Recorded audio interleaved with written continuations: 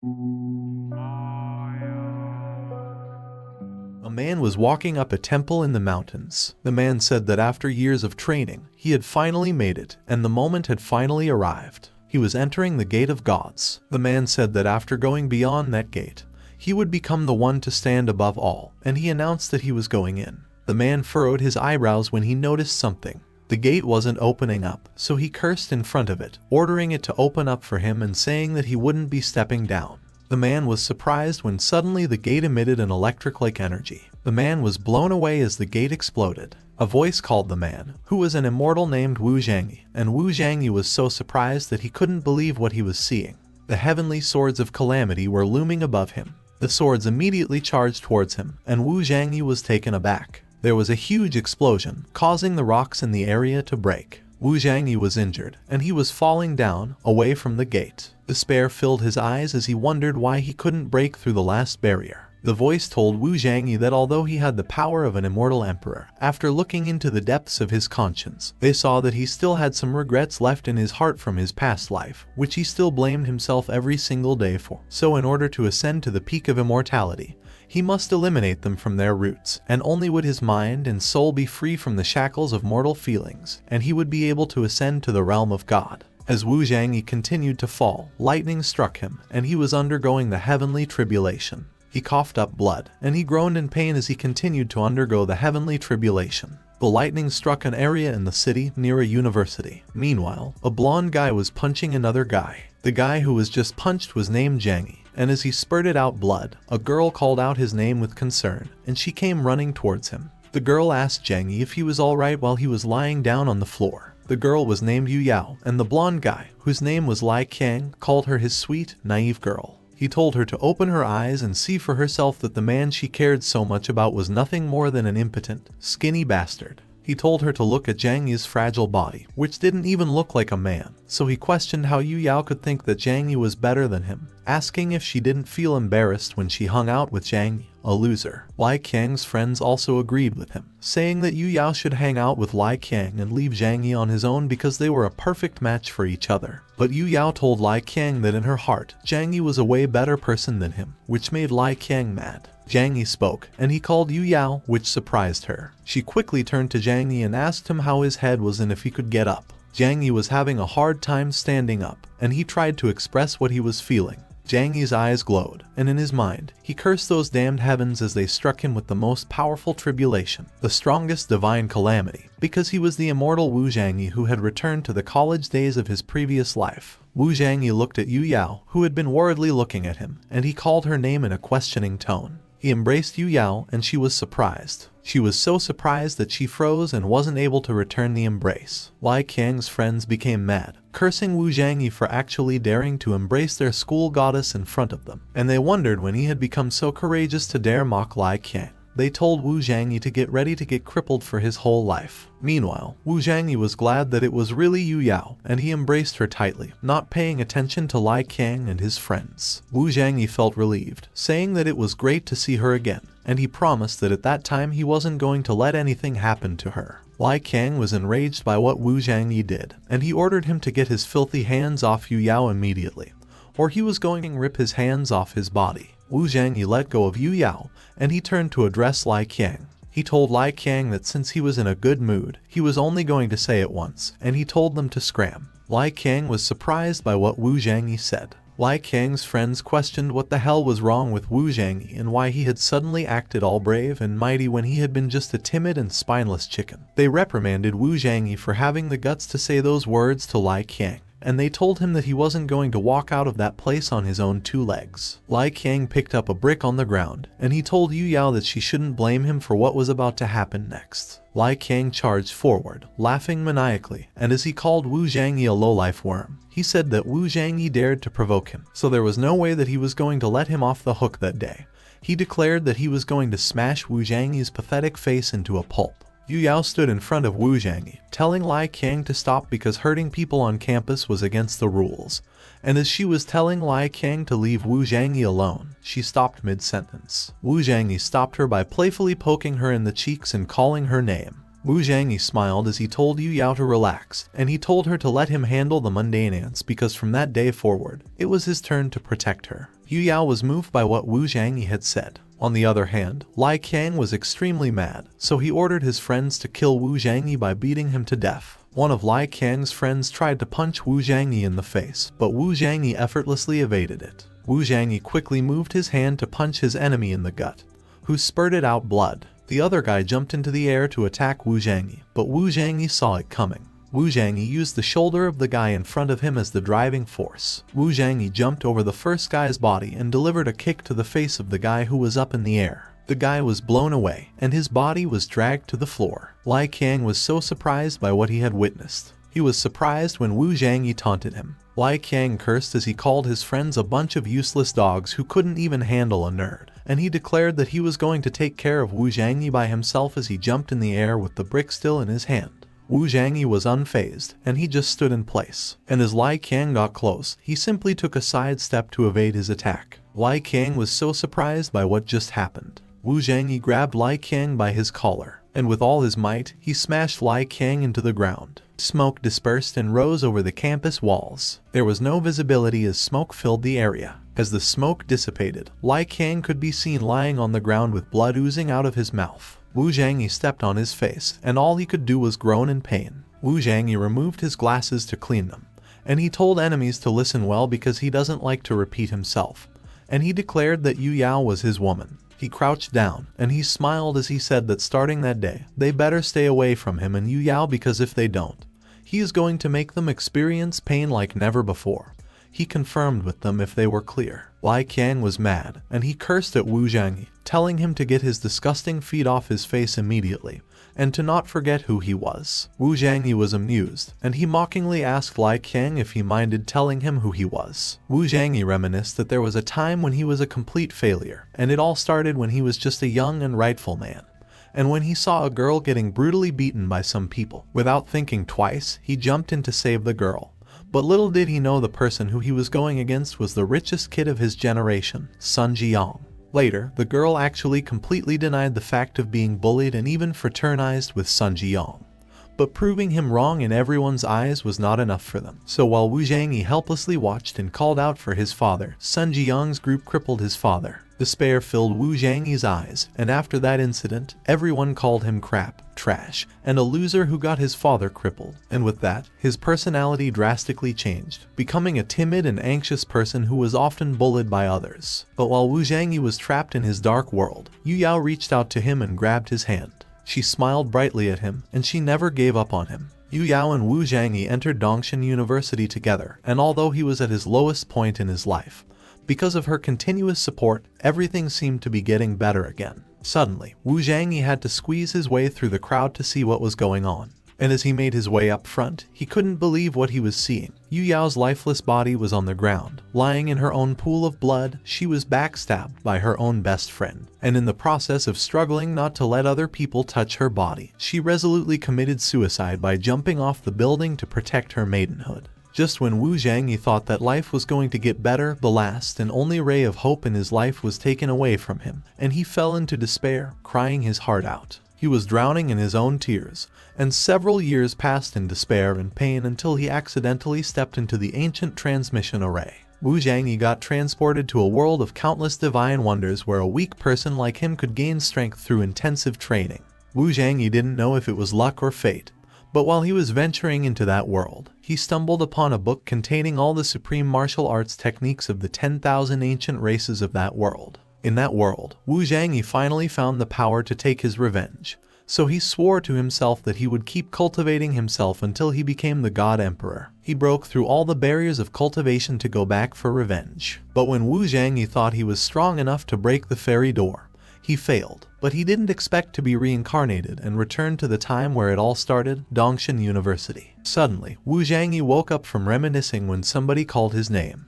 It was Yu Yao, and while Lai Qiang was running away, threatening Wu Zhangyi that he would take care of him next time, Yu Yao asked him if he was alright. Yu Yao asked Wu Zhangyi why it felt like he had become different. Wu Zhangyi smiled brightly, and he told Yu Yao that no matter how much he changed, the Zhang Yi that she knew would always and forever stay the same for her. Suddenly, a girl came in, and she was disappointed with what she saw, calling him a disgusting hagfish. The girl was named Ju Hui. She said that looking at the crowd around her, she thought that it was something big, but she didn't know it was Wu Zhangyi, and she called him a loser. But Wu Zhangyi did not get mad. He simply apologized to her for upsetting her heart. Yu Yao defended Wu Zhangyi, and she told Ju Hui not to talk about him like that because he was a very great person.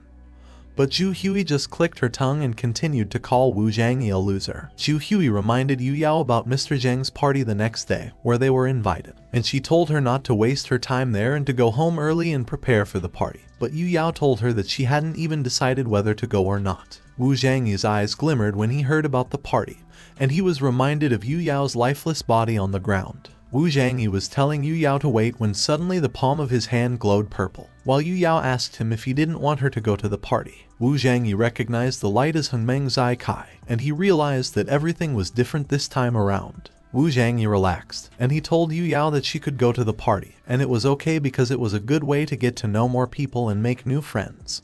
So Yu Yao decided that she would go. Yu Yao told Wu Zhangyi that she would go back to the dormitory first, so he should head back too and go to bed early, to which Wu Zhangyi agreed. With a purple glow in his eyes, Wu Zhangyi thought that he would never let the tragedy happen again that time around. In a park, Wu Zhangyi was cultivating the Hongmeng Zai Kai, the origin of the power source of the unopened world of chaos. It was a legendary treasure that every immortal extremely desired to have and fight for. And Wu Zhangyi only got a glimpse of it when he was struck by the heavenly tribulation, so he never expected to be able to refine it in that space and time. Wu Zhangyi opened his eyes as he finished meditating. He looked at the palm of his hand and said that he modified the Ren Wang Ju technique in a way that he could recultivate the emperor body with the power of Hongmeng Zai Kai. Wu Zhangyi clenched his fist, and he said that after cultivating that new emperor body, even the strongest heavenly calamity wouldn't be able to harm a hair on his head. However, Wu Zhangyi was only able to break into its first layer because the earth's spiritual energy was thin, and after cultivating into the first layer, he was afraid that further cultivation of the emperor body was going to be a very difficult task. Wu Zhangyi noticed something. He could sense a strong spiritual fluctuation around him, and he recognized it as an ancient martial art. Meanwhile, an old man named Zialao coughed up blood, and his men were worried about him, asking him if he was alright. There was an ominous aura around Zialao, and he told those people that they didn't understand. His eyes glimmered as he turned to look at them. With a sinister aura around him, Zialao grabbed the face of one of the men, and he asked for spiritual power over and over again. Zialao's eyes were bloodshot as he demanded that he wanted more spiritual power. One of the men realized that they were not in a good situation as Zialao had gone crazy, so he ordered someone to quickly go and bring Mr. Wu there. But suddenly, Wu Zhangyi came into the scene, and he saved the man from Zialao's grasp, and he managed to push him away without much effort. Zialao skidded on the pavement as he got pushed backward. Wu Zhangyi told Zialao that the method he practiced was not suitable for him, so if he continued to practice it, he would break his tendons and become disabled. And if it got even the slightest bit more serious, he would lose his life. On the other hand, Zio sensed Wu Zhangyi's Kai, and he recognized that it was so pure and strong. Zio charged to attack Wu Zhangyi, asking him to let him have his Kai, and he declared that on that day he would finally quench his thirst for power. But Zio's punch didn't push through, as a strong aura blocked his attack. Zio was surprised. Wu Zhangyi smiled gently at Zio, and he told him that it must be fate that they met that day. Wu Zhangyi swiftly went behind Zio, and he said that he would help him. Wu Zhangyi hit Zio at the back of his neck and pressed a few points on his chest. Zio lost consciousness, and Wu Zhangyi caught him so he wouldn't fall to the ground. Wu Zhangyi said that, just as he expected, the method of cultivation Zio had been using was only a basic breathing technique, and when a person cultivates to a certain level, that method can no longer help them to eliminate the impurities the body discharges after absorbing the spiritual power, and as a result, Zio loses his sanity. Suddenly, a man came from behind Wu Zhangyi and attacked him, calling him just an arrogant brat. But without even looking back, Wu Zhangyi hit the man with his fist, and the man quickly tumbled to the ground. Still not looking back, Wu Zhangyi told the man to back off. The man was named Wu Gang, and he was about to get mad and attack Wu Zhangyi again. But someone called his name. Wu Zhangyi was applying his Kai to Zio's body. Zio's eyes were no longer bloodshot, and he seemed to have regained his sanity as he told Wu Gang to watch his tongue. Xiao was the one who told Wu Gang to watch his tongue. Wu Gang tried to reason with Xiao, but he was told to stand down. Xiao got up. Xiao introduced himself as Xie Guoqing, his full name, and he told Wu Zhangyi that he did not expect to lose his sanity while practicing that day, so he was really grateful to him for helping him in time. Wu Zhangyi told him not to worry and that he was being too polite towards him. Wu Zhangyi told Xie Guoqing that he believed that their meeting each other that day was the work of fate. Wu Zhangyi told Xie Guoqing that, if he was not wrong, he had an old internal injury that he was still suffering from, so his cultivation method was hazardous to his health. Xie Guoqing was speechless. Wu Zhangyi told him that if he continued to practice his cultivation method, he might lose his life. There was a moment of silence. Wu Gang wondered what the origin of Wu Zhangyi was because, with just one glance, he was able to find out about Xie Guoqing's old injury. Xie Guoqing asked Wu Zhangyi if there was any cure for him. Wu Zhangyi's face darkened, and he was not able to answer immediately. He smiled and said that if the method was not suitable for Xie Guoqing, they just simply had to modify it. So Wu Zhangyi asked Xie Guoqing to give him his cultivation method so he could modify it for him if he was alright with it. Xie Guoqing was surprised when he heard that Wu Zhangyi could modify his cultivation method, and in his mind, he wondered what Wu Zhangyi was saying, as he couldn't believe that anyone could modify the technique that had been passed down from countless generations. Noticing his reaction, Wu Zhangyi asked Xie Guoqing if he didn't believe him, and Xie Guoqing was speechless. Xie Guoqing gave it some thought, and he realized that the Xie family still needed his support, and perhaps Wu Zhangyi was sent by the heavens to help him. Xie Guoqing decided to give it a try. Xie Guoqing told Wu Zhangyi that he believed him, and as he handed him the book of his cultivation method, Xie Guoqing requested that Wu Zhangyi help him with his wisdom. Wu Zhangyi quickly flipped through the book, and he said that it was just as he expected. Wu Zhangyi rolled the book and placed it in his pocket, while he told Xie Guoqing not to worry because he knew the knack of that technique, so it was easy to modify it. Wu Zhangyi told Xie Guoqing that he left first and that he would contact him as soon as the technique was modified, and Xie Guoqing bowed down to him, saying that he looked forward to hearing from him while calling him sir. As Wu Zhangyi left, Wu Gang immediately asked Xie Guoqing if it was really okay to believe someone whom they had just met a few moments ago.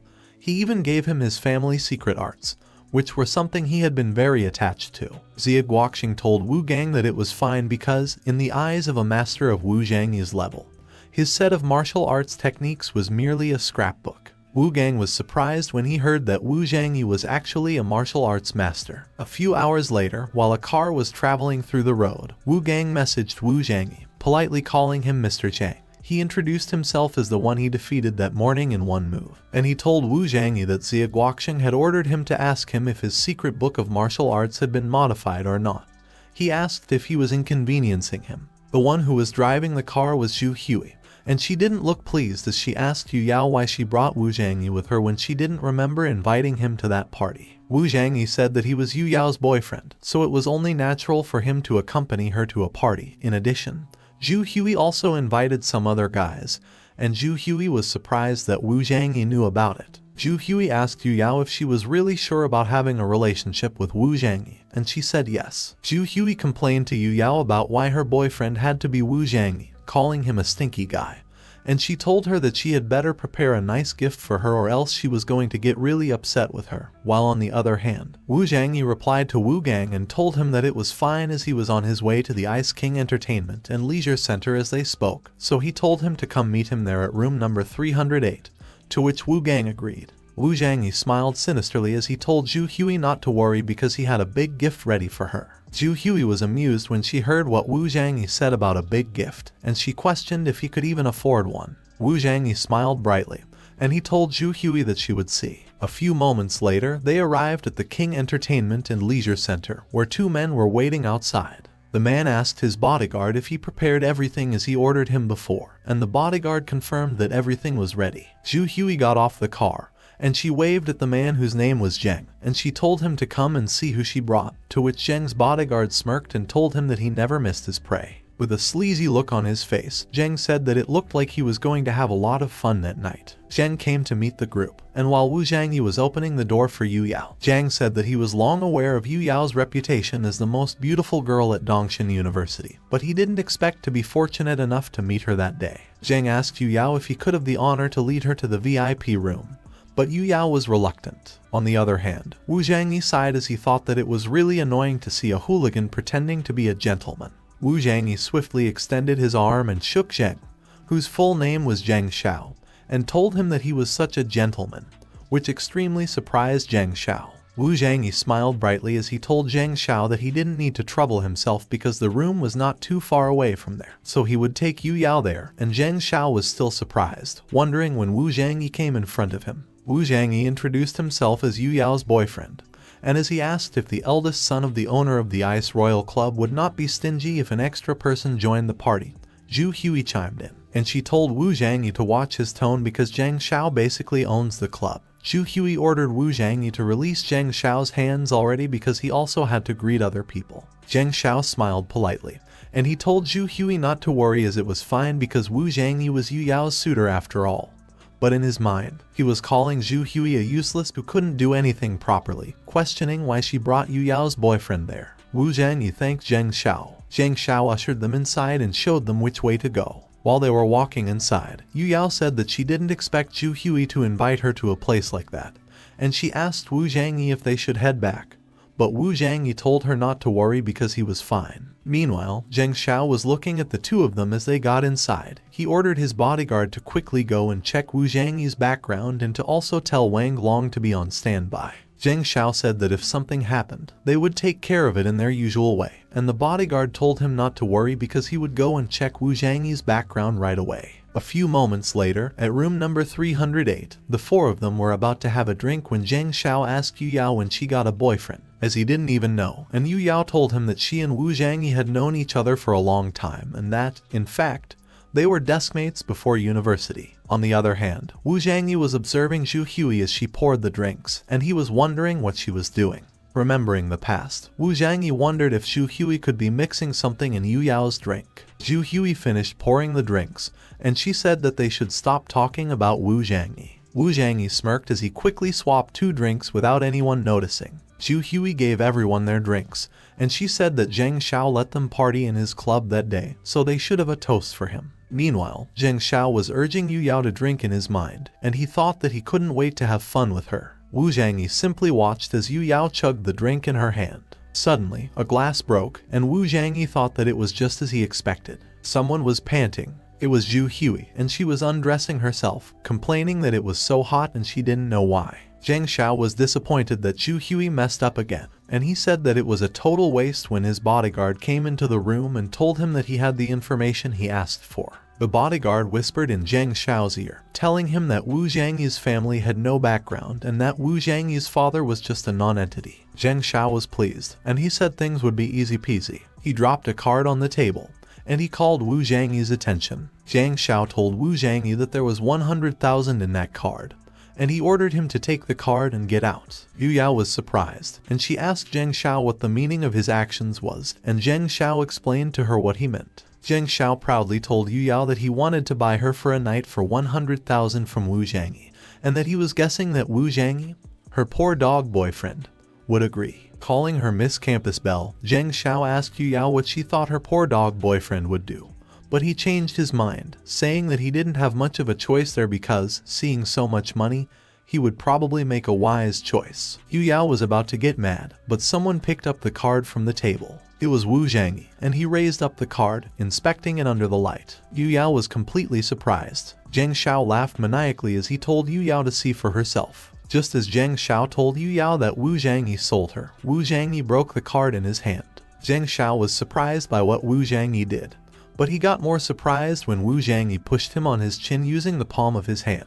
Yu Yao simply watched as things unfolded in front of her. Wu Zhangyi apologized to Zheng Xiao for disappointing him, and he asked him if he could shut the hell up. While Wu Zhangyi was grabbing him by the collar, Zheng Xiao quickly called for Wang Long and told him to hurry up and come inside immediately. Suddenly, Zhu Hui spoke. She warned Wu Zhangyi to let go of Zheng Xiao if he wanted to leave that place on his own two legs, and while Wu Zhangyi questioned her about letting Zheng Xiao go, Zheng Xiao kept on calling for Wang Long. Wu Zhangyi glared at Zheng Xiao, and he said that he was not going to let him go because he was going to make him pay for his sins slowly and painfully. Suddenly, the door swung open. A muscular man, who seemed to be Wang Long, came in laughing, and he asked who the hell had the balls to provoke Zheng Xiao on his turf. He was surprised when he saw Zheng Xiao and asked him why he was being picked up. Zheng Xiao quickly asked Wang Long why he was still standing there, and while he cursed, he ordered him to come and save him. Wu Zhangyi glanced to his side to see Wang Long. Wang Long started to walk forward, and he told Zheng Xiao to rest assured. He charged towards Wu Zhangyi to punch him, and while calling Wu Zhangyi a kid, he said that he would see what he was made of. Suddenly, Zheng Xiao was thrown, and he slammed against the wall on the other side of the room. Wu Zhangyi let go of Zheng Xiao to catch Wang Long's fist, and Wang Long was amused when he realized that Wu Zhangyi also knew some kung fu. Wu Zhangyi said nothing, and he simply glared at Wang Long. He went ahead and delivered a punch to Wang Long's gut. Wu Zhangyi's punch landed, but Wang Long looked unfazed. Wang Long proudly told Wu Zhangyi that a sloppy punch like that was not enough to even tickle his martial warrior's body. But Wu Zhangyi told him that a thick-headed buffoon like him would never understand the profoundness of real martial arts. Wang Long felt dizzy as Wu Zhangyi used his move, mind domination. Wu Zhangyi ordered Wang Long to leave the room and take away his dog with him, to which Wang Long quickly agreed while calling Wu Zhangyi his master. Wang Long went ahead to leave the room, picking up the other guy on his way out, and the other guy couldn't understand what was going on and what Wang Long was doing to him. He asked Wang Long what the hell he was doing when their boss, Zheng Xiao, still needed them, and he demanded for Wang Long to let go of him.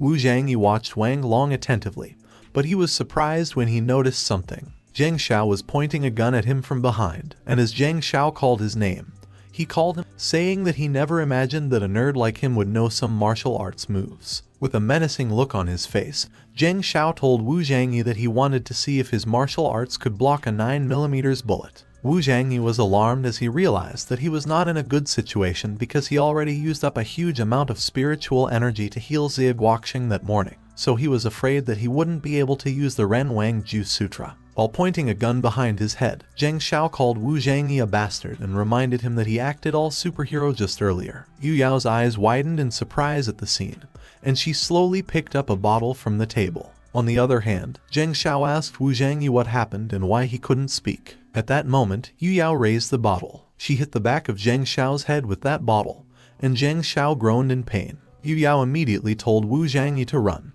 while Zheng Xiao was crouching with his hands on his head and was busy complaining that it hurt. Zheng Xiao was enraged and told Yu Yao and Wu Zhangyi that none of them could leave that room that day. But then, to his surprise, someone grabbed his right arm, and he was slammed into the wall face first. It was Wu Zhangyi, and while he was pinned down on the wall, Zheng Xiao kept on expressing his pain. Wu Zhangyi asked Zheng Xiao, whom he thought couldn't get out of that room that day. Zheng Xiao looked helpless as he tried to speak. He closed his eyes, and tears started to swell up in them. Suddenly, Zheng Xiao started to cry, pleading for Wu Zhangyi to let him go because he has a sick mother at home who needs him, and that pissed off Wu Zhangyi, who told him to shut up and not act like a victim. Meanwhile, two men in suits walked down the corridor. It was Zheng Xiao's father. He arrived in the VIP room where Zheng Xiao was being pinned on the wall, and with a cigar in his hand, he asked who was crying mommy and daddy there, ruining the Ice King's business, to which Zheng Xiao immediately responded by calling him dad. He was so surprised that he broke the cigar in his hand when he recognized Zheng Xiao. Zheng Xiao immediately asked his father for help, and he told him not to let go of the pair of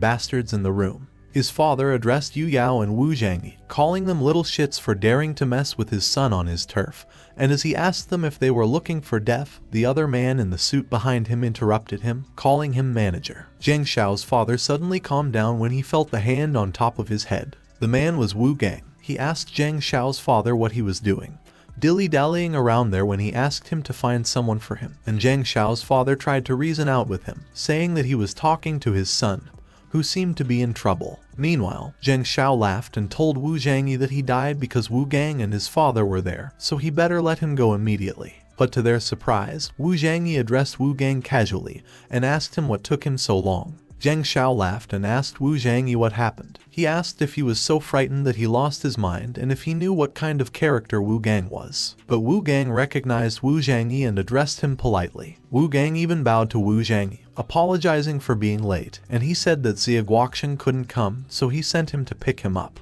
Both Zheng Xiao and his father were surprised. When Zheng Xiao's father recognized Xie Guoqing of the Lingnan Xie family, He couldn't help but wonder what the identity of Wu Zhangyi was. Zhang Xiao's father heard Wu Zhangyi tell Wu Gang that although he controlled everything, now Zhang Xiao's father was there too, so things got more complicated. And Wu Gang told him not to worry and let him handle things from there, which made him worry about who his son messed with at that time because he knew it was not going to end well. Zhang Xiao's father quickly addressed Wu Zhangyi politely and told him that it was his bad upbringing that caused his dog son to trouble him, so he offered to make an apology on his son's behalf. Upon hearing him mention an apology, Wu Zhangyi told Zhang Xiao's father that Zhang Xiao tried to harass his girlfriend in front of him and asked him if he thought a little apology could settle the matter. Zhang Xiao immediately told his father not to listen to Wu Zhangyi, who was a poor boy framing him, and he told his father to hurry up and call the bodyguards because he wanted to cripple Wu Zhangyi, calling him a bastard. But to Zhang Xiao's surprise, his father slapped him in the face and told him to shut up, asking him if he thought that he didn't know what disgusting things he does every day. Zhang Xiao was slapped so hard that he fell to the floor. He was holding the part of his face where he was slapped, and he looked at his father with a puzzled expression on his face. Zhang Xiao's father told Wu Zhangyi that he might punish Zhang Xiao in any way he wanted,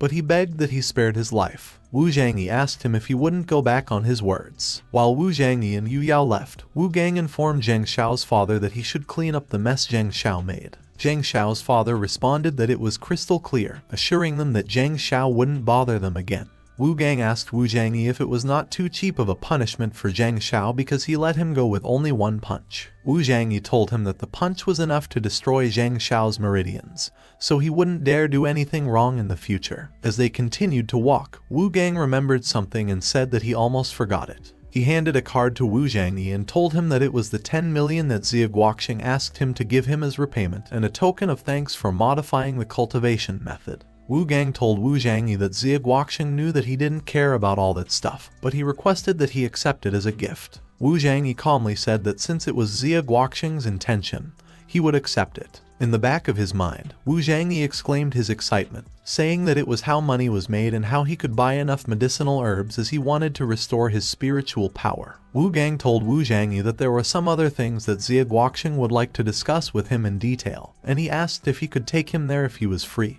which left Yu Yao speechless. Yu Yao called Wu Zhangyi's attention. She told him that there was something she would like to talk to him about. Wu Zhangyi was silent for a moment as he stared at Yu Yao intently. He told Wu Gang to get in the car first, as he would come there later. Wu Gang agreed, saying that he would wait for him in the car. Wu Zhangyi and Yu Yao walked in a park while holding each other's hands. Yu Yao immediately apologized to Wu Zhangyi because he had asked her to keep a distance from Zhu Hui before, but she didn't listen. While recalling what happened to Zhu Hui, Yu Yao said that she didn't expect such a thing to happen that day, and she also involved Wu Zhangyi. But Wu Zhangyi called her a silly girl, reminding her that he said before that he would always protect her, so there was nothing to feel sorry for. Yu Yao told him that she was not stupid. Yu Yao told Wu Zhangyi not to talk nonsense about such a vow because she would be disappointed in the future. Suddenly, Yu Yao stopped walking. Wu Zhangyi was puzzled by Yu Yao's actions. Yu Yao told Wu Zhangyi that he changed a lot those days, and she knew he had his own secrets. But she said that no matter what, he had to promise her that he would always keep himself safe. Yu Yao told Wu Zhangyi that if anything bad happened to him, she would not be able to bear that pain. Wu Zhangyi was silent for a moment. He took a step toward Yu Yao, and, to Yu Yao's surprise, Wu Zhangyi kissed her. The crescent moon shone beautifully that night in a sky full of stars. Wu Zhangyi promised Yu Yao that he would keep himself safe and that he would always protect her, to which Yu Yao timidly agreed. A few moments later, Yu Yao stood watch as the car traveled away from her. As she gazed at the car, she thought that perhaps Wu Zhangyi would really fulfill his vow. Suddenly, a man hopped out of his car behind Yu Yao, and he seemed to recognize her. The man told Yu Yao that he didn't expect to meet her there, and he asked her if she wanted him to drop her somewhere. The man started to approach Yu Yao while offering to drop her off wherever she was going while also chatting on the way. And as Yu Yao recognized him, she thought that he was so annoying. Yu Yao coldly told the man not to bother because she has nothing to say to him. The man continued to approach Yu Yao, and he was about to put his hand on her shoulder while telling her that she shouldn't act so indifferent towards him because her parents told him that they should get along well to facilitate future marriages. But Yu Yao slapped the man's hand away from her. The man, Zhao Jincheng, was speechless as Yu Yao warned him again. Yu Yao told him that she already has a boyfriend and she would never marry him for his relationship with her family. While walking away, Yu Yao told Zhao Jincheng that since her parents liked him so much, he should go ahead and marry them instead, and she said goodbye. Zhao Jincheng did not chase after Yu Yao, and he just stood there watching her as she walked away. Zhao Jincheng was amused at Yu Yao, saying that she was still just like a little girl who didn't know the reality of the world, and he said that she should just wait and see how he would trample the poor dog under his feet. On the other hand, Wu Zhangyi met Xia Guoxing, who told him that since he was willing to help his Xia family, it was the Xia family's honor to help him in any way they could, so if he needed any resources, he just needed to speak up. But Wu Zhangyi told him that he was too polite. But while taking something out of his coat pocket, Wu Zhangyi said that he does have one request, and Xia Guoxing told him to go ahead and say it. He slid a photo onto the table and asked Xia Guoxing if he had ever seen that man. It was a photo of Sun Jiyang. Xia Guoxing gave it some thought, and he said that although he had never met Sun Jiyang, he seemed to be the second-generation kid of a big family in Yanjing. Upon hearing what Xia Guoxing said, Wu Zhangyi pondered on it and said that it was going to be more difficult than he expected, which prompted Xia Guoxing to ask him if he had any problems with Sun Jiyang. Wu Zhangyi confirmed with Xia Guoxing that he does, explaining that Sun Jiyang once framed him and broke his father's leg, and he almost ruined his life. Wu Zhangyi said that at that time, he did not notice, but now he was thinking about something. He questioned why a rich kid from Yanjing would bother to exaggerate things and make trouble over a trivial matter. Xia Guoxing politely asked Wu Zhangyi how he could help him. Wu Zhangyi told Xia Guoxing that he thought it was not as simple as it looked on the surface, and that there was more to it that he must find out. He told Xia Guoxing that if it wasn't much, he would like to ask him to help him find out about the forces backing up Sun Jiyang and his family. Xia Guoxing told Wu Zhangyi that he could rest assured that he would send someone to investigate the matter right away, and Wu Zhangyi apologized to Xia Guoxing for troubling him. Xia Guoxing laughed, and he told Wu Zhangyi that he was being too polite because from that day onwards, his problems were also his Zai family's problems. Morning came, and in Hongyi Wuguan, someone bowed down to their elder brother and told him that he must help him get revenge. The man who bowed was Lai Qiang, and he told his elder brother to look at how brutally Wu Zhangyi had beaten him. He told his elder brother that he even got a nasty scar on the left side of his face, and that by beating him in front of the whole campus, Wu Zhangyi was challenging his authority. The elder brother recognized Wu Zhangyi's name, and he asked Lai Qiang if it was that useless nerd. Lai Qiang confirmed that what his elder brother said was right, but he said that Wu Zhangyi had learned martial arts from God knows where because he effortlessly knocked down all three of them together all by himself. The elder brother found it interesting. He moved from where he was sitting and stood up. The elder brother, Xiaoi, said that it happened that he had no one to practice with currently, so he would see what Wu Zhangyi got. Someone ran behind the crowd and approached Wu Zhangyi. He got closer to Wu Zhangyi. It surprised Wu Zhangyi when the man called his name and told him to wait. Wu Zhangyi looked behind him and smiled when he recognized the man as Zhu Hao. Wu Zhangyi asked Zhu Hao what the matter was, but while catching his breath, Zhu Hao just told him that he had to run away. Zhu Hao told Wu Zhangyi that Lai Qiang sent Zhao Ziheng to get back at him. Wu Zhangyi thought about it before asking Zhu Hao about Zhao Ziheng, but someone answered him instead, claiming that they were Zhao Ziheng. It was Lai Qiang's elder brother from the other day, and as he said he was Zhao Ziheng, girls around him were having heart eyes when they recognized him. They were saying that he was so cool and strong, as expected of the man who made it to the National Martial Arts Championship Finals. They requested that he be their martial arts teacher. Zhao Ziheng told Wu Zhangyi that he heard that he was a pretty strong opponent, so he suggested that they exchange a move or two to enlighten each other. Wu Zhangyi said nothing as he gauged up Zhao Ziheng, and Zhao Ziheng was just staring at Wu Zhangyi as he waited for his response. Wu Zhangyi chose to walk away and ignore Zhao Ziheng, saying that he was not interested, which annoyed Zhao Ziheng. He asked him where the hell he was going and who he took him for. Zhao Ziheng clenched his fist and shrouded it in aura. He charged behind Wu Zhangyi with his fist and reprimanded him for daring to show his back in the face of absolute power. Wu Zhangyi was startled when he noticed that Zhao Ziheng was coming at him from behind. Zhao Ziheng's punch was so powerful that its impact created a strong gust of wind that affected the bystanders. Zhao Ziheng was not able to land his punch on Wu Zhangyi, as Wu Zhangyi managed to create a shield that blocked his punch. But Wu Zhangyi's shield started to crack, and he quickly noticed that Zhao Ziheng was using the Ming-Jin period ancient arts. Zhao Ziheng grinned and said that it was not over yet. He swung his fist again and told Wu Zhangyi to take it. Wu Zhangyi was alarmed when he saw Zhao Ziheng's power. Zhao Ziheng managed to land his punch, and it sent Wu Zhangyi flying. Debris flew all over the place as Wu Zhangyi crashed. Zhao Ziheng smirked, pleased with what he just did. As the debris settled down, it revealed that the wall where Wu Zhangyi crashed had been destroyed. Zhao Ziheng told him that next time he beats someone's dog, he better first learn who its master was and told him to off. But Wu Zhangyi said nothing and remained unfazed. He wiped something off his mouth, mentioning that Zhao Ziheng was really angry before the cultivation base was mentioned to him. Wu Zhangyi wiped off the blood from his mouth, saying that it looked like they were going to have to use that. The crowd praised Zhao Ziheng, calling him a super senior, and while Zhao Ziheng was busy telling them he appreciated their support, and that they praised him too much, Wu Zhangyi was thinking that there were so many people present there that if the mortal emperor's body were exposed, there would be endless troubles. Wu Zhangyi saw his broken glasses on the ground. He smirked when he thought about using the sunlight. Meanwhile, Zhao Ziheng was still busy entertaining his fans. Suddenly, Wu Zhangyi took a step towards Zhao Ziheng and called him a freak show. Wu Zhangyi smiled at Zhao Ziheng, and he didn't seem hurt, so Zhao Ziheng got apprehensive as he thought that Wu Zhangyi was a crazy bastard because he took a full blow of his Hongyi fist. Yet he was still standing and smirking as if he were totally fine. Wu Zhangyi raised his hand in the air, and he congratulated Zhao Ziheng because he successfully managed to piss him off. Wu Zhangyi jumped off the ground, and it looked like he threw something forward. Zhao Ziheng and the rest of the crowd covered their eyes as they were blinded by the sunlight. Wu Zhangyi charged forward, and Zhao Ziheng was alarmed when he noticed something.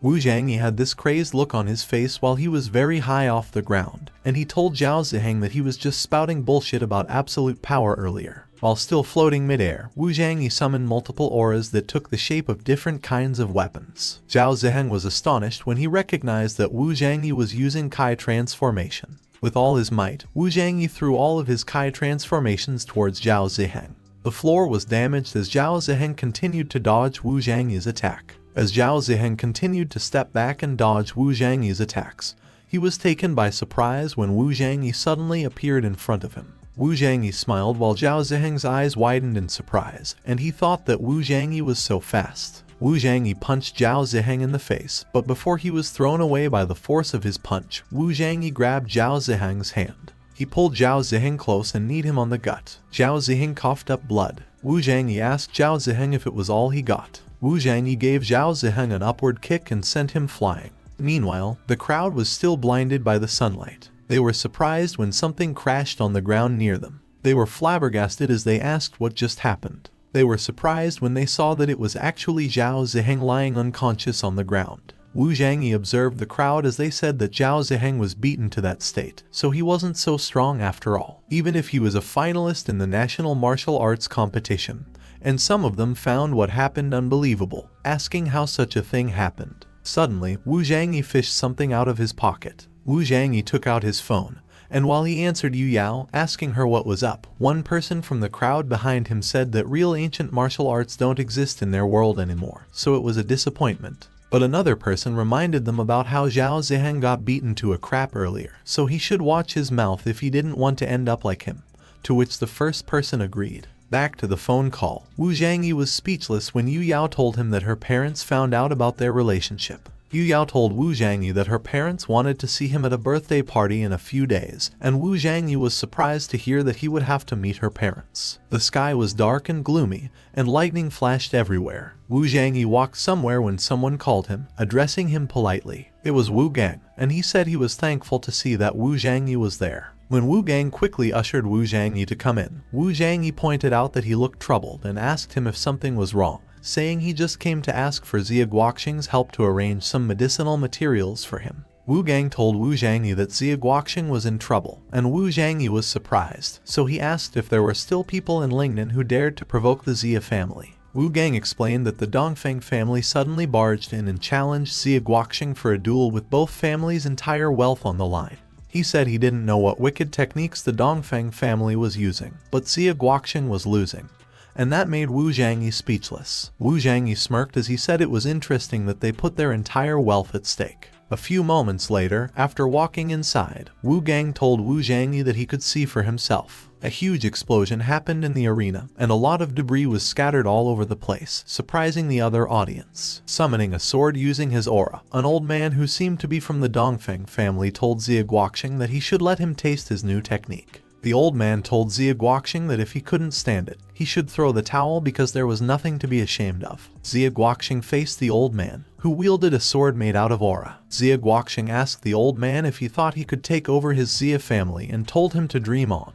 The old man confidently charged towards Zia Guoxing, saying that in that case, he wouldn't show him any mercy. Zia Guoxing glared at his enemy. Meanwhile, Wu Zhangyi observed the fight intently. He was speechless as he continued to watch the fight. As the old man clashed with Zia Guoxing, Wu Zhangyi said he felt that something was wrong there. While Zia Guoxing had a hard time, a purple aura seemed to support the old man's aura from the Dongfeng family. Wu Zhangyi realized that the power did not belong to the old man. He started to look around. Wu Zhangyi noticed something, a mysterious person who wore a cloak. The person seemed to cast a spell while the fight was taking place. Wu Zhangyi said that, just as he expected, it was no wonder that the old man from the Dongfeng family dared to put all of his wealth on the line. He said that he was nothing but a pesky fly in his eyes, so they should let the round 2 begin. While the crowd was busy watching the fight, Wu Zhangyi released something from the palm of his hand. A ripple appeared in the palm as Wu Zhangyi pondered that Ren Wangju could transform spiritual power into weapons of various forms. He smiled as he glanced at the mysterious person,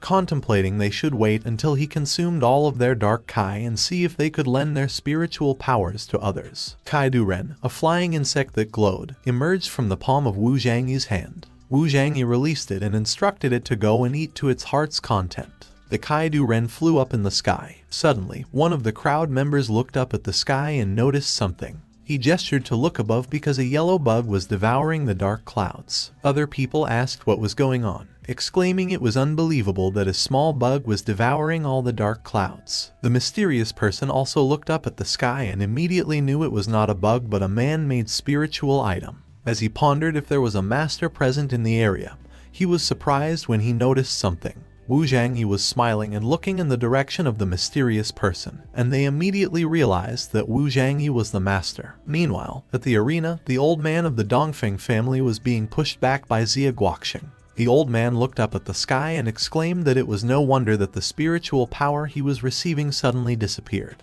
He looked anxious as he glanced at the mysterious person, and the mysterious person confidently remarked that it was just a lowly technique. In the clouds, a huge, dark figure appeared. It was a massive bird made out of a dark aura. While one of the crowd was wondering if they were seeing things or if that was for real, another one asserted that it was the power of a true martial arts master. And Wu Zhangyi looked concerned as he remembered that he had seen something like that before. The mysterious person speculated that even if Wu Zhangyi attained Sun Wukong's 72 transformations, he still wouldn't be able to escape the calamity of God Erlong. The bird charged towards the Kaidu Ren, caught the golden bug in its beak, and swallowed it. Back at the arena, a huge explosion occurred, and Zia Guoxing was blown away. Zia Guoxing crashed and was dragged to the ground. Zia Guoxing was in pain, and his family got worried when they saw that he was losing. But Zia Guoxing was angry, and he immediately stood back up. Wu Gang panicked and requested Wu Zhangyi to help Zia Guoxing because he couldn't hold on any longer. Wu Zhangyi was still unfazed by the events, and he assured not to worry because the dark Kai in the sky tried to devour the Kai of his Ren Wangju Sutra. As Wu Zhangyi continued to assert that by doing such a thing, the dark Kai was just inviting its own death, the bird's stomach started to have a faint glow in it. The glow got more intense as time passed. The mysterious person was alarmed when they saw that the dark hawk was going to explode, and he couldn't understand how it could happen because Wu Zhangyi's Kai was clearly swallowed up by his dark Kai. And just as the mysterious person stated, there was a huge explosion up in the sky. After the explosion, a bright light came down from the sky. The bright light was infused into Zia Guoxing, and the old man from the Dongfeng family was alarmed. The old man cursed as he inquired what was happening. Meanwhile, Zia Guoxing was in awe as he looked at the overflowing power in his body. He was puzzled and wondered what that power was. Wu Gang explained that it was the spiritual power lent to him by Wu Zhangyi because the old man, Dongfeng Wuxin, also borrowed spiritual power from someone else, and that was why he could overpower him. Calling Dongfeng Wuxin an old ghost, Zia Guoxing expressed that it was no wonder that he suddenly became strong. But currently, he had the spiritual power of Wu Zhangyi, calling him master. While Zia Guoxing prepared to punch Dongfeng Wuxin, he warned him to get ready to die. Zia Guoxing appeared ablaze as he charged towards Dongfeng Wuxin. Dongfeng Wuxin urged him to wait and conveyed to him that his granddaughter was in his hands. Zia Guoxing immediately halted his attack upon seeing his granddaughter being held by two men. Zia Guoxing's eyes widened upon spotting his granddaughter, Zia Fenger, with her mouth covered, hands tied, and being guarded by two muscular men. Zia Guoxing rushed towards Dongfeng Wuxin, branding him a wicked dog for daring to do such a thing. But Dongfeng Wuxin showed no remorse as he declared that winning was all that mattered. Dongfeng Wuxin evaded Xie Guoxing and proposed that it was still not too late to admit defeat. One of the men guarding Xie Feng'er raised a knife to her throat. Dongfeng Wuxin cautioned that her granddaughter would be killed due to his stubbornness. The crowd couldn't believe that Dongfeng Wuxin was such a shameless individual, and they denounced him as truly wicked for employing such an underhanded method to win. While Wu Zhangyi was occupied casting a spell, Wu Gang cursed, noting that the situation became more serious because Xie Guoxing cherished his granddaughter more than anything. While emitting an aura from the palm of his hand, Wu Zhangyi instructed Wu Gang that, as soon as he signaled, he would promptly rush to save Xie Feng'er, reminding him to be swift. Wu Gang expressed concern that no matter how fast he was, he would not be as quick as the knife on Xie Feng'er's neck, so if the men noticed him making a move, they would kill Xie Feng'er within a second, making it too risky. But Wu Zhangyi reassured him not to worry because he wouldn't let anything happen to Xie Feng'er. Wu Zhangyi emitted the aura from the palm of his hand, instructing to just trust him. The aura swiftly traveled towards the men guarding Xie Feng'er. The aura struck the head of the man holding the knife, causing the knife to slowly move away from Xie Feng'er's neck. Dongfeng Wuxin ordered his men to deliver 2 hard punches to Xie Feng'er's stomach, declaring that it was time to decide whether he wanted his granddaughter or his family's wealth. Xie Guoxing cursed Dongfeng Wuxin. Meanwhile, one of the men positioned himself in front of Xie Feng'er to carry out Dongfeng Wuxin's orders. Tears filled the corners of Xie Feng'er's eyes as she resigned herself to her fate. Blood was shed and splattered. Instead of Xie Feng'er being punched, it was one of Dongfeng Wuxin's men striking the other. Wu Gang was taken aback by what transpired. Dongfeng Wuxin and Xie Guoxing were equally surprised. Wu Zhangyi indicated that it was time to take action. Wu Gang quickly charged to save Xie Feng'er while the 2 men were still engrossed in their fight. Dongfeng Wuxin became furious and demanded to know what his men were doing. At that moment, the soul control Wu Zhangyi exerted on Dongfeng Wuxin's men dissipated. The man was left extremely confused when his consciousness returned. Wu Zhangyi approached Wu Gang, who was untying Xie Feng'er. Wu Gang introduced Wu Zhangyi to Xie Feng'er, expressing gratitude for his role in her rescue, and Xie Feng'er thanked Wu Zhangyi. Wu Zhangyi downplayed his actions, stating that spiritual power not only consumed the soul but also posed dangers to the body, so it should be used cautiously. Meanwhile, Xie Feng'er doubted how Wu Zhangyi, who appeared fragile, could have saved her. Back in the arena, Dongfeng Wuxin collapsed to the ground. Xie Guoxing loomed over him from behind as he remained prone on the ground. Xie Guoxing demanded to know what tricks Dongfeng Wuxin had left and confronted him for daring to touch his granddaughter. Dongfeng Wuxin quickly admitted defeat to retain his family wealth, pleading for mercy due to their long-standing acquaintance. But Xie Guoxing was enraged and he cursed him to go to hell. Dongfeng Wuxin screamed in pain, and blood splattered on the floor. Dongfeng Wuxin's eyes widened in terror as he looked at the materialized aura piercing in front of him. The aura pierced both his hands, and blood oozed out onto the floor as Xie Guoxing knelt beside him. Xie Guoxing commanded him to listen well because it would be his last warning. Dongfeng Wuxin looked terrified as Xie Guoxing warned that if he ever even considered touching his granddaughter, he would take his life. Xie Guoxing instructed his men to bring the paper. The paper regarding the stake was brought to Xie Guoxing as he requested. Xie Guoxing reminded that it was him who challenged him first, so he hoped that he wouldn't need to remind him what to do next as the loser, and Dongfeng Wuxin acknowledged. The aura piercing Dongfeng Wuxin's hands started to diminish, and his hands were free. The mysterious person arrived at the arena while one of Dongfeng Wuxin's men assisted him to stand up. Dongfeng Wuxin asked the mysterious person to explain themselves because they assured him that with their powers, he would definitely win. But he lost. Dongfeng Wuxin lamented that he lost everything because of them. The mysterious person stated that a supreme master was present there, so they advised that they should leave the place immediately and give them 3 days to recover their strength. The mysterious person declared that they would wash away that day's humiliation with Wu Zhangyi's blood. The mysterious person declared that after 3 days, they would take back twice as much as they lost that day. On the other hand, Wu Zhangyi sneezed. While Xie Feng'er was welcoming Xie Guoxing with open arms, Wu Zhangyi remarked that someone was cursing him behind his back again. Xie Feng'er was surprised that Xie Guoxing just passed her and quickly approached Wu Zhangyi, telling him that if it wasn't for his help that day, he might have lost all his family's wealth. But Wu Zhangyi downplayed it. Xie Guoxing commented that Dongfeng Wuxin had always been crooked, but that day, He dared to come to his Xia family residence to openly challenge him, which was really unorthodox, and he noticed that there was also the black-robed man who helped Dongfeng Wuxin secretly with weird methods. He remarked that he had never seen people like the black-robed man in Yunal City before, so it seemed that things were not that simple. Xia Guoqing mentioned that he and Xia Fenger accepted his life-saving grace, but did not repay him, so he was ashamed of holding on to the Dongfeng family property as he did not deserve to have it. So he hoped that Wu Zhangyi would keep the property and not dislike that decision of his because that property should belong to him. Wu Zhangyi agreed but requested his assistance in managing it as he was not good at such matters. He considered that although he knew that Xia Guoqing's true intentions were to woo him to support his Xia family, with Xia Guoqing's position as the elder of one of the most influential families in Yunal, he could use his Xia family's powers to find out about the forces who harmed his father in his previous life. On the other hand, Xia Fenger was thinking that Wu Zhangyi looked very ordinary, but both Xia Guoqing and Wu Gang were so respectful of him, so she wondered if Wu Zhangyi was really a martial arts master. She resolved to check for herself if Wu Zhangyi was the real deal or not. She proceeded and reminded Xia Guoqing that he promised he wanted to teach her some martial arts,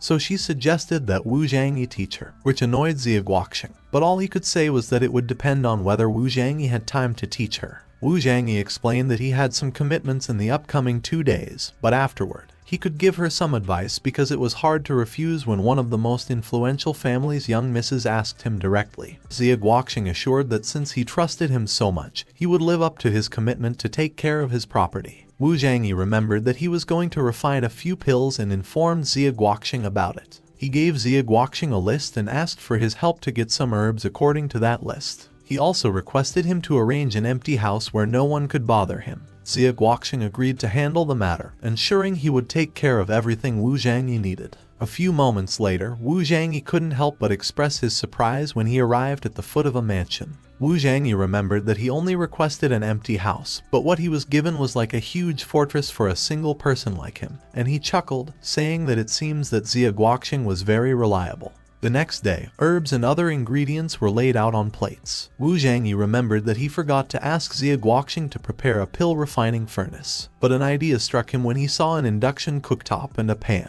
He pondered that if it was used correctly, it could get the job done. A few moments later, Wu Zhangyi had changed into an apron, remarking that it had been a long time since he refined pills, and it was a little strange to use the pan to make the Dan pills because he felt like he was cooking food. He pressed a button, noting that, however, as long as the temperature was controlled well, even the electric stove could be used to refine pills, although the effects were not as good as the standard pill refining furnace. He added some ingredients into the pan, emphasizing that the key ingredients to making a good pill were the quality of the herbs, and he remarked that it was time to see the magic. The liquid inside the pan started to glow. Wu Zhangyi stared at it intently, and a huge amount of light emerged from the pan, creating a pillar of light in the kitchen. Wu Zhangyi glanced up at the 2 shining objects that floated in the kitchen. They were 2 golden pills. As Wu Zhangyi placed them in his hand, he smiled and believed that it was done. A few moments later, in a huge building, Wu Zhangyi was on a call with someone who asked him if he arrived yet, informing him that they were in the hall on the 1st floor and that he could see them when he came in. While still holding his phone, Wu Zhangyi saw a blonde lady accepting a card from a man. The lady noticed that Wu Zhangyi was looking. She got mad and asked Wu Zhangyi what he was gazing at. The lady conveyed that he resembled a pauper and inquired how he entered that place. Wu Zhangyi simply smiled as a response, so the lady called him a weirdo and stated to keep smiling like a clown. After a while, Wu Zhangyi arrived at a hall, and he scanned around. Suddenly, someone called Wu Zhangyi over. It was Yu Yao, and she quickly ran towards him, which the blonde lady from earlier noticed. Yu Yao introduced Wu Zhangyi to her auntie as her boyfriend. Wu Zhangyi was surprised when he saw Yu Yao's auntie. It was the blonde lady from earlier, and the lady also recognized him. Yu Yao gleefully asked them how they knew each other, but her aunt disdainfully stated that she could not possibly know a poor boy like Wu Zhangyi. Wu Zhangyi conveyed that he didn't know her aunt because he just happened to meet her at the hotel lobby, where he saw her taking something from a man's hand. And Yu Yao's aunt was alarmed when she heard what Wu Zhangyi spoken. Wu Zhangyi conveyed that it looked like a credit card, but he was not able to finish his sentence because Yu Yao's aunt interrupted him by yelling. Suddenly, 3 men entered the room. It was Zhao Jincheng with his bodyguards, and people wondered what a big shot like him was doing there. One of the people mentioned that they heard that Zhao Jincheng had been pursuing Yu Yao for a long time and had proposed to her for marriage twice, so he was probably there to take advantage of the birthday party to propose to Yu Yao for marriage in front of everyone. Zhao Jincheng immediately called for Yu Yao as soon as he saw her, but his eyes widened in surprise when he saw that Yu Yao was holding hands with someone else. Yu Yao was holding Wu Zhangyi's hand, and Zhao Jincheng asked her who he was. Yu Yao proudly introduced Wu Zhangyi to Zhao Jincheng as her boyfriend. Zhao Jincheng asked Yu Yao why she never mentioned that her boyfriend also came to the party. Zhao Jincheng stared at Wu Zhangyi disdainfully. He examined the attire that Wu Zhangyi wore. Getting straight to the point, Zhao Jincheng immediately conveyed that Wu Zhangyi looked like a poor, malnourished beggar, so he was not worthy of her, and that made Yu Yao mad. Suddenly, their interaction was disrupted when Yu Yao's parents came in, thanking their dear friends and family for coming to the birthday party, and the crowd talked about how Miss Sing seemed to be only in her early 30s, although she was in her 40s, unlike her husband. Another person from the crowd mentioned that Miss Song was known as the fairy of Yunal City when she was in the golden years of her adulthood.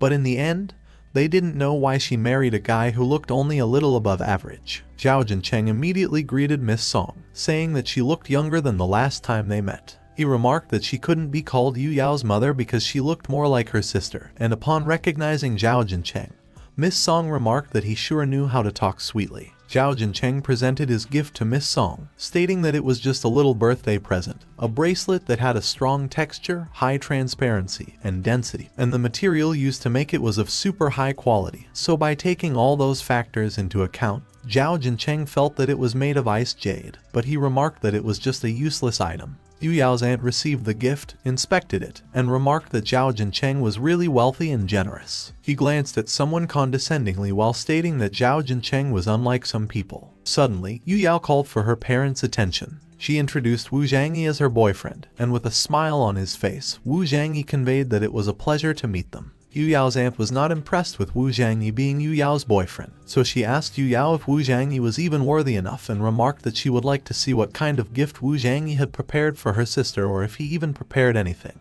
Wu Zhangyi quickly presented his gift to Yu Yao's parents, his newly refined yan pill. He conveyed that it could make them younger and also prolong their lives. Zhao Jincheng laughed as he inquired what kind of nonsense it was and if there was still someone who believed in things like prolonging pills in the 21st century. One of the guests also remarked that they had never heard what kind of pill a yan pill was, and another person mentioned that poor people like to use those generic things to heal their ailments. Suddenly, someone slapped the box of yan pills out of Wu Zhangyi's hand, and they admonished him not to defile them with his poor set of dirty things. It was Yu Yao's aunt, and Yu Yao was trying to pacify her, but she insisted that he was not in the same world as them, so if he knew his place, he should get the hell out of there. Wu Zhangyi glared at Yu Yao's aunt, and he mentioned that he was afraid that she had lost her mind. Yu Yao's aunt got more angry at Wu Zhangyi for daring to insult her and glare at her like that. She quickly called for security, ordering them to come and kick Wu Zhangyi out of the party, and they immediately came running. 4 men with sinister looks on their faces surrounded Wu Zhangyi. Yu Yao tried to convince her mother to tell the security to stop because Wu Zhangyi was her boyfriend.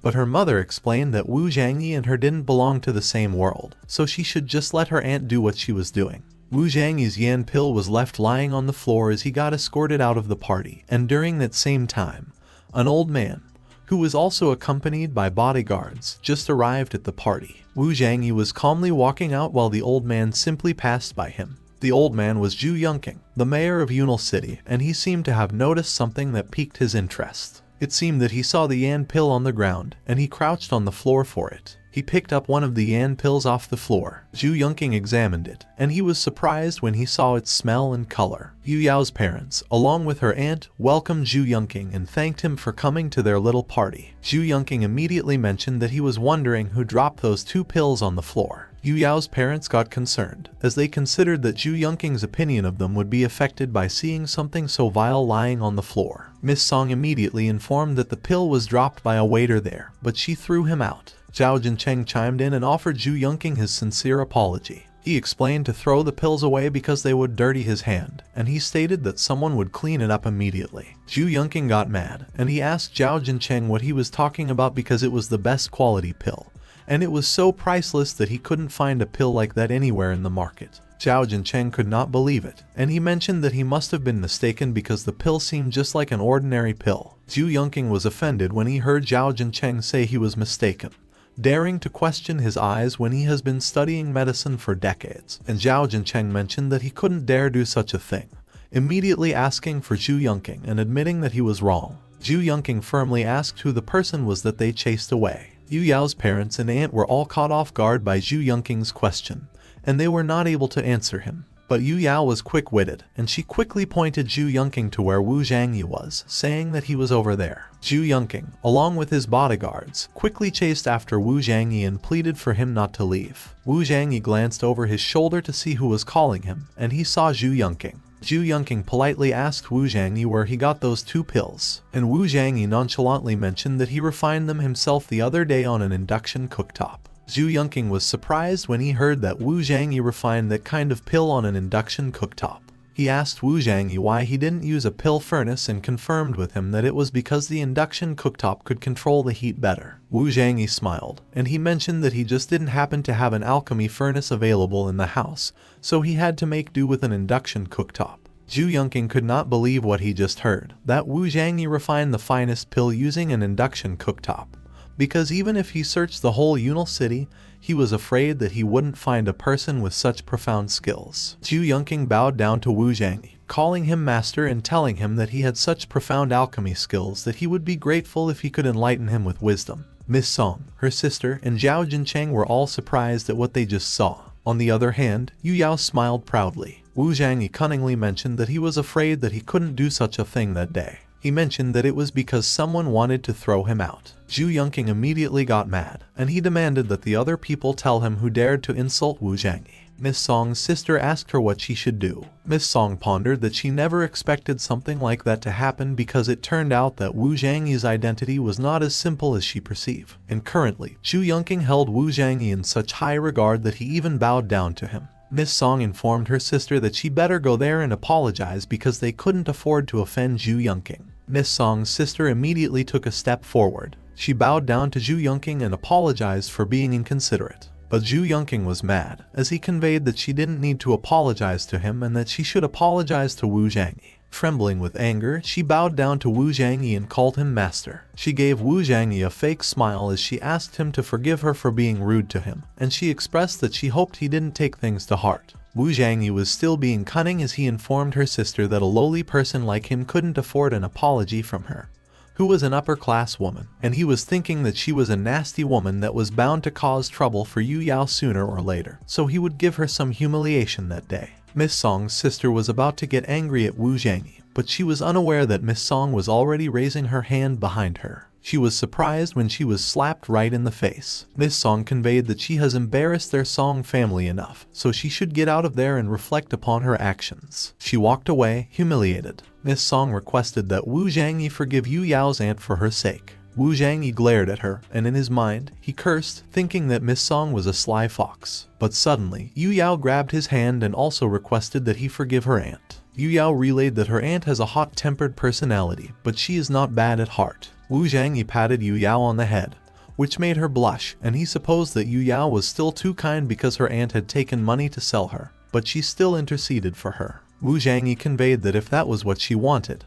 he would not pursue the matter any further, and he was thinking that it was also the reason why he liked Yu Yao. A few moments later, the party started, and drinks were poured into glasses. The guests had started eating at their respective tables. Meanwhile, Zhu Yongqing sat at the same table as Wu Zhangyi, and as he grabbed something from his coat pocket, Zhu Yongqing shared that he also happened to have a flawed recipe for the Dan pill. Zhu Yongqing mentioned that if it was not much, he requested that he look at the recipe and rectify the errors if possible. Wu Zhangyi took a look at the recipe. He conveyed that fixing it was not a big deal so he could help him, and he realized that Zhu Yongqing seemed to know a lot about alchemy, so doing him a little favor at that moment would help him find some rare herbs with his help later. As he rectified the recipe, Wu Zhangyi surmised that, after all, Xie Guoxing was seldom involved in the alchemy aspect, so certainly his contacts were not rich in alchemy resources as much as Zhu Yongqing. Zhu Yongqing's eyes widened in surprise, and he remarked that it was truly incredible. He looked at the recipe in his hand and remarked that sure enough, it was the wisdom of a master who could refine the top-grade yan pill. Zhu Yongqing immediately conveyed that if he ever needed any kind of help in the future, he would do his best to help him, and with that said, he conveyed that he would take his leave first and thanked him for the enlightenment. Zhu Yongqing looked excited as he walked out of the party while looking at the recipe in his hand. Just as Zhu Yongqing left, Zhao Jincheng immediately stood up, and he conveyed that before coming to that party, he decided to propose to Yu Yao for marriage that day in the presence of every family member. Zhao Jincheng shared that he wanted to know the opinion of Miss Song and her husband. Zhao Jincheng grinned evilly as he believed that Wu Zhangyi was a poor kid from a poor family, so it didn't matter if he impressed Zhu Yongqing because a loser would always be a loser. Zhao Jincheng assumed that Wu Zhangyi couldn't always rely on Zhu Yongqing, and since Zhu Yongqing was gone, he wanted to see if Wu Zhangyi could still act cocky. Yu Yao's father quickly expressed that he felt that his daughter's marriage was up to her to decide. Zhao Jincheng was so surprised, while Wu Zhangyi looked unamused. Zhao Jincheng asked Yu Yao what he meant. Meanwhile, Miss Song was thinking that accepting Zhao Jincheng's proposal of marriage to Yu Yao would mean separating Wu Zhangyi and Yu Yao forever. Miss Song considered that Wu Zhangyi seemed to be hiding his background, so they shouldn't offend him that day, so she conveyed that she didn't think that that day was suitable for engagement, so they should choose another day. Zhao Jincheng was annoyed when he felt that Miss Song took many benefits from him and promised to marry Song Yu Yao's full name, that day, but she went back on her words. Suddenly, something caught Zhao Jincheng's attention. He saw Song Yu Yao grabbing Wu Zhangyi's arm, telling him that she conveyed to parents that if it was not him, she would not marry any other person in that life, and Wu Zhangyi conveyed not to worry because he wouldn't let anyone take her away from him. Zhao Jincheng got more annoyed, and he slammed his fist on the table as he conveyed that he should start counting his days. Zhao Jincheng was fuming mad, and he chose to leave the party. Song Yu Yao looked downhearted as she conveyed that because of her, he got into trouble again. Wu Zhangyi removed his glasses, and he conveyed not to be silly because her problem was his problem. He was glaring at something as he conveyed that in that life, no one could separate them. It was already evening. Zhao Jincheng had already stepped out of the hotel, and he appeared to call someone. Zhao Jincheng dialed his cousin, Zhao Ziheng, who immediately inquired what was up and remarked that, judging by the tone of his voice, he could surmise that someone irked him. Zhao Jincheng became more irritated by what Zhao Ziheng mentioned, but he conceded that Zhao Ziheng knew him too well, and he expressed that he needed his help in teaching someone a lesson. Zhao Ziheng asked Zhao Jincheng who was the daredevil who had the audacity to provoke him and if he was not afraid of death. Zhao Jincheng conveyed that it was a guy named Wu Zhangyi, and he mentioned that he wasn't planning to involve Zhao Ziheng, but that matter was really important to him. Zhao Ziheng was alarmed when he heard Wu Zhangyi's name, so he confirmed with Zhao Jincheng if it was a high school student at Yunhai High School, and Zhao Jincheng indicated that it seemed to be because Song Yu Yao also studied at that high school. Zhao Ziheng immediately recalled his defeat, and he promptly conveyed that they couldn't mess with Wu Zhangyi because the last time he fought him, he was no match for him because he was unfathomable. Zhao Jincheng grew more incensed, so he promptly terminated the call, and as the call ended, he branded Zhao Ziheng a useless piece of crap. Zhao Jincheng asserted that Zhao Ziheng was a worthless individual who couldn't even win against a poor high school kid, and after benefiting from his family every year, he chickened out when he needed him the most. Zhao Jincheng looked sinister as he ridiculed Zhao Ziheng for stating that Wu Zhangyi was unfathomable. He stated that Wu Zhangyi was nothing but a poor dog while he was from a superior family, so the gap between them was simply like heaven and earth, and he declared that Wu Zhangyi should just wait and see how he would play with his useless life and completely destroy him. The next day, at a pavilion, Wu Zhangyi meditated. He let out a huge sigh. Wu Zhangyi contemplated how it was troublesome because the spiritual energy on earth was too thin, and the cultivation of Ren Wangju had hit a bottleneck, so he needed to find a place with plenty of spiritual energy. He started ascending a mountain. Suddenly, he noticed something on the mountain range to his left. One of the mountains exuded a dark aura, and Wu Zhangyi wondered what that place was because spiritual energy had been consumed by the Yin Kai over there, so it was no wonder that the spiritual energy around there was so thin. On the other hand, many bugs crawled on the ground. A group of 3 people were being chased by bugs, and one of them, the chubby one, apologized to the others and remarked that because of him, they got into that mess. The chubby guy cursed as he remarked that there was just no end to the bugs, and with tears in his eyes, he added that he never was afraid of anything, but he really didn't expect to die like that. The other guy addressed the chubby guy as fatty, and as he assisted him in kicking some bugs off his back, he reminded him about how he warned him not to mess with anything. The three of them immediately realized that they were in a dire situation because they were surrounded by bugs from every direction. They braced themselves as the bugs began leaping off to attack them. Suddenly, a strong gust of wind enveloped them and eradicated the bugs. Someone came to their aid, and with an aura emanating from the palm of the person's hand, the person was astonished to see that they had shovels. The individual who assisted them was Wu Zhangyi, and he directly inquired if they were tomb robbers. The woman was named Yang Zuli, the chubby guy was named Fatty Chen, the other guy was named Li Bei, and the three of them were urged to speak with respect because they were not tomb robbers but they were the Great Golden Triangle. Wu Zhangyi was unamused as he asserted that they were indeed tomb robbers, and Fatty Chen became angry at Wu Zhangyi. But Li Bei advised to cut it out because Wu Zhangyi seemed to have saved their lives earlier. Yang Zuli interrupted their conversation. She suggested to save the chit-chat for later because the horde of bugs was there again, and Fatty Chen was terrified, stating that they were so dead. Fatty Chen remarked that Wu Zhangyi looked just like a high school kid, so he questioned how he could possibly have the ability to save them. But Wu Zhangyi was already releasing his aura, and when Wu Zhangyi attacked the bugs, causing them to explode, everyone was surprised.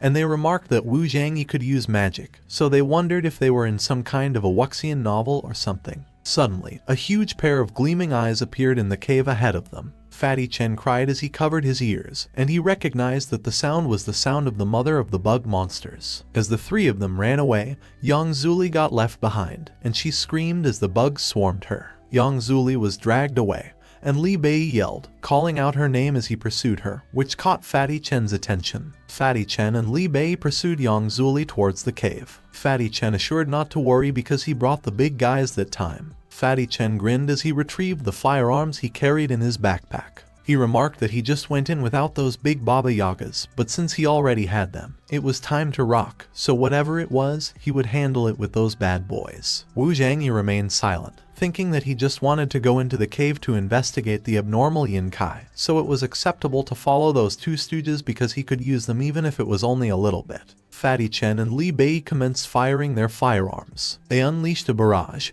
and bullets showered the bugs. Fatty Chen conveyed that his little magic trick was nothing compared to the firepower of the bad boy he was holding, so if he didn't want to die, he should stay behind him, and Wu Zhangyi simply smiled and acknowledged the instruction. Fatty Chen seemed to be unhinged as he fired his firearm, so Li Bei instructed him to cease shooting recklessly and conserve some ammo. But Fatty Chen did not heed. He even cursed and charged towards the cave, urging the others to join him to swiftly pursue the bugs because they were fleeing, which made Li Bei curse as he attempted to restrain Fatty Chen. Wu Zhangyi appeared hesitant, and in his mind, he questioned why he felt that following Fatty Chen was the right course of action at the moment. Suddenly, Fatty Chen halted, looking horrified while Li Bei stood behind him, advising him not to pursue the bugs. Li Bei also froze upon seeing the gigantic bug before them, and they cursed as they realized its immense size. Li Bei spotted where Yang Zuli was. He remarked that Yang Zuli was up there, ensnared in the bug's pincer, and she was enveloped in some sort of mucus. Li Bei suggested that they should swiftly dispatch the monster before it retaliated.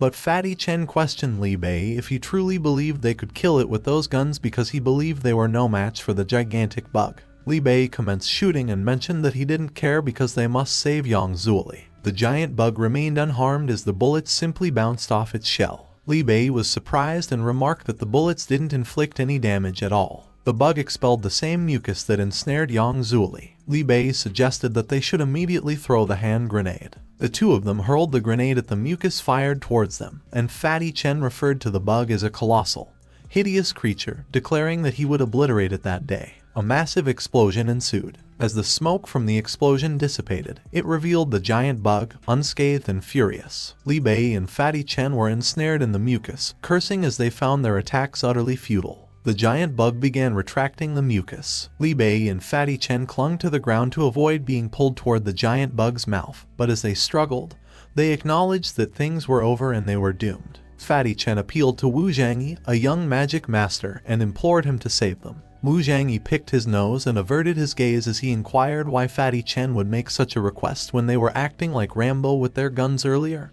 and mentioned that his tricks were futile. Li Bei also addressed Wu Zhangyi as master and stated that Fatty Chen was ignorant, apologizing on his behalf while pleading with him to save them, to which Fatty Chen concurred, admitting it was all his fault, and he also apologized to Wu Zhangyi for underestimating him while begging for his assistance. Wu Zhangyi enveloped his fist with aura as he agreed to rescue the two of them, stating that they should see what the big bug was made of. Wu Zhangyi charged forward, and he delivered a powerful punch to the giant bug. Wu Zhangyi stood triumphantly as he left a gaping hole in the giant bug's chest. Li Bei and Fatty Chen were both astonished and hailed Wu Zhangyi as a one-punch master. The giant bug fell into the ground, and as Wu Zhangyi gazed at it, he pondered that it appeared the big bug had absorbed too much yin kai to nurture its body, and became so large. But even its ling roots were not fully developed yet, so it was no wonder that the turtle shell was destroyed with one blow of his fist. Wu Zhangyi conjured multiple shuriken-like auras in the palm of his hand. He unleashed them, and they transformed into slashing auras. Those auras struck the mucus that ensnared both Li Bei and Fatty Chen. Suddenly, swiftly moving entities charged at Wu Zhangyi from behind, and he realized that by injuring the big bug, he had provoked the smaller bugs. Wu Zhangyi acted swiftly, slicing the little bugs in half. However, he failed to eradicate some of the bugs. One of them leaped behind him, and one of those bugs bit him on the shoulder. Wu Zhangyi turned to strike the remaining bugs behind him. Suddenly, the big bug regained consciousness, and it stood beside Wu Zhangyi, poised to attack him. Wu Zhangyi noticed the big bug, and with his fist engulfed in a powerful aura,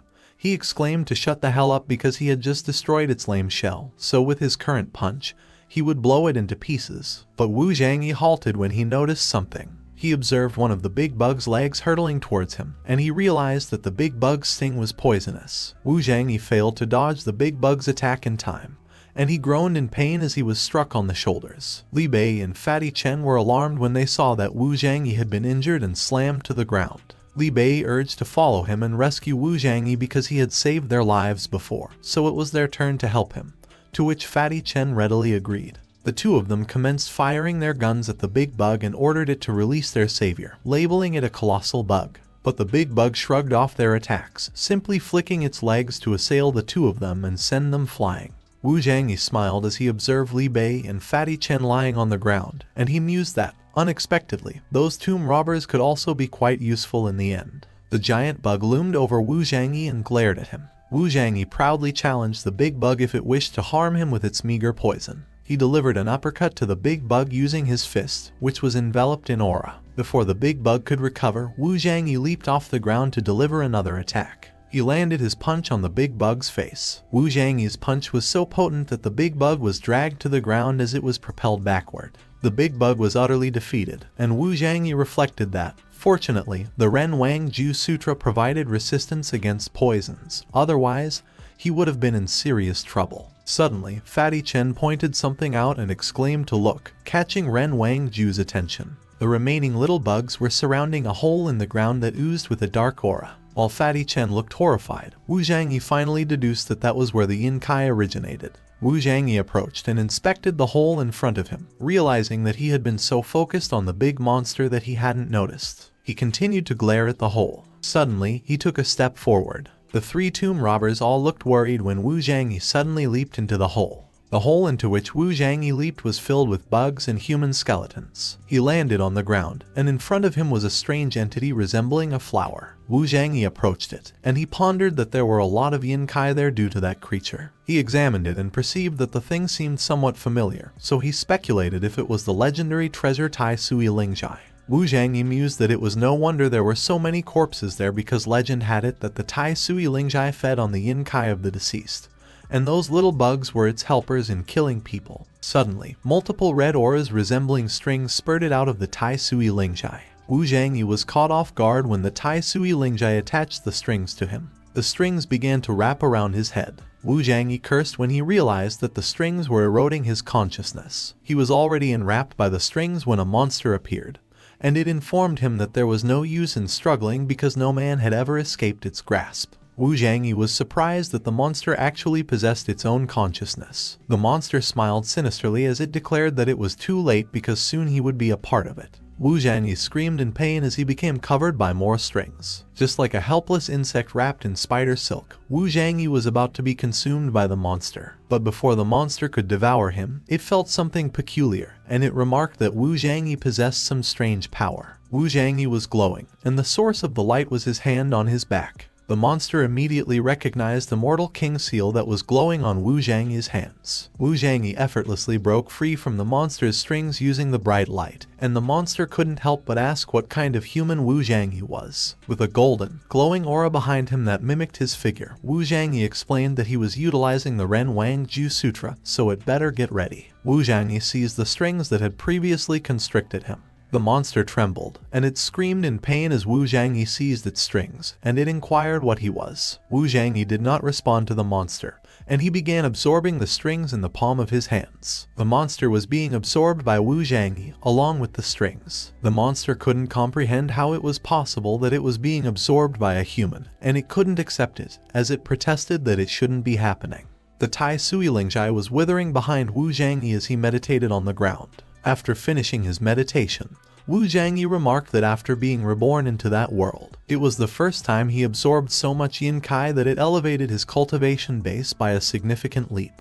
And according to that world, he should be at least in the realm of a grand master. Wu Zhangyi attempted to produce the strings from his fingertips, and he mentioned that he would utilize that thing in the future. Meanwhile, on top of the whole, Li Bei observed that Wu Zhangyi hadn't emerged for so long, so he speculated that he was probably deceased. And Fatty Chen added that it was unfortunate because Wu Zhangyi was so young and had a promising future, so he wondered why Wu Zhangyi would suddenly jump into that ditch. Suddenly, Fatty Chen noticed something. The three of them were in awe as Wu Zhangyi emerged from the hole. As soon as Wu Zhangyi landed on the ground, Fatty Chen inquired if it was really him. Fatty Chen approached Wu Zhangyi, surprised that he hadn't died, and Wu Zhangyi stated that he couldn't die that easily. Suddenly, something caught Wu Zhangyi's attention. It was his phone. Someone texted him, asking him where he was, and the person instructed him to come to their house because something had happened there. Wu Zhangyi pondered whether Zhao Jincheng caused trouble again. Wu Zhangyi grasped the hand of one of the tomb robbers. As he walked away, he conveyed that it was time for them to part ways. He proposed that they should call it a day and leave it at that, prompting the three of them to thank Wu Zhangyi for saving their lives. They bid farewell. Wu Zhangyi waved them goodbye as Fatty Chen mentioned that if he ever visited Beiliu City,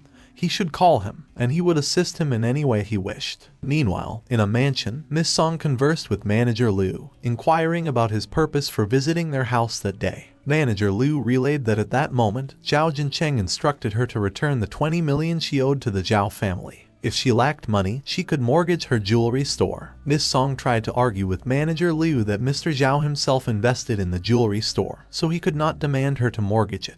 Manager Liu informed her that he feared she hadn't realized yet that Mr. Zhao was getting old, and Zhao Jincheng was now in charge of the Zhao family. She should recognize who had the final say in the Zhao family. Miss Song immediately recalled what happened at her birthday party between Zhao Jincheng and Wu Zhangyi. She deduced that what was occurring must be because Wu Zhangyi offended Zhao Jincheng at the banquet. So, it didn't matter even if Wu Zhangyi knew Zhu Yongqing because he was still nothing but a poor guy from a poor family. Miss Song's sister poured a drink in a cup and stated that they were mistaken last time. She asked him if he could go back and make things easier for them. Manager Liu smiled and revealed that there was a solution. As long as they consented to the marriage between Zhao Jincheng and Song Yuyao, Zhao Jincheng stated that he could consider it. Song Yuyao, along with her father, suddenly appeared. Song Yuyao informed her mother that she couldn't promise Manager Liu such a thing. Miss Song's husband remarked that her daughter's marriage should be left to her discretion. She couldn't tear the family apart for the sake of her career. To his surprise, he was slapped in the face. Miss Song slapped him and informed him that if he had acted like a real man and taken his responsibilities seriously, she wouldn't have to work hard for all those years. Song Yuyao attempted to stop her mother by shouting.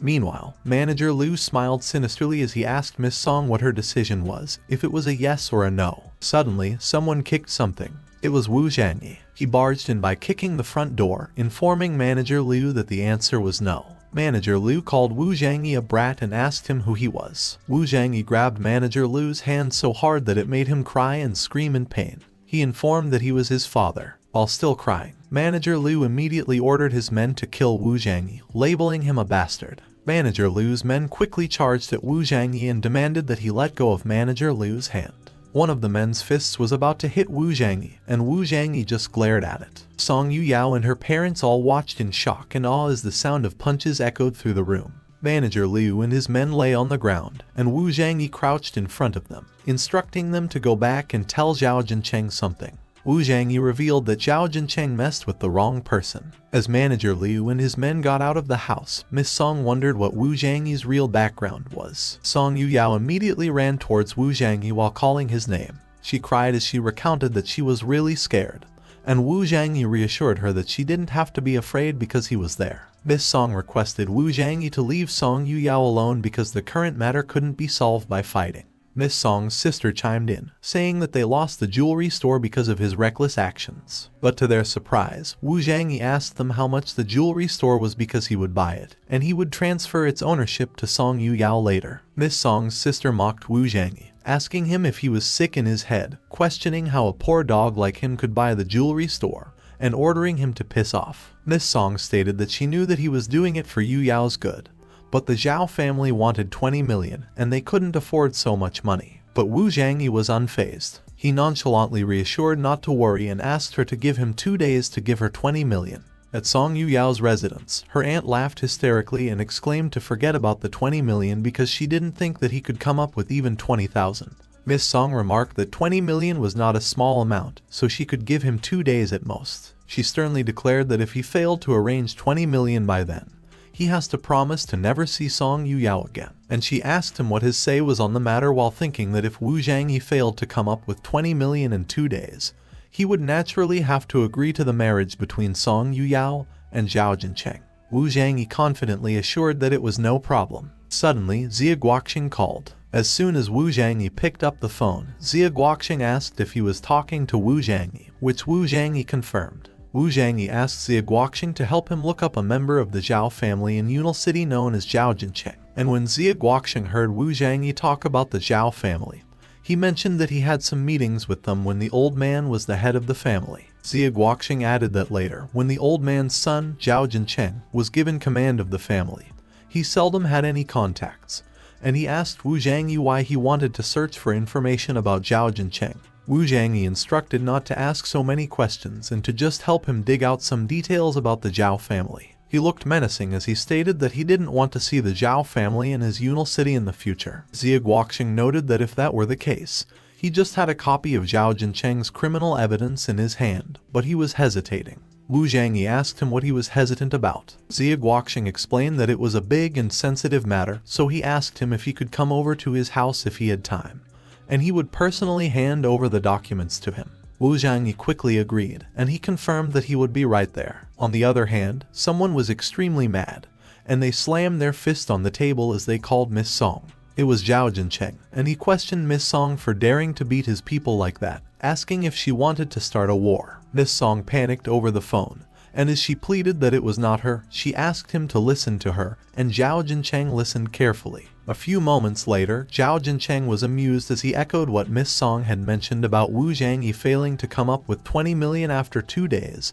and he asked her if she wouldn't go back on her words later. Zhao Jincheng dropped the call as he chanted Wu Zhangyi's name. Zhao Jincheng smiled sinisterly as he voiced that in 2 days, he would trample Wu Zhangyi under his feet and let him see the difference between a man and a dog. Meanwhile, Wu Zhangyi arrived at Xia Guoqing's house, and he asked him exactly what evidence of the crime he was talking about. Xia Guoqing handed Wu Zhangyi a book, and he requested that he see it for himself. Wu Zhangyi inspected the contents of the book. His eyes widened in surprise. Wu Zhangyi's hands trembled as he questioned Xia Guoqing why he didn't hand the document in when he had that in his hand.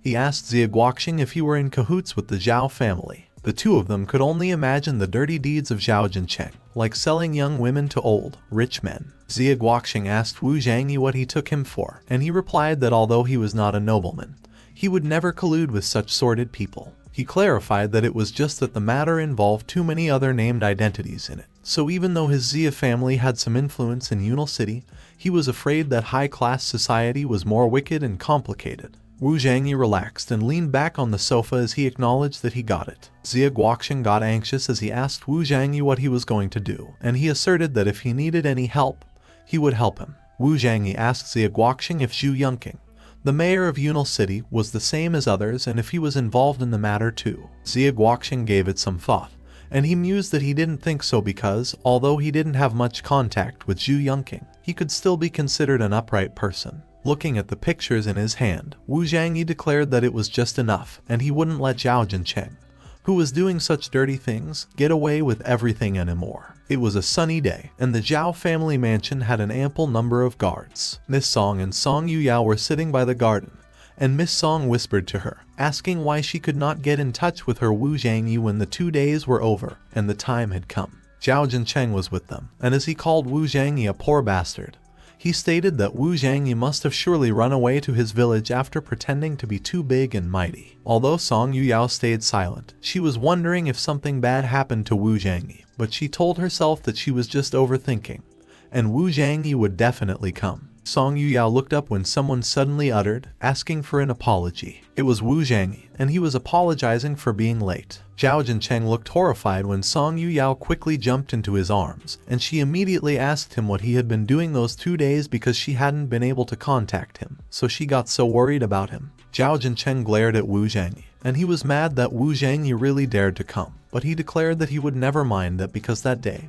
he was going to humiliate him and kick his ass out in front of Song Yuyao. On the other hand, Wu Zhangyi asserted that he was busy doing something that was going to relieve all of her worries. Zhao Jincheng approached Wu Zhangyi, telling him that he arrived at last because he claimed that he couldn't pay and ran away. Wu Zhangyi smiled as he remarked that it was nothing like that, and he worried for nothing because he brought his 20 million. But he inquired Zhao Jincheng if he could trouble himself to sign a document after receiving the money so that the jewelry store ownership rights could be transferred to Song Yuyao. Song Yuyao's aunt interrupted the conversation, instructing Wu Zhangyi to stop scoffing nonsense, and that if he had money, he could quickly hand it over because she doesn't believe that he really has 20 million. Wu Zhangyi took out his phone, and he requested to wait just a moment. He messaged Xie Guoqing to make the transfer. Wu Zhangyi noted that 20 million had been transferred to the account he gave him, so it should have arrived in the account at that time, and he asked that he check it. Zhao Jincheng immediately ordered one of his men to check and see if 20 million had been received in the account or not,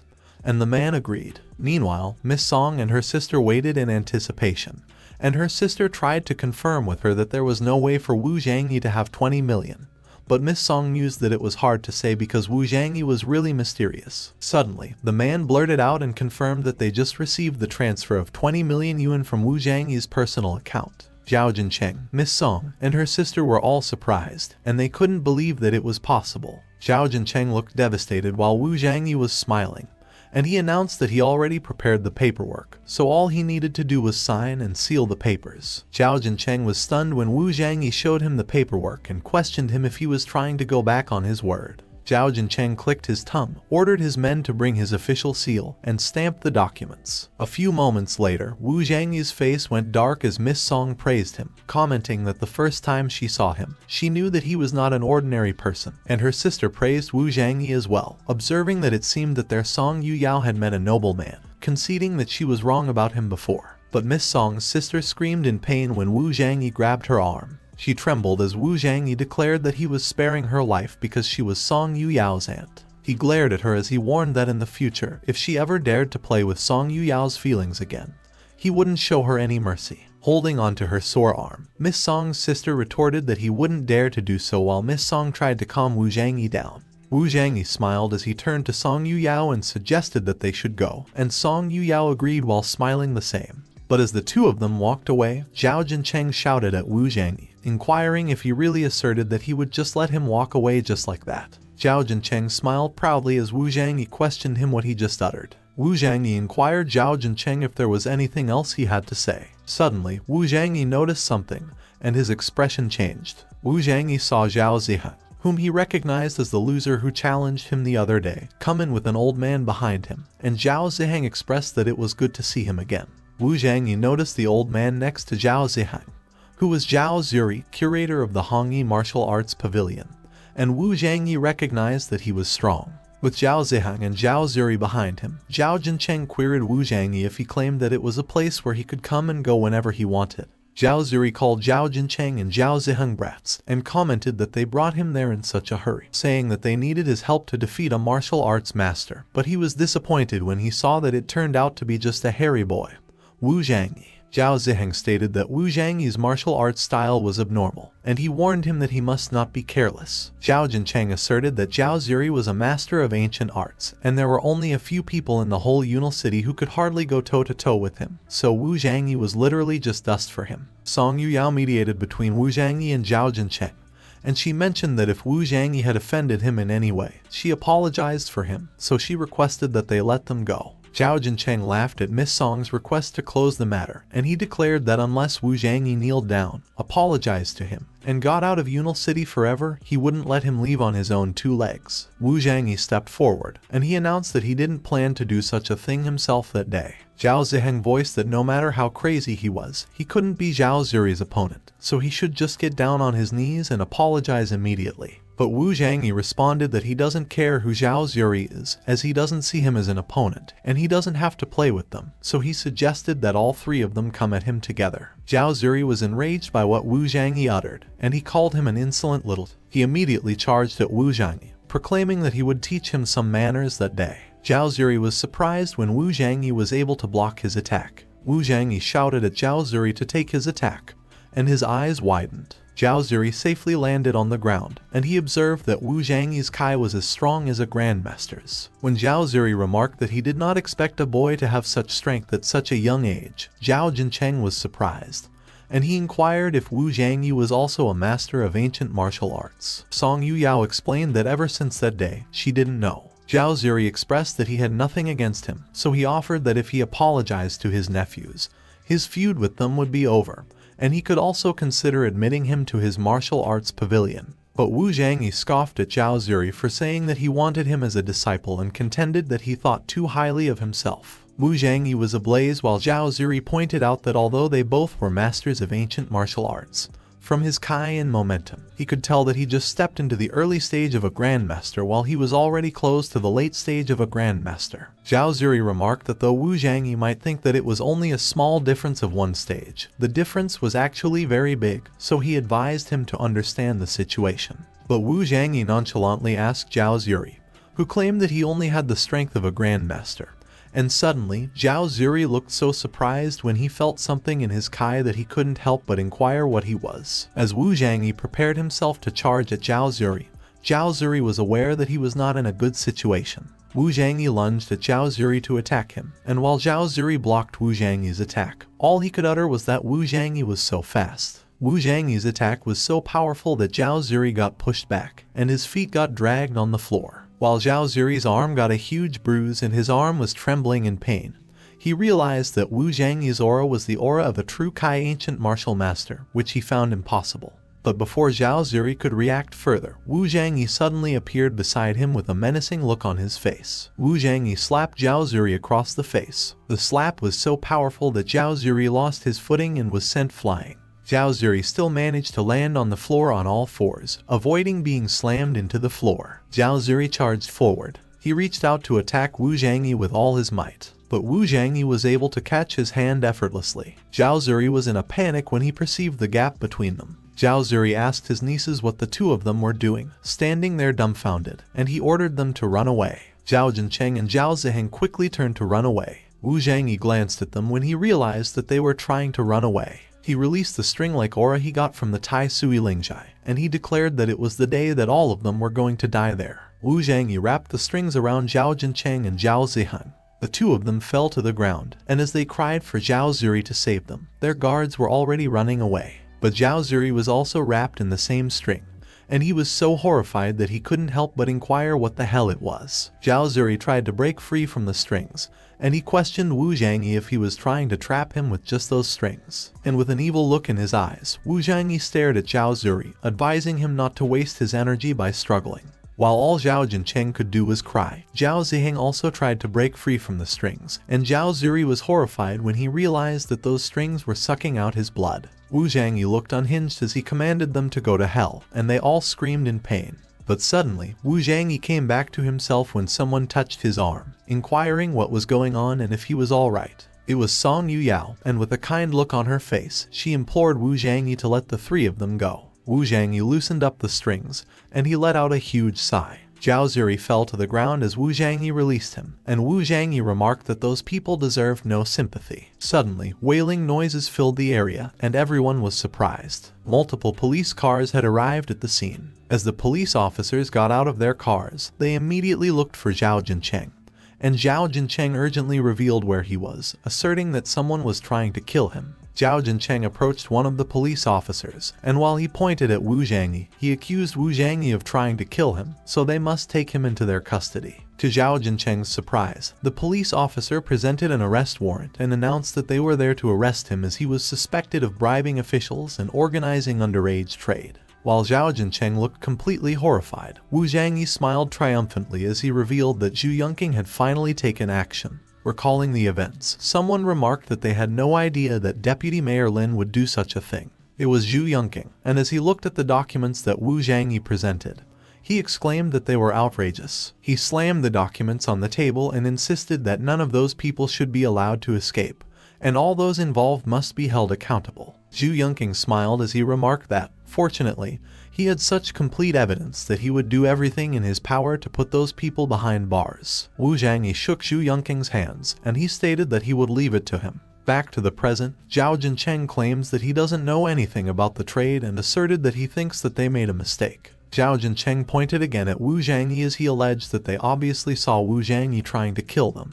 But instead of arresting him, they were trying to arrest him, so he inquired of the police officers where Chief Officer Chen was and insisted that he wanted to talk to him immediately. But the police officer informed that Chen Zhu, Police Officer Chen's full name, was in a position where he couldn't even protect himself, and that he shouldn't expect any help from their friends either. Zhao Jincheng was surprised, and he was already sweating profusely. He looked at Wu Zhangyi, who was smiling, and he fumed as he considered if it was Wu Zhangyi's doing. But he found it impossible because there was no way a poor boy like Wu Zhangyi could know about them. Zhao Jincheng shuddered when the police officer announced to come with them, and he had the right to remain silent. The police officers dragged Zhao Jincheng out, and while he pleaded to leave him alone and demanding to see his lawyer, Zhao Ziheng and Zhao Zuri simply watched behind him. Zhao Ziheng questioned Zhao Zuri what he should do, and Zhao Zuri replied that they couldn't do anything, so they should just get out of there while they still could. While Zhao Jincheng was being taken away by the police officers, Zhao Ziheng and Zhao Zuri ran away as they promised,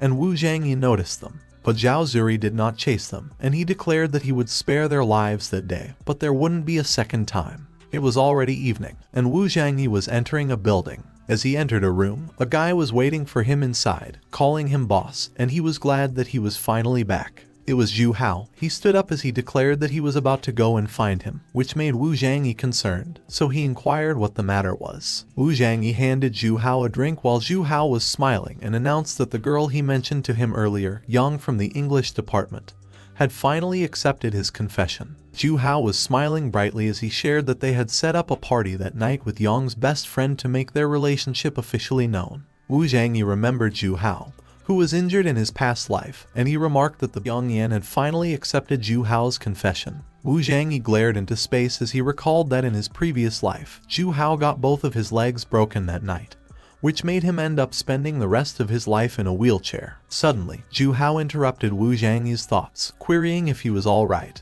and he assured that it was okay if he didn't want to come. Wu Zhangyi asserted that in his current life, he would make all of those who ruined Zhu Hao's life in his previous life pay, and so he vowed that there was no way that he could not go because it was his best brother's big day. A few moments later, the two of them arrived at a dance club, and Zhu Hao immediately called for Yang Yan. Yang Yan greeted Zhu Hao with a smile, telling him to sit down while her companions didn't look pleased. Yang Yan immediately wrapped her arms around Zhu Hao, calling him sweetie and urging him to come to her. Suddenly, someone pointed at Wu Zhangyi while confirming with everyone that Wu Zhangyi was their school's renowned wimp. It was a man who was one of Yang Yan's companions, and he questioned Zhu Hao why he brought a chicken to a party of lions. The man was named Huang Zhu, and Zhu Hao immediately challenged him, admonishing him not to talk nonsense because even Zhao Ziheng of the martial arts club was beaten by Wu Zhangyi. But Huang Zhu simply laughed, dismissing that no one was going to believe that. Wu Zhangyi soothed that it was okay and he should just ignore Huang Zhu, but Zhu Hao was still fuming mad.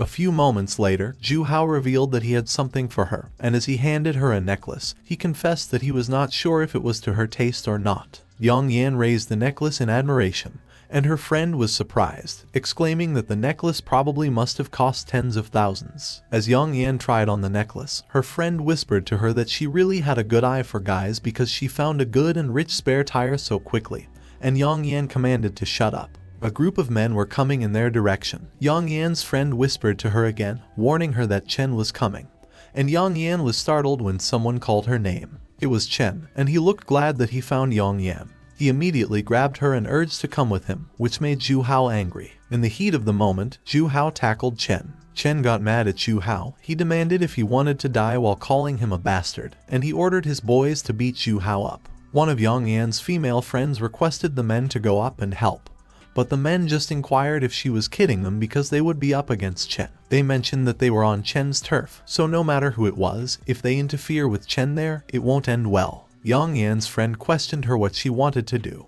but Yang Yan merely nonchalantly remarked that she couldn't possibly do anything, and she elaborated that Zhu Hao was the one who angered Chen by being nosy. It was not like she instructed to stand up for her, so it has nothing to do with her. Wu Zhangyi glared at Yang Yan when he overheard her state those things. He looked so mad as he declared that, sure enough, they were all just a bunch of scum. Wu Zhangyi proceeded to kick one of Chen's boys in the back. In an instant, the boys who were ganging up on Zhu Hao were knocked on the floor, and as Wu Zhangyi helped Zhu Hao up, he questioned him if he had discovered what kind of friends he made. He stated that if he wasn't there, he would be in a wheelchair again for the rest of his life. Wu Zhangyi suddenly kicked someone behind him. Seeing the fight, Yang Yan blushed as she verified with her friend how everyone claimed that Wu Zhangyi was a timid and famous loser, and her friend asserted that Wu Zhangyi was everything except that. Yang Yan came running towards Wu Zhangyi shamelessly, and she claimed that it turned out that he was super strong. Wu Zhangyi smiled as Yang Yan grabbed his arm and confessed that if she had realized he was so powerful, she wouldn't have to be afraid of Chen. Suddenly, someone's hand reached out to Yang Yan's throat. It was Wu Zhangyi, and as he was choking Yang Yan, he instructed her to listen to him, calling her a shameless thought. He revealed that in his previous life, Zhu Hao had to spend his life as a cripple in a wheelchair because of her, so that day, she must endure the same pain as he did. Yang Yan trembled and cried as Zhu Hao requested Wu Zhangyi to let her go because it was not a big deal. However, instead of releasing Yang Yan, Wu Zhangyi emitted an aura from his other hand. While calling Yang Yan a derogatory term, he disclosed to her that in his previous life, Zhu Hao spent the rest of his life in a wheelchair because of her. Using the aura, Wu Zhangyi broke Yang Yan's bones on her knees, instructing her to experience being handicapped for 6 months. As her bones cracked, Yang Yan screamed in pain. Suddenly, Wu Zhangyi noticed that his phone was ringing. It was Wu Gang. As Wu Zhangyi took the call, he dropped Yang Yan on the floor, who quickly writhed in pain. Wu Gang was traveling in a car and mentioned that they were in big trouble, needing his help. Wu Gang elaborated that Dongfeng Wuxin had brought his men to the Hongshuang martial arts school. Zhao Zuri of the Hongyi martial arts school had already surrendered to them. Xia Guoqing mentioned that there was no one in Yunal City besides him who could handle that problem. Wu Zhangyi inquired of Wu Gang if he was referring to the Hongshuan martial arts hall, whose head was Yi Hongshuang, which Wu Gang confirmed. Wu Gang queried if Wu Zhangyi knew the head of the Hongshuan martial arts hall. Wu Zhangyi affirmed, mentioning that Yi Hongshuang was an old friend. He suggested heading over there as fast as he could because he was on his way. As he started to walk out of the dance club, everyone there was so apprehensive of him that they moved out of his way. Wu Zhangyi gestured to Zhu Hao, advising him to go back first because he had an urgent matter to take care of. It was already morning, and a lot of people were gathered in front of the Hongshuang martial arts hall. Yi Hongshuang commented that his martial arts club had always been overbearing and disrespectful. They had repeatedly endured them to avoid fights for the peaceful development of the Wudao community in Yunal City. However, at that moment, all of a sudden, he brought an outsider into the city to conquer all the martial arts schools in Yunal. Dongfeng Wuxin was amused and commented that they were always talking about benevolence and morality. They argued that the only way to become strong was through practicing those old martial arts techniques to strengthen the body. In his opinion, it was just a sign of narrow-mindedness and incompetence. So, the martial art of Yunal City would only be revived in all its glory under his rule. Yi Hongshuang commented that it was a load of crap and that his shamelessness knew no bounds. She challenged him to a fight so that she could put a stop to him once and for all. However, Dongfeng Wuxin declared that day it would not be him who fought her. Dongfeng Wuxin introduced the mysterious person in a cloak from before, and he revealed that the man was Liachuan, the foreign aide he invited. The mysterious man, Liachuan, politely greeted Yi Hongshuang. Yi Hongshuang was surprised when she saw Liachuan. She remarked that it was said that Liachuan defeated numerous martial arts masters in Yunal City in just 2 days, and all of them were defeated in one move. Yi Hongshuang looked at Liuchuan intently, and she did not expect Liuchuan to be a young man who looked to be in his early 30s. Dongfeng Wuxin proposed that she would make the first move, as Liuchuan was known for letting his opponents make the first move. Whenever he struck first, it was always a one-move victory. Fang Xuanxuan, one of Yi Hongshuang's disciples, stepped forward. She declared not to be arrogant and to let her fight Liuchuan. Dongfeng Wuxin stated that she was not worth being Liuchuan's opponent while calling her a little missy. Yi Hongshuang instructed to stay back and let her handle the situation, but Fang Xuanxuan tried to protest. Yi Hongshuang firmly instructed not to make her repeat herself. Fang Xuanxuan prepared herself to attack, and she warned Liuchuan that she was coming. She shrouded her fist with aura, and as she directed her attack towards Liuchuan, she exclaimed to take it. Fang Xuanxuan immediately recognized Yi Hongshuang's move, the Crimson Fist, and Dongfeng Wuxin was alarmed because he knew that the Crimson Fist was Yi Hongshuang's masterstroke. He did not expect her to use her strongest move straight off the bat. Dongfeng Wuxin continued to think that Yi Hongshuang had already reached the peak of Huajin when she was just in her early 30s. She was able to achieve so much while Liuchuan faced Yi Hongshuang's Crimson Fist with a nonchalant attitude. Liuchuan simply raised two of his fingers to block Yi Hongshuang's attack. An array was created, and he managed to block Yi Hongshuang's fists. Yi Hongshuang looked so surprised that Liuchuan blocked her Crimson Fist. Liuchuan looked down on her, commenting that she was weak. Yi Hongshuang was alarmed when her hand got wrapped in Liuchuan's ice attack, as she couldn't get her hand out. Liuchuan remarked that her martial arts were really weak. While Yi Hongshuang was still trapped, Liuchuan summoned an ice staff, and he claimed that the fight was not even the least bit challenging. Liuchuan was about to hit Yi Hongshuang with his ice staff and declared that from that day onwards, her martial arts hall belonged to him, and one by one, he would annex all the remaining 3 major martial arts halls in Yunal City. Fang Xuanxuan panicked, and she tried to rush towards Yi Hongshuang to save her. Suddenly, someone grabbed Liuchuan's staff and revealed that it was the ability to transform internal energy into ice. It was Wu Zhangyi, and he looked so mad as he questioned Liuchuan if he knew his father, Zhang Chenhai. Dongfeng Wuxin quickly recognized Wu Zhangyi as the one who messed up his plan the last time. Fang Xuanxuan looked at Wu Zhangyi in awe, and she wondered if he was Wu Zhangyi. Liuchuan was expecting Wu Zhangyi, and he declared that he finally came. He admitted that he was careless last time, which allowed him to ruin his plan, but although he was very strong, he was still not his opponent. But Wu Zhangyi paid no mind to his remarks, and his string-like aura started to come out of him as he reminded Liuchuan that he asked him if he knew Zhang Chenhai. Wu Zhangyi recalled that in the past, Zhang Chenhai was attacked in their home. The perpetrators were using their energy like Liuchuan was, and they were urging him to surrender the item so he would be spared. Zhang Chenhai replied that he didn't know what they were talking about and that he didn't have what they wanted. Wu Zhangyi and her mother were watching as things unfolded, and Wu Zhangyi inquired her what was going on. Zhang Chenhai instructed to take Wu Zhangyi and escape, but she tried to protest. Zhang Chenhai asserted not to worry about him and just go. Yan Hui quickly grabbed Wu Zhangyi's hand and dragged him out of their home, but Wu Zhangyi protested as he was worried about Zhang Chenhai. The 3 men simultaneously charged forward to attack Zhang Chenhai, and Wu Zhangyi was so surprised. A huge crystal of ice was formed in their yard, and Wu Zhangyi knelt on the ground in despair, calling for Zhang Chenhai. Back to the present, Liuchuan queried Wu Zhangyi who the hell Zhang Chenhai was because he didn't know him, and he warned that he better worry about himself first. Wu Zhangyi was alarmed when Liuchuan's ice started to freeze his hand. Liuchuan laughed as he proclaimed that once he got trapped in his ice, there was no way to escape. Xie Guoqing arrived along with Wu Gang, and Wu Gang was concerned when he saw that Wu Zhangyi and Yi Hongshuang were trapped, so he offered to go up to provide assistance. But Xie Guoqing assured not to worry because Wu Zhangyi could handle it. Suddenly, someone grabbed Yi Hongshuang by the waist. It was Wu Zhangyi, and he commanded the ice to break. Liuchuan could not believe that what he saw was possible. Wu Zhangyi brought Yi Hongshuang to where Xie Guoqing was, and he requested to take care of Yi Hongshuang for him. Wu Zhangyi glared at Liuchuan, and he observed that it was kind of interesting because, since coming back to that world, it was the first time that he met a slightly capable opponent. Wu Zhangyi jumped off the ground to attack. He was already mid-air and about to pounce on Liuchuan, but Liuchuan pointed the ice staff at him and taunted he could use whatever tricks he had because, since he wanted to die so badly, he wouldn't be holding back anymore. Liuchuan used his move, Ice Blade. But without effort, Wu Zhangyi was able to block Liuchuan's attack. Liuchuan was surprised and asked how it was possible. Meanwhile, as the others watched the fight, Yi Hongshuang asked Xie Guoqing who Wu Zhangyi was because he had formidable strength, and Wu Gang stated that Wu Zhangyi was a grandmaster that Xie Guoqing had befriended not too long ago. Yi Hongshuang and Fang Xuanxuan were both surprised to hear that Wu Zhangyi was a grandmaster at such a young age. Back into the fight, Wu Zhangyi charged towards Liuchuan and asked him if it was all he got because he was no fun to play with at all. he decided that he would give him a taste of his fist. Liuchuan created an ice armor to protect himself and declared that he could try all he wanted, but there was no way he could break through his ice armor. Wu Zhangyi's punch landed on Liuchuan's ice armor and there was no damage. Liuchuan laughed at Wu Zhangyi, but suddenly, his armor started to crumble under Wu Zhangyi's fist. Liuchuan coughed up blood. He knelt on the ground as his ice armor crumbled. Liuchuan was shaking while he looked dumbfounded, and Wu Zhangyi remarked that even if he didn't answer him peacefully, he had a lot of ways to make him talk. Wu Zhangyi remarked that they would see for how long he could keep his mouth shut. Wu Zhangyi applied his aura to Liuchuan and used his move, Soul Dominance. As Dongfeng Wuxin watched the events unfold in front of him, he wondered where the heck Wu Zhangyi came from, that even a martial artist as powerful as Liuchuan was powerless in front of him. Xie Guoxing was a bit anxious as he inquired of Wu Zhangyi what it was about.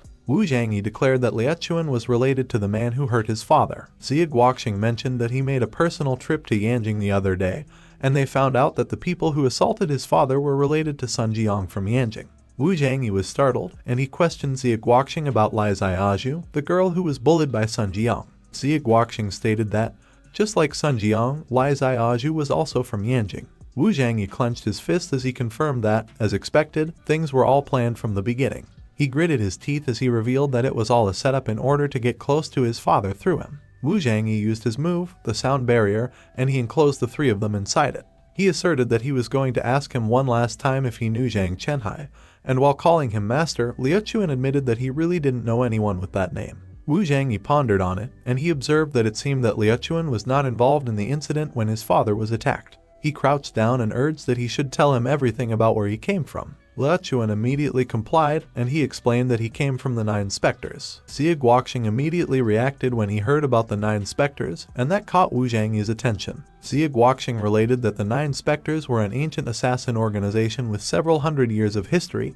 and before the 3rd decade of the last century, it was the era of the terror of the 9 specters. Xie Guoxing recalled that political leaders of so many countries were assassinated, and all other countries were furious, so they gathered together the most powerful ancient warriors to purge them. He concluded that in the end, all the martial artists who were assembled disappeared, and after that, the 9 Spectres organization also disappeared. Wu Zhangyi immediately grabbed Liuchuan by his clothes, and he demanded him where the headquarters of the 9 Spectres organization were. Wu Zhangyi pressed Liuchuan why they attacked his father, but suddenly, Liuchuan stopped talking, and he sucked his lips into his mouth. Wu Zhangyi couldn't understand what was going on and why the soul dominance technique was not working. Suddenly, Liuchuan screamed in pain. He rolled onto the floor as he continued to scream while holding his head, and Wu Zhangyi disclosed that his mind was confined by a confinement spell, so it was no wonder that his soul dominance technique suddenly failed to work. Liuchuan's eyes were bloodshot as he continued to scream. He started to run away, pleading for them not to kill him and pleading that he didn't want to die over and over again. Xie Guoxing was about to chase after Liuchuan, but Wu Zhangyi advised that there was no need to chase Liuchuan. Liuchuan was already laughing as he ran away, and Wu Zhangyi noted that Liuchuan had lost his mind. Yi Hongshuang approached Wu Zhangyi to thank him for helping them, and she expressed that the Hongshuang Martial Arts Hall would never forget that grace of his. Wu Zhangyi mentioned that she shouldn't bring it up, and he requested that in the future, if they ever need his assistance, they should not hesitate to contact him. Wu Zhangyi recounted that in his previous existence, Yi Hongshuang sheltered him when he was utterly desperate and without anyone to rely on, so he would reciprocate her kindness in his current life. Melancholy filled Wu Zhangyi's eyes as he reflected on his past. Dongfeng Wuxin was alarmed when Wu Zhangyi declared he would leave him and his dogs for him to handle, but he only had one condition, which was that he didn't want to see them in Yunal City again, and Xie Guoxing agreed to honor his request. Yi Hongshuang watched Wu Zhangyi walk away, and she pondered whether she had ever encountered him before because she kept experiencing a sense of deja vu. Xie Guoxing captured everyone's attention, and he urged them to listen. Dongfeng Wuxin and his men panicked when Xie Guoxing labeled them dogs and suggested they should thrash the soul out of them together. While Wu Zhangyi walked on the street, he remarked that Lai Ziaju and Sun Jiang had their eyes on him from the very beginning. They set up their plan according to it, and everything they did was to get to his father, Zhang Chenhai. He mentioned that an ancient assassin's organization could not have gone to such lengths to take on an ordinary family. Wu Zhangyi guessed that there was something his parents were hiding from him, and their identities were most definitely not simple. He looked determined as he declared that whatever the case, no matter what the 9 specters were, he would definitely exterminate them with his own hands. The next day, everything seemed normal as people came to school. Wu Zhangyi walked with Xu Hao, who inquired when he came back the other night because he had been missing for days, and if he didn't come back that day, the counselors were all going to his house in search of him. Wu Jiangyi did not answer Zhu Hao's question and merely stated that he was back already. Wu Jiangyi was surprised when someone addressed him as Master Zhang as he and Zhu Hao walked down the school hallway. Fang Xuanxuan verified with Wu Jiangyi if it was really him the other day, and she thanked him for saving her master. Zhu Hao was flabbergasted, and he exclaimed that he was just too awesome. Zhu Hao revealed that not only did he win the heart of the campus belle, Song Yuyao, but even the class rep was after him, and Wu Jiangyi was surprised to learn that Fang Xuanxuan was the class rep. Suddenly, a guy emerged from the classroom, and he questioned Wu Jiangyi about what the hell he thought he was doing. Shen Jun was the son of the chairman of Dingsheng Group, a suitor of Fang Xuanxuan, and he commanded to get his hands off Fang Xuanxuan. Fang Xuanxuan blushed, and she quickly removed her hands from Wu Jiangyi. Shen Jun immediately confronted Wu Jiangyi for daring to openly harass a female student in school, and he warned to just wait because he was going to report it to the counselor. However, Fang Xuanxuan urged to stop talking nonsense because she was just expressing her gratitude to Wu Jiangyi for saving her master the other day. Shen Jun questioned Fang Xuanxuan why she clung to Wu Jiangyi so tightly if that was the case. Fang Xuanxuan questioned Shen Jun who he was to her and asserted that she didn't want him to care about her business. Shen Jun looked devastated and hesitated to inquire if she and Wu Jiangyi were together. Fang Xuanxuan did not deny it and simply asserted that it was none of his business if they were. She warned to stay away from her in the future, or he shouldn't blame her for not being polite. This made Shen Jun query what exactly she saw in Wu Jiangyi and what Wu Jiangyi had that he didn't. Shen Jun complained that Wu Jiangyi had no money, no looks, and was timid and weak. He couldn't accept that she liked a lowlife like him. Wu Jiangyi disclosed that, according to his past life's memory, Shen Jun was a second-gen rich spoiled kid who loved to show off. They never really conversed with each other because their lives were like two different worlds from each other. Shen Jun pushed Wu Jiangyi as he interrogated him if he was laughing at him and if he believed that he was ridiculous at the moment. Zhu Hao pushed Shen Jun back as he challenged him who he thought he was to dare touch his boss. Shen Jun wondered what was going on because Zhu Hao had always run the other way when he saw him. At the moment, he was pushing him, and Wu Jiangyi, who was known throughout the school as a timid and cowardly wimp, was currently giving off an invisible sense of intimidation. Suddenly, someone grabbed Wu Jiangyi's arm. It was Fang Xuanxuan, and she stated that they should go as there was no need to pay attention to Shen Jun. A few moments later, the teacher had arrived in the classroom, and class was about to start. The teacher called everyone's attention and announced that he had a great announcement to make. The students wondered what the good news was, if someone in their class won any prize, and if it was Shen Jun again. They remarked that Shen Jun was such an awesome guy as he was the son of the chairman of Dingsheng International, and his grades were also outstanding. Shen Jun stood proudly as the teacher revealed that the news was indeed something to do with him. The teacher explained that, however, at that time, it was not about any awards but the benefits that Shen Jun brought to the students in need. Shen Jun mentioned that they were aware of his family's situation and that his father was a handicapped person. Wu Jiangyi remarked that as a fellow classmate, he really wanted to help him, so 30,000 yuan should be a lot of money for him, and he could give him a priority quota as well. Zhu Hao looked excited with the 30,000 yuan with a priority quota, and as he exclaimed that Shen Jun sure was super rich, he asked him if he accepted it, but Wu Jiangyi remained silent. The teacher observed that Shen Jun was a really thoughtful person because he knew a lot about his classmates' home situation and cared about them. The teacher summoned Wu Jiangyi and instructed him to come to them to thank Shen Jun. But as Wu Jiangyi thanked the teacher, he declined the offer and declared that he was not interested in that small amount of money. Wu Jiangyi's classmates laughed at him. Some of them questioned if he was out of his mind because he dismissed 30,000 yuan as a small amount for him, while others noted that his family's condition was clearly not good but he was still pretending to be prideful and labeled him a selfish dude. Fang Xuanxuan glanced over to Wu Jiangyi as she commented that Wu Jiangyi was able to easily defeat the ancient martial arts master the other day, so he shouldn't be short on money. She acknowledged that, however, the fact that Wu Jiangyi's family's financial situation was poor was something that everyone in their class was openly aware of, and she pondered if there was something about it. Meanwhile, Shen Jun grew angry at Wu Jiangyi. But suddenly, someone contacted Wu Jiangyi. It was Xia Guoxing, and as Wu Jiangyi nonchalantly inquired if something happened, Xia Guoxing chuckled. He explained that he called at that time for a different reason, and it was because there was going to be a grand auction in Yunel the next day. Xia Guoxing disclosed that all the major families and celebrities in Yunel City would be attending, so he wondered if he was interested. When Wu Jiangyi learned that it was another auction, he promptly declared that he was not interested, but Xia Guoxing revealed that there was a catch. Xia Guoxing unveiled that there would be more than just antiques because he heard from a close friend that they would also be auctioning a mysterious magic weapon at that time. Wu Jiangyi grew curious when he learned about the magic weapon, and he speculated if it was the magic weapon of that world. Wu Jiangyi grinned and confirmed that he was in. Xie Guoqing expressed that it was great. He instructed that when he came to the auction, he simply had to give his name to them, and they would let him in without a pass. As Wu Zhangyi placed his phone down on the table, he invited Zhu Hao Fatty. He proposed that he would take him to an auction the next day, and Zhu Hao looked excited. Meanwhile, Shen Jun laughed at Wu Zhangyi, calling him his poor friend, as he teased him if he just stated that he was going to an auction the next day because it was hilarious, and he doubted that he wouldn't even be able to get through the gate. Wu Zhangyi grew annoyed at what Shen Jun asserted, so he countered and suspected that maybe he would be the one who got kicked out, which struck Shen Jun's nerves. Shen Jun predicted that they would see about that. The next evening, in a huge fancy building, someone claimed that they heard that the auction would be attended by all major families and great identities of Yunel City, and the person they were talking to confirmed, asserting that they heard that the Zhao family was also coming.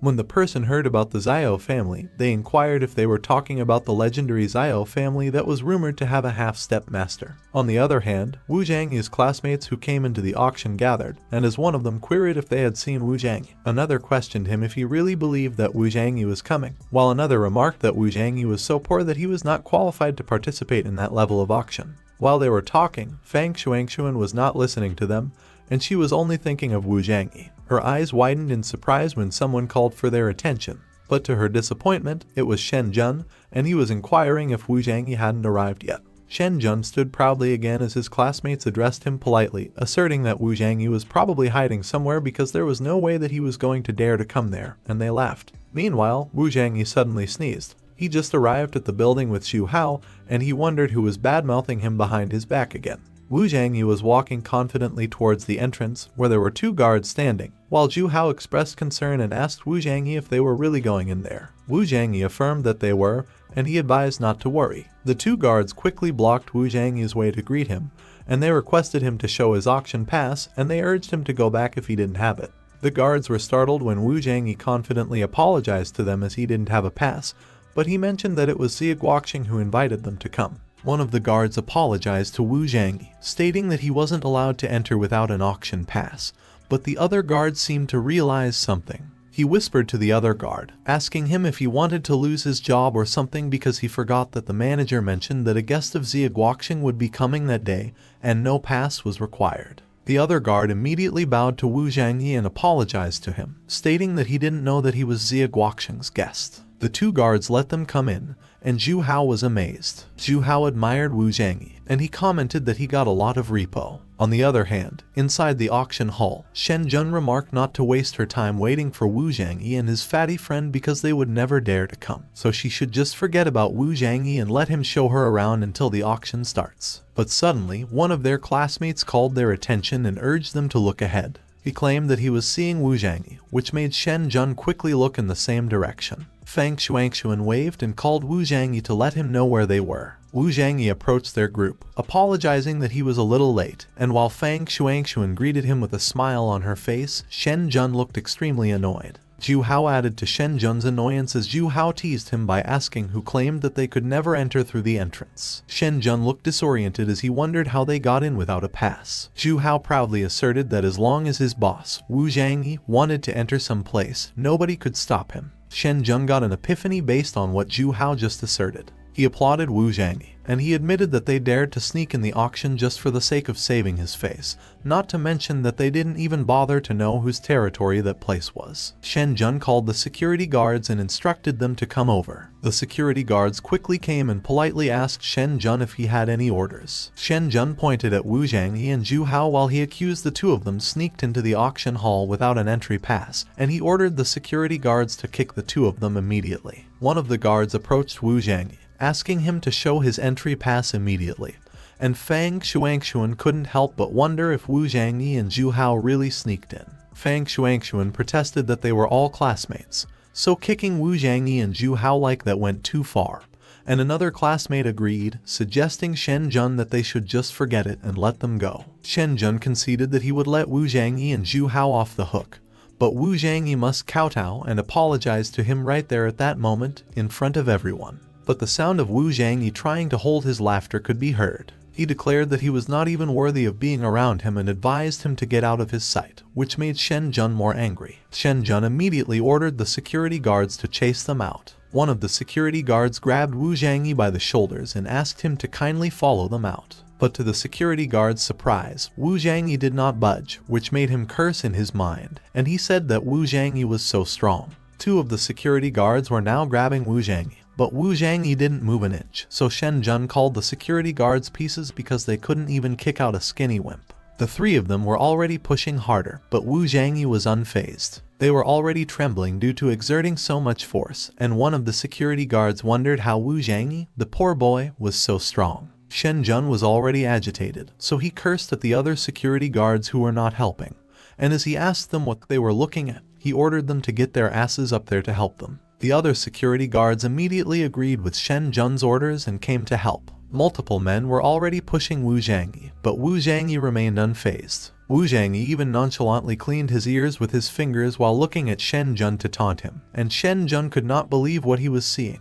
He asked himself how it was possible. Suddenly, someone arrived and called their attention. Wu Zhangyi looked to see who the person was, and it seemed that he recognized them. It was Xia Fenger, and she gave one of the security guards a flying kick as she reprimanded him for touching Wu Zhangyi, calling him master. Xia Fenger landed safely on the ground. Everyone was surprised at what Xia Fenger just did, and Shen Jun even cursed due to surprise. Xia Fenger paid no attention to them as she bowed to Wu Zhangyi, stating that it was a long time since they saw each other, and she reminded him that he didn't keep his word because the last time he promised that he would give her some pointers, but he disappeared for days. Wu Zhangyi casually apologized to Xia Fenger, admitting that plans don't always work out.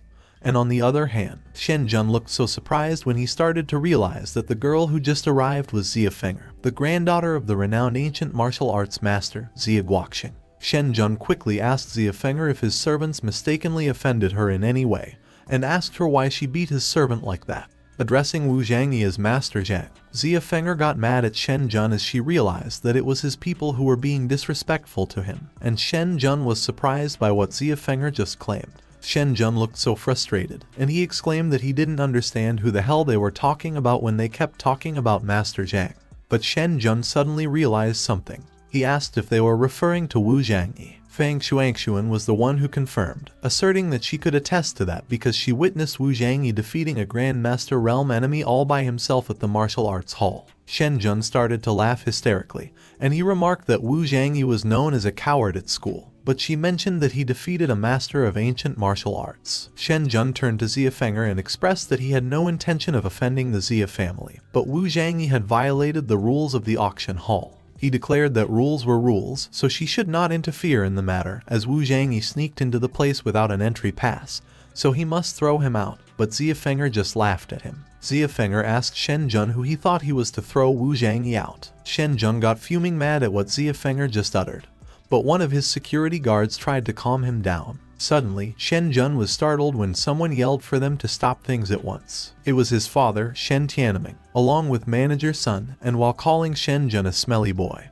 he asked him if he was causing trouble again. Shen Jun looked glad when he saw his father, and he observed that his timing was just perfect. But Shen Jun was speechless as Shen Tianming simply passed by him and went ahead to ask his classmates who Master Zhang was. Shen Jun quickly pointed at Wu Zhangyi, informing Shen Tianming that Wu Zhangyi's name was Wu Zhangyi, and he was his classmate pretending to be Master Zhang.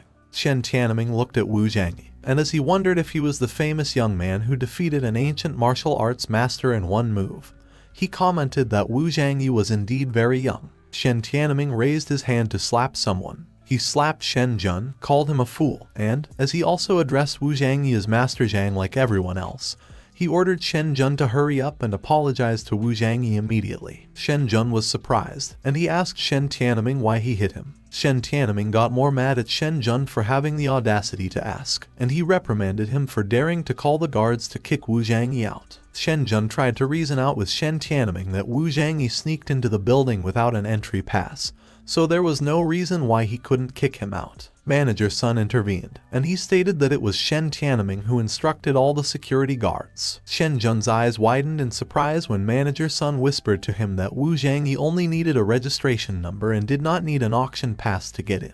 As everyone looked at him, Shen Jun couldn't understand what the hell was going on, and he couldn't comprehend who it was that all of a sudden, everyone, even his father, was treating Wu Zhangyi with respect. He panicked as he wondered if Wu Zhangyi was really the Master Zhang they were talking about. Shen Jun was stunned when Shen Tianming ordered him to apologize to Wu Zhangyi immediately. With a defeated look on his face, Shen Jun addressed Wu Zhangyi as Master Zhang and apologized to him. Someone suddenly clapped their hands. It was Shen Tianming, and he declared that Shen Jun was blind as a bat, so he requested that he forgive his impudence just for that once. But Wu Zhangyi asserted that an apology wouldn't do. He insisted that he wouldn't forgive Shen Jun so easily after disrespecting him so much, not unless Shen Jun gets the hell out of the auction hall immediately, and that surprised Shen Jun. Shen Jun couldn't contain his anger and called Wu Zhangyi a bastard, declaring that he already took things too far. But to his surprise, Shen Tianming grabbed him by his ear, called him a smelly brat,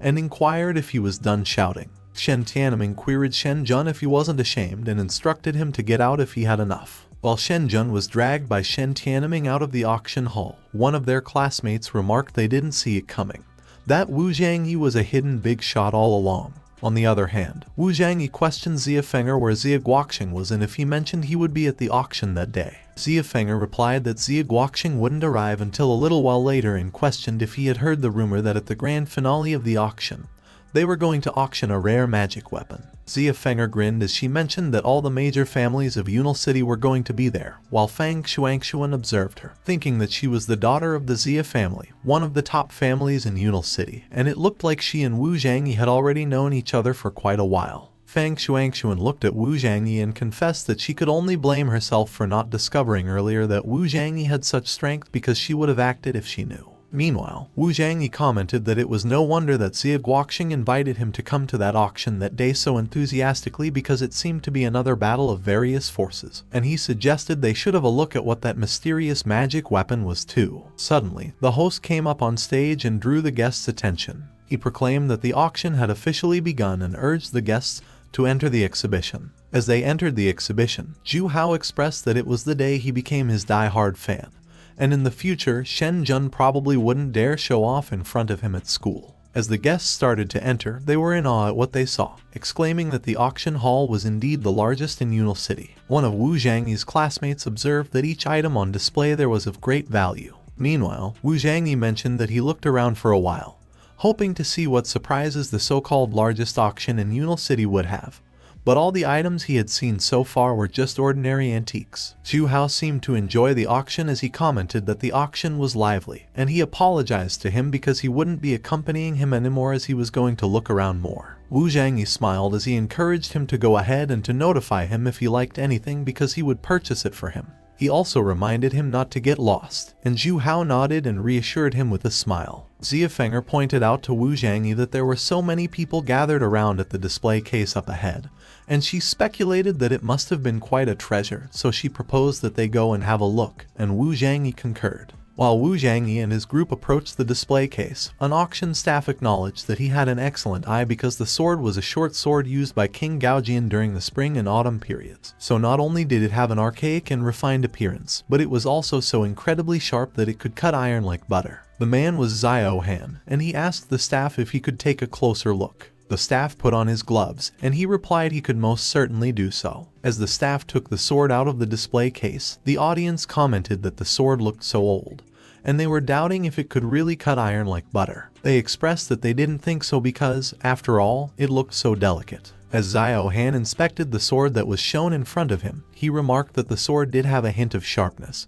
But as everyone mentioned, he was also skeptical if the short sword could really cut through iron, as the auction staff claimed. Xiao Han mentioned that he wondered if it was possible for him to demonstrate the short sword's sharpness, and the auction staff confirmed that he certainly could. A table with an iron on top of it was brought into the area, and the auction staff noted that they expected something like that, so they had already prepared an iron block in advance that everyone could inspect for authenticity after the demonstration. As the auction staff raised the short sword, he instructed to look closely. The auction staff sliced through the iron block, and the sliced part fell to the floor. Everyone was amazed with what they saw, and they exclaimed that the short sword really did cut iron like butter, and it didn't even make a sound. One of the audience members inspected the sliced part that fell to the floor, and they were astonished because what they were holding was definitely a real piece of iron. Xiao Han declared that it was truly excellent and announced that he would buy the short sword. The auction staff announced that the starting bid for the short sword was 20 million,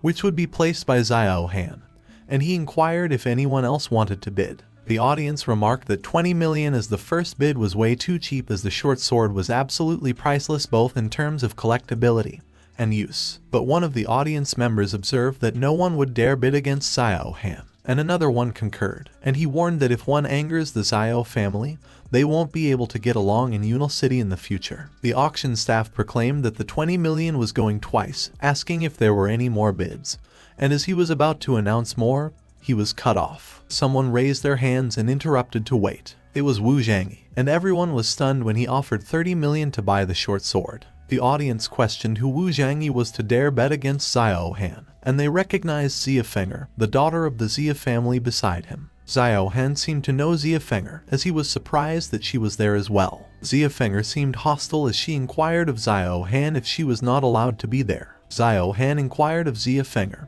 who was the kid beside her. Xia Feng'er proudly introduced Wu Zhangyi as the Grand Master Zhang, who defeated an ancient martial arts master in one move at the Hongshuang Martial Arts School and shook the martial arts community. Xiao Han was startled when he heard that, and he wondered if Wu Zhangyi was the one who was known as the youngest ancient martial arts master in Yunal City. Wu Zhangyi felt awkward as he remarked that it looked like he made a name for himself in the Hongshuang Martial Arts School, and he couldn't even keep a low profile anymore. One of the audience members questioned what youngest ancient martial arts master they were talking about, and he claimed that it sounded like total bullshit. He asserted that the youngest grandmaster to be in Yunal City was none other than their young master, Xiao Han. While addressing Wu Zhangyi as Master Zhang, Xiao Han calmly queried Wu Zhangyi if he wanted to steal the short sword from him that day. Wu Zhangyi smiled as he clarified that he was going to correct him because he was not stealing the sword. He explained that he just likes the short sword and he happened to be looking for a weapon, so he was just simply trying to buy it. Xiao Han stated that he also took a fancy to the short sword, so he guessed that they could only bid. Xiao Han announced that there was no other way, and he offered 50 million for the short sword. Everyone was astonished when they learned that Xiao Han made a bid of 50 million, and they exclaimed that it was the Xiao family after all. They were filthy rich. But Wu Zhangyi nonchalantly blew non-existent dirt on his nails, and he easily bid 60 million for the short sword. Xiao Han looked angry while the audience was surprised. They wondered who exactly Wu Zhangyi was because 60 million was not a small amount, even for a major family. Xia Feng'er looked concerned, and she voiced that 60 million for a short sword was not worth it. But Wu Zhangyi asserted that money was nothing because they could earn it back when it was gone. Xiao Han gritted his teeth and bid 80 million for the short sword. The man from earlier also got alarmed, and he voiced that he was afraid that they should ask for their President Zhao's permission first before they use 80 million, or else it would be troublesome for him later. Xia Feng'er was anxious, and she expressed that any more than 80 million would mean they would have to sell the martial arts school. On the other hand, Xiao Han looked so desperate, and he vowed that no matter what, he wouldn't let Wu Zhangyi win that day. Suddenly, an old sword was dropped on the ground. While the man apologized to the staff for accidentally dropping the sword on the floor, the sword seemed to catch Wu Zhangyi's attention. He quickly requested the staff if he could have a look at the sword. Wu Zhangyi inspected the sword, and he remarked that sure enough, the spiritual energy fluctuation he felt was coming from that short sword, but he wondered why it was so faint. And while he was doing so, Xiao Han gritted his teeth while the other audience wondered what was up with Wu Zhangyi because he suddenly went over to the other sword, and they commented that he was a weird fellow. Xia Feng'er inquired of Wu Zhangyi what happened and if he did not want the previous short sword. Wu Zhangyi confirmed with her that he no longer wanted the other one because he had found an even better short sword. Xia Feng'er was confused when Wu Zhangyi showed her the short sword, and she observed that it looked so worn out and shabby. The auction staff questioned Wu Zhangyi if he would like to buy the short sword, and he explained that it might look worn, but it was old and had great collector's value. Wu Zhangyi applied his aura to the sword. He was surprised when the sword changed its appearance. Xia Feng'er looked amused as Wu Zhangyi revealed that it turned out that the short sword was sealed by a spell, and it was the first time he had seen such a seal after coming back into that world. He expressed that it was pretty darn good and declared that he would buy it. Xia Feng'er was surprised when she saw that the broken sword cost 3 million. She remarked that maybe he should reconsider, but Wu Zhangyi was already taken out his card and instructed to swipe it, and the staff agreed. Wu Zhangyi swiped his card on a machine, and it confirmed that 3 million were received. Wu Zhangyi looked at the short sword in his hand, and he commented that once he got back home, he would unlock the spell on it to see what exactly emitted the spiritual energy inside. Xiao Han observed them as Xia Feng'er congratulated Wu Zhangyi and laughed. Suddenly, the auction staff also congratulated Xiao Han. Xiao Han was horrified when the auction staff announced that the final bid of 80 million was his for the sword used by King Gaojian, so the short sword was already his. Xiao Han glared at Wu Zhangyi as he wondered if he deliberately increased the bids, and he vowed that he would remember that. Xiao Han was shaking as he swiped his card on the machine, and the machine confirmed that 80 million was received. He confessed that if his father found out that he spent 80 million, he would get beaten up again, while the clueless audience members were clapping, congratulating him, and exclaimed that he looked so happy. Suddenly, one of the audience members pointed out that another big shot had arrived. It was Xiao Zhongshan of the Xiao family, the only absolute grandmaster in Yunal City, and he was with the other masters. Xia Feng'er immediately greeted her grandpa, exclaiming that he was there at last, and Xia Guoqing asked her if she was enjoying the exhibition while Fang Shuangshuan greeted her master, Yi Hongshuang. Meanwhile, Xiao Han greeted his grandfather. Yi Hongshuang greeted Wu Zhangyi by calling him Master Zhang like everyone else, and she mentioned that he came too. But Wu Zhangyi declared that there was no need to be so polite to him and that she could just call him Zhangyi. On the other hand, Dongfeng Wuxin was sweating as he admitted that it was true that the famous Master Zhang was really Wu Zhangyi, and he was glad that he ran away quickly that day. Suddenly, Xiao Zhongshan approached Wu Zhangyi and inquired if he was Master Zhang.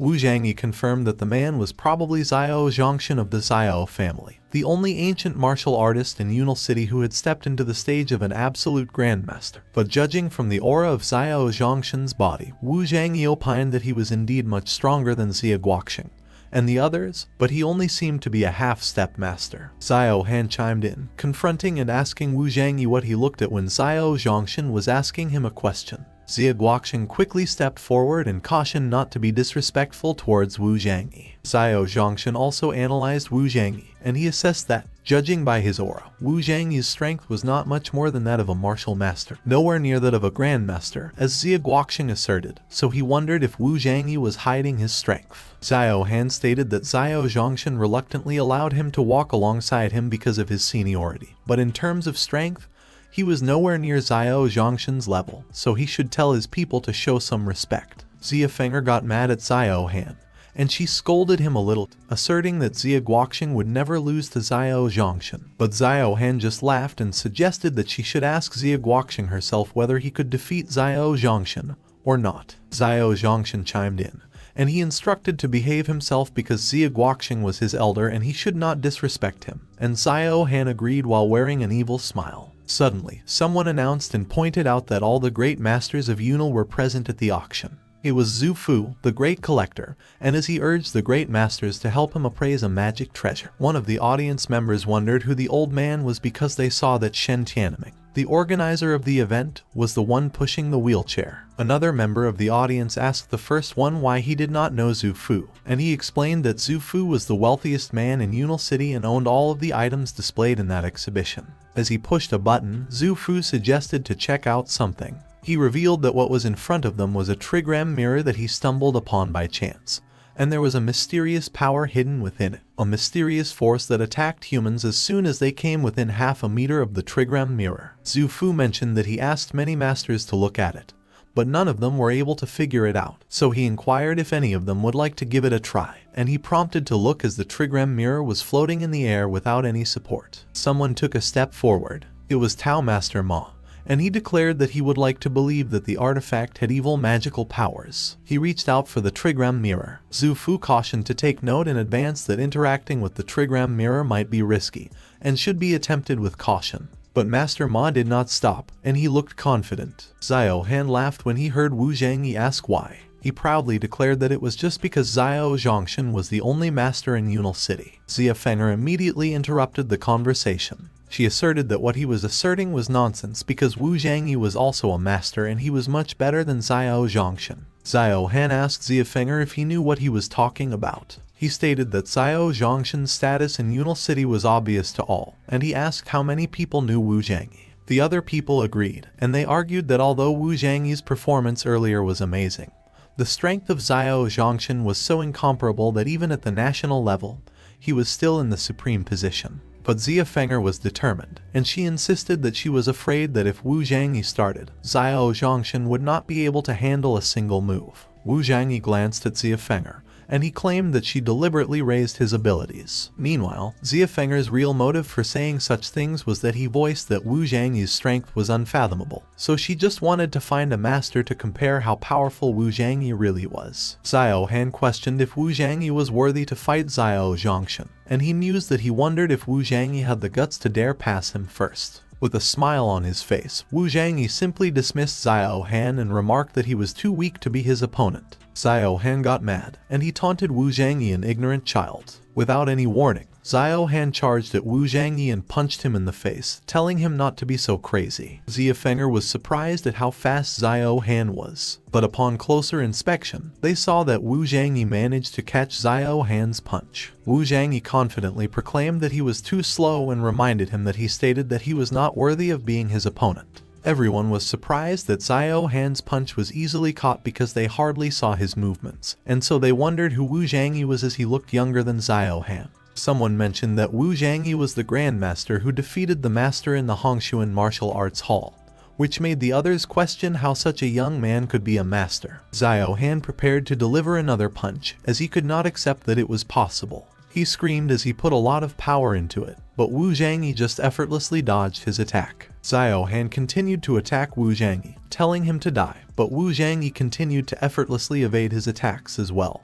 And Xiao Zhongshan, who was watching the fight, commented that it seemed that Xiao Han was not Wu Zhangyi's opponent at all, but he didn't seem worried. Xiao Han was getting tired, and while he was out of breath, Wu Zhangyi looked just fine, and he even remarked that he was boring, so they should change with Xiao Zhongshan to come up. Xiao Han got so enraged that Wu Zhangyi dared to insult him as such. He poured a pill from a container into his hand. He popped it into his mouth to take it. Xiao Zhongshan observed that sure enough, Xiao Han still took out the life-devouring pill, and although it could instantly increase the cultivation base by a small class, the damage to the body was enormous. But he observed that it was no wonder that Xiao Han had never lost to his peers in more than 10 years. Xiao Han released a tremendous amount of aura. Seeing Xiao Han's power, Wu Zhangyi noted that unexpectedly, that world also had that kind of potion that could instantly enhance strength, and he found it interesting, so he decided that he would play with Xiao Han. Xiao Han questioned Wu Zhangyi if he wanted to anger him because he would kill him that day.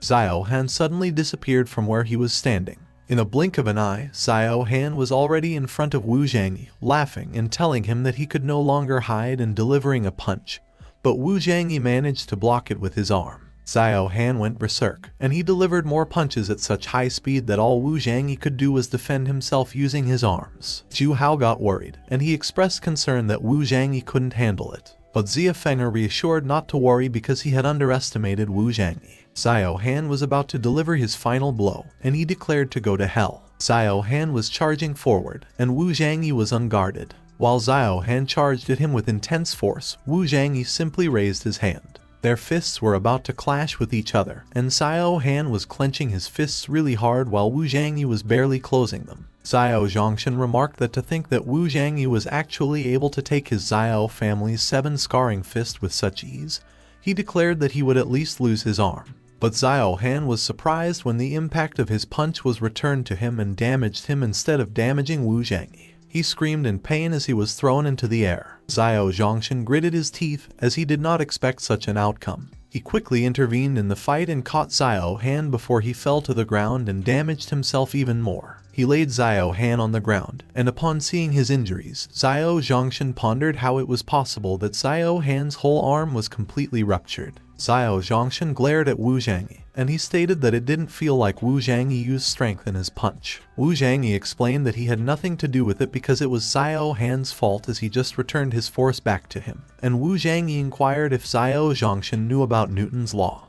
But Xiao Zhongshan was not listening to what Wu Zhangyi explained, and he got mad at him for daring to cripple Xiao Han's arm. Xiao Zhongshan released his Kai that created an image of a tiger, and he threatened that he would take his life that day. Xie Guoqing recognized that what Xiao Zhongshan was doing was Kai manifestation, and as he recognized how terrifying Xiao Zhongshan's aura was, he wondered if it was the power of an absolute grandmaster. Xiao Zhongshan charged forward. With his Kai manifestation behind him, Xiao Zhongshan charged towards Wu Zhangyi without holding anything back. Xiao Zhongshan attacked Wu Zhangyi with a slashing aura, but Wu Zhangyi managed to dodge the attack. Zia Guoqing felt the powerful force, and so he advised everyone to step back. Zia Guoqing observed that the power of an absolute grandmaster was terrifying.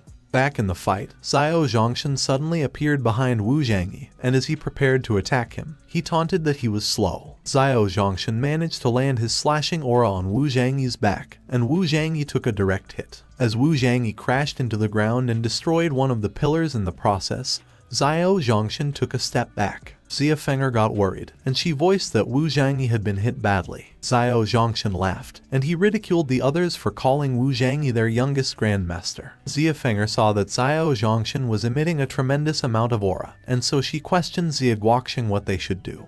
But Zia Guoqing advised to wait because Wu Zhangyi was not that weak to be defeated so easily. Suddenly, Wu Zhangyi dug himself out of the rubble and commented that it looked like he underestimated Xiao Zhongshan a bit too much. Xiao Zhongshan was startled. Wu Zhangyi was still smiling, and he mentioned that it was the first time he had bled after coming back to that world. Xu Hao pointed out that Wu Zhangyi was okay. Xiao Zhongshan acknowledged that he was one sturdy young man. He used his Kai manifestation again and charged towards Wu Zhangyi, proclaiming that his death that day was inevitable. A huge crashing sound was heard, and the guards outside the building of the auction hall were startled. Bright, golden wings appeared behind Wu Zhangyi, and he managed to block Xiao Zhongshan's attack. Xiao Zhongshan admitted that it seemed that the rumors were true. Wu Zhangyi was also using a Kai manifestation of a bird, and Xiao Zhongshan confessed that at such a young age, he had entered the absolute grandmaster realm. One of the audience members exclaimed that he never imagined that he would ever get to witness a battle between two absolute grandmasters. Xiao Zhongshan gritted his teeth,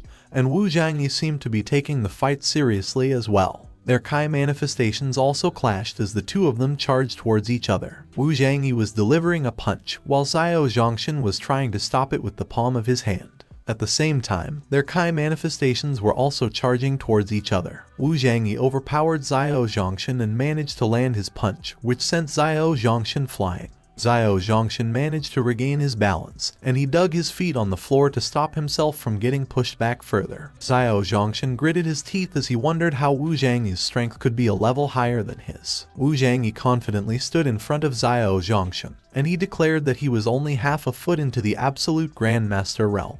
Wu Zhangyi directed his Kai manifestation to charge forward, and he proclaimed that he would show him what a true grandmaster's strength was like. Xiao Zhongshan was surprised when he saw that Wu Zhangyi was transforming the Kai into a living being, and he braced himself for impact. Xiao Zhongshan protected himself with his Kai manifestation, while Wu Zhangyi's Kai manifestation charged at him. Meanwhile, Xu Hao was in awe while Zia Guoqing was protecting Xia Fenger from the powerful aura from the clash that was affecting them. Back into the fight, Xiao Zhongshan knelt to the ground and coughed up blood while Wu Zhangyi remained standing. Xiao Han, who had regained his consciousness, was worried as he called out to his grandpa. On the other hand, Xia Fenger was celebrating, and she announced that Wu Zhangyi had won again, while Zia Guoqing stated that it seemed like it really was the right choice to befriend Wu Zhangyi back then. Wu Zhangyi remarked that it seemed that there was no need for the Xiao family to continue to remain in Yunal City, and Xiao Zhongshan was startled. Xiao Han chimed in,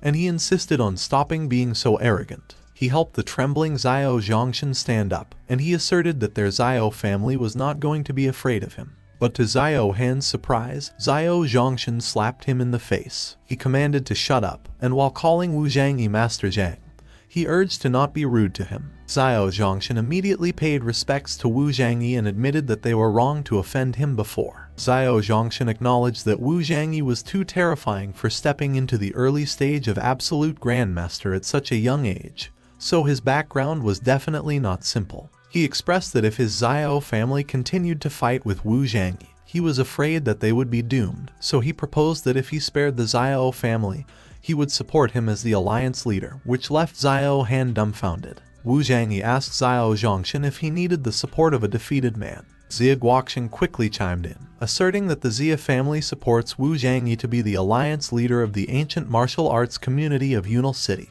and Yi Hongshuang followed. She explained that her Hongshuan martial arts hall was in great crisis a few days ago, and was greatly helped by Wu Zhangyi, so they believe in his strength and integrity, so they were willing to support Wu Zhangyi as the alliance leader. Wu Zhangyi remarked that if anyone had an opinion or wanted to come out and challenge him, he advised them to come forward. One of the audience members was in awe that Wu Zhangyi had become the leader of the alliance at such a young age. Another one looked excited as she declared that Wu Zhangyi's future was even more boundless because he had defeated Xiao Zhongshan at such a young age, calling him Grandmaster Zhang. Everyone agreed that they were all willing to support him as the alliance leader of Yunal City's martial arts community. Wu Zhangyi was pleased, and he mentioned that they were not going to be afraid of the 9 specters coming to pick a fight with them. He announced that he had one more announcement to make. Wu Zhangyi proclaimed that since he was still too young, many matters still required the assistance of Xie Guoxing, so he was making Xie Guoxing the acting head of the alliance. Xie Guoxing was extremely surprised when Wu Zhangyi informed him that he could make decisions on all matters of the alliance in his stead.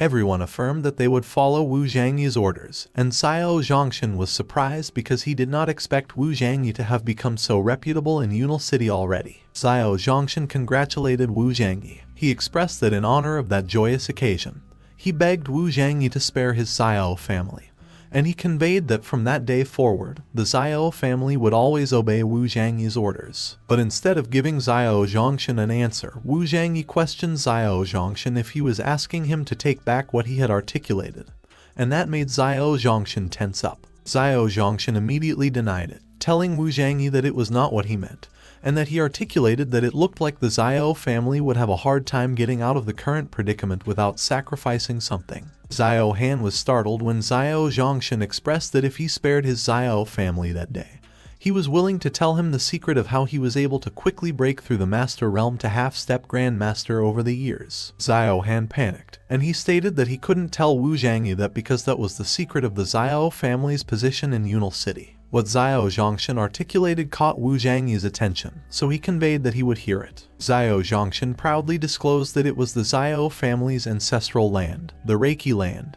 an island with an abundance of Reiki. Xiao Zhongshan instructed to go and get the helicopter ready, and the man immediately agreed. Xiao Han tried to ask Xiao Zhongshan if he was really going to do such a thing, but Xiao Zhongshan cut him off and commanded to shut up, declaring that he had already given his word. On the other hand, Xie Guoxing seemed anxious. He expressed that he was afraid that something was fishy and Xiao Zhongshan could not be trusted. Xiao Zhongshan came to inquire Wu Zhangyi what his decision was, and he informed him that he had ordered his subordinate to prepare the helicopter, so as long as Wu Zhangyi agreed to let the Xiao family off the hook, they would leave for that place immediately. Thinking about the island, Wu Zhangyi mentioned that it would still depend on whether his so-called land of Reiki could satisfy him. Xiao Zhongshan became anxious as he concurred with Wu Zhangyi. Half an hour later, a helicopter was flying in the sky over the mountain ranges. Xiao Zhongshan, Xie Guoxing, Xie Feng'er, and Wu Zhangyi were in the helicopter along with the pilot. As they hopped off the helicopter, someone remarked that it was as far as the helicopter could get them. It was Xiao Zhongshan, and as he was leading the group, he remarked that the waters in that area had a disturbed magnetic field for some unknown reason. Xiao Zhongshan informed that he had ordered his men to prepare a speedboat, and once they crossed the stretch of water in front of them,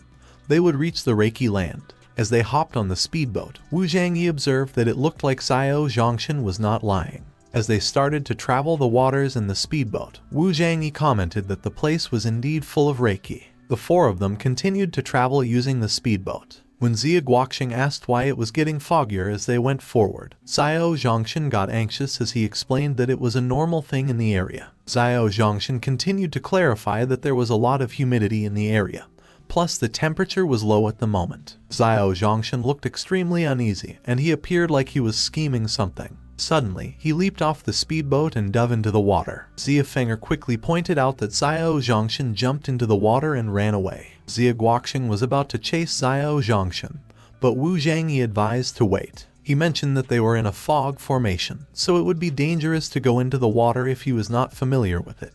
And upon hearing what Wu Zhangyi stated, Xie Guoxing inquired what would happen to Xiao Zhongshan. Wu Zhangyi assured not to worry because Xiao Zhongshan wouldn't get away. Meanwhile, Xiao Zhongshan was swimming underwater, and he was laughing in his mind as he revealed that the area was full of Reiki, and had been sought after for a long time. But because of the illusionary fog formation on those waters, no one had been able to find that place so far. He declared that only those familiar with those waters could follow the underwater boulders to identify their way out of the illusionary fog formation. Xiao Zhongshan thought about how Wu Zhangyi wanted to destroy his Xiao family, and he laughed in his mind while thinking that Wu Zhangyi would die there. Half an hour later, on the speedboat, someone expressed their worry as they seemed to be stuck in those waters and couldn't get out. Zia Guoqing commented that they had been driving forward for more than half an hour, but it seemed that they were still in the same place, and Wu Zhangyi reiterated not to worry because he had been probing the formation since a while ago, so he already knew how to break it. Wu Zhangyi proclaimed that he was the Supreme Emperor, so there was no way that that weak fog formation could trap him. And as he explained how that kind of formation was very easy to break because all they had to do was destroy the center of the formation.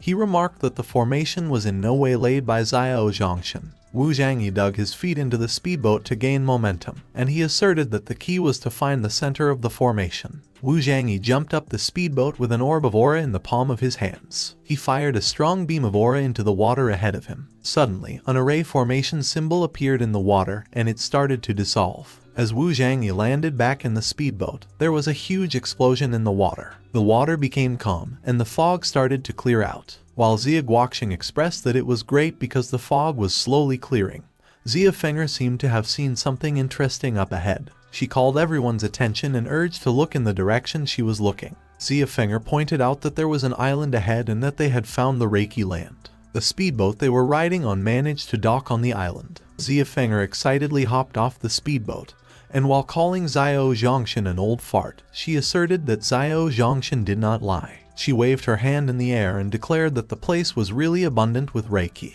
Wu Zhangyi realized that the Reiki on the island seemed to be spilling out of the ground. The three of them started to explore the island, and they noticed someone sitting behind a tree trunk. It was Xiao Zhongshan, and as someone pointed him out, calling him a dog, he was surprised to see that they were still alive. Zia Guoqing got mad at Xiao Zhongshan for daring to trap them in that formation, and he charged to attack him. Xiao Zhongshan blocked Zia Guoqing's attack, and the palms of their hands met. But Xiao Zhongshan was stronger than Zia Guoqing, so Zia Guoqing was blown away. Xiao Zhongshan quickly ran away, and Zia Fenger approached Zia Guoqing to check if he was alright. Xiao Zhongshan bragged as he proclaimed that a weakling like Zia Guoqing wanted to catch him, and he advised to stop dreaming.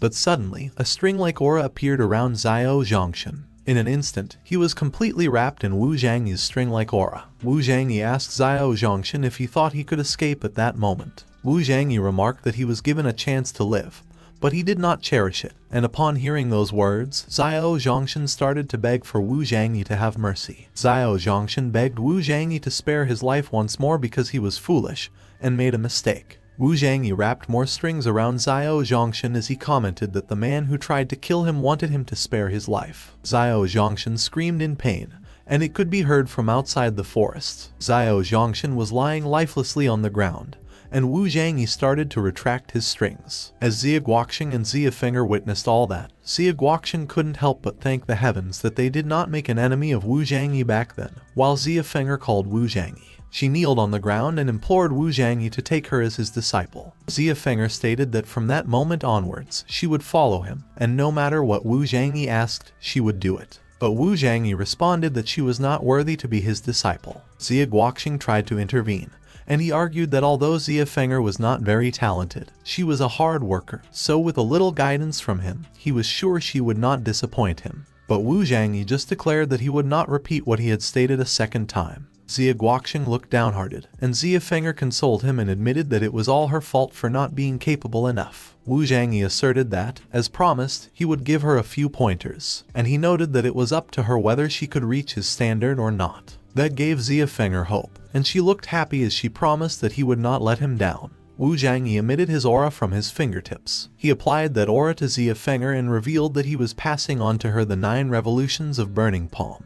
But she would have to comprehend it herself. A glowing mark appeared on Zia Fenger's forehead. As Wu Zhangyi saw Zia Fenger feel ecstatic, he explained that the 9 revolutions Burning Palm was not considered a superior technique in the Zhejian realm, but in his current world, where the spiritual energy was very thin, it could definitely be considered a supreme technique. Zia Guoqing kneeled alongside Zia Fenger, and the two of them expressed that they were indebted to him and thanked him. Wu Zhangyi walked forward, and he mentioned that there was plenty of spiritual energy there, so they should go and start cultivating themselves immediately. He informed them that he would be in seclusion for a few days too, and Zia Guoqing and Zia Fenger agreed. Wu Zhangyi was shrouded in a tremendous amount of aura as he cultivated on Reiki land. He was meditating diligently. Wu Zhangyi realized that it turned out that the so-called Reiki land had gathered a lot of spiritual energy because there were a large number of crystals stored under the ground. As he continued to meditate, he remarked that although the quality was not superior, the large amount of those crystals was rare even in the cultivation world.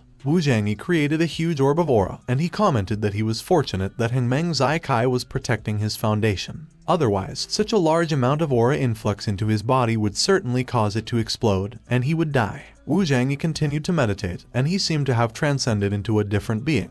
7 days later, Wu Zhangyi seemed to have finished his cultivation, as he had already gotten up from where he was meditating. As he looked at the horizon, he noted that the cultivation of the human king technique had finally reached the first layer of perfection, and he was just one step away from the second level. He looked satisfied as he clenched his fist and observed that in the cultivation world, the practitioners who could already be compared to the zenith cultivators were equivalent to the early stage of the Saint Master of the ancient martial arts world. Suddenly, something caught Wu Zhangyi's attention. It was the short sword he got from the auction, and he just realized that he almost forgot it. He held the short sword carefully, and he stated that he would see exactly what the spiritual power was emanating from inside. Wu Zhangyi began to apply his aura to the sword. Suddenly, something started to peek through the cracks of the short sword. The short sword broke in Wu Zhangyi's hand as the creature came out of it, like an egg that was hatched. Wu Zhangyi quickly recognized that it was a sword fetus, the embryonic form of cultivating flying swords, and they were also classified according to their quality, such as low, medium, high, top, and legendary grade congenital sword fetuses, and Wu Zhangyi exclaimed that what he got was an extremely high-quality sword fetus. The sword fetus started to fly away, but Wu Zhangyi quickly jumped off the ground to catch it,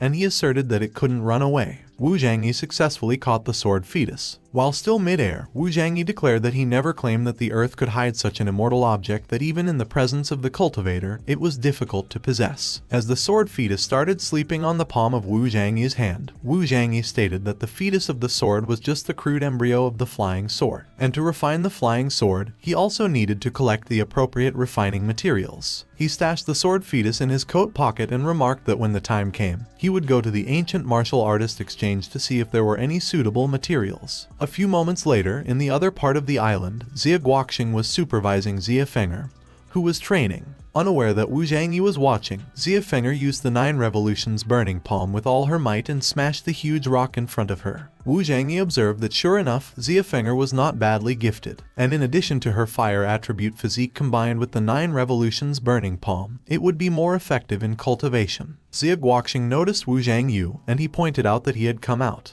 Wu Zhangyi noted that it seemed that he had also broken through to the realm of a master. Xie Guoxing confirmed that Wu Zhangyi was right, and he thanked Wu Zhangyi for bringing him and Xie Fenger to that island. Xie Guoxing announced that he was able to break through the master realm 2 days ago with his modified kung fu method. Wu Zhangyi informed Xie Fenger that it was about time for them to get ready and go back, and they agreed. Suddenly, Wu Zhangyi's expression changed as he felt something. He quickly looked towards the sea, and he noticed that there was a person with a tremendous amount of aura charging towards them, calling them bold thieves. It was a man, and he was extremely mad at them for daring to break into his fairy island. The man was running above the water at extreme speed. Xie Fenger stated that the man could come by stepping on the water, so she wondered if it was an immortal on that island. The man landed on the island. He jumped into the air, and as soon as Xie Guoxing saw his face clearly, he immediately recognized that the man was Meng Nanshan. Meng Nanshan, the Yanjing Meng family leader, landed behind Wu Zhangyi and Xie Guoxing. Xie Guoxing immediately informed Wu Zhangyi that Meng Nanshan was also one of the best in Yanjing, and he was rumored to be close to the peak of the Grandmaster realm, which puzzled Wu Zhangyi. Wu Zhangyi stared at Meng Nanshan, and he wondered if he was from Yanjing again.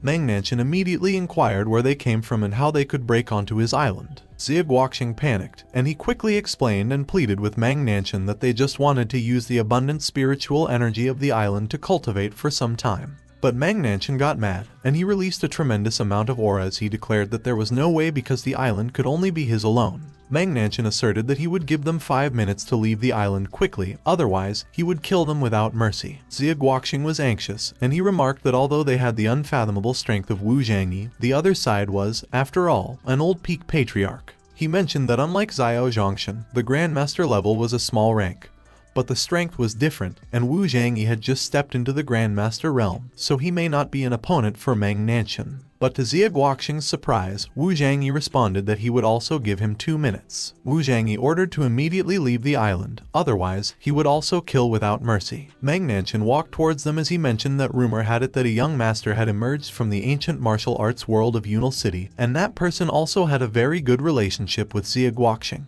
Meng Nanshan questioned Wu Zhangyi if it was him, and Wu Zhangyi confirmed with Meng Nanshan that it was him. Wu Zhangyi observed that unexpectedly, his fame had already spread to Yanjing, which got Meng Nanshan annoyed, and he commented that Wu Zhangyi was so mad at a young age. Meng Nanshan charged forward to attack Wu Zhangyi and proclaimed that it was the day that he would teach him a lesson. But before Meng Nanshan's attack reached Wu Zhangyi, he simply slapped Meng Nanshan's wrist and deflected the attack. Wu Zhangyi's slap had such incredible force that Meng Nanshan was pushed back. Meng Nanshan immediately realized that Wu Zhangyi was more than a master, and he couldn't help but ask how it was possible at such a young age. Wu Zhangyi replied that, to tell him the truth, he was too weak. Meng Nanshan got enraged. He called Wu Zhangyi a kid, and he declared that he wanted to die while he summoned his Kai manifestation that looked like a bear. Meng Nanshan charged forward to attack Wu Zhangyi with his Kai manifestation, and before his attack could reach Wu Zhangyi grew a pair of wings again, just like when he fought Xiao Zhongshan. Wu Zhangyi punched Meng Nanshan, and although it looked like he was not putting much effort into the punch, he still managed to send Meng Nanshan flying and coughing up blood. Meng Nanshan twirled on the ground until he hit a tree trunk. He looked so terrified as he called Wu Zhangyi a monster because he realized that Wu Zhangyi was at the peak of the Grandmaster realm at such a young age. Wu Zhangyi remarked that what he stated earlier still counts and he would give him 2 minutes, but Meng Nanshan cut him off. Meng Nanshan admitted that Wu Zhangyi, but he still looked confident as he rummaged through his coat's pocket. Wu Zhangyi, Xie Feng'er, and Xie Guoqing were alarmed, and they seemed to have recognized what Meng Nanshan got from his pocket. Meng Nanshan was applying his aura to a circular artifact, and he proclaimed that it was the day he would die. Wu Zhangyi questioned Meng Nanshan if it was a magic weapon. Meng Nanshan replied that it was his biggest secret, and there was once a peak patriarch who was crushed by that weapon. As Meng Nanshan applied more of his aura to the magic weapon, he commented that it was a pity that the weapon could only be activated once every 6 months, otherwise, his Meng family would have surpassed those top-notch families a long time ago. Meng Nanshan raised his hand in preparation for the attack, and he remarked that he could be proud to be killed by that weapon. Meng Nanshan observed that it was a shame that the world would lose a demon like him, the future Saint Master. Meng Nanshan threw the magic weapon towards Wu Zhangyi, and while still calling him a kid, Meng Nanshan instructed to go to die. Wu Zhangyi looked unfazed as the magic weapon shined on him.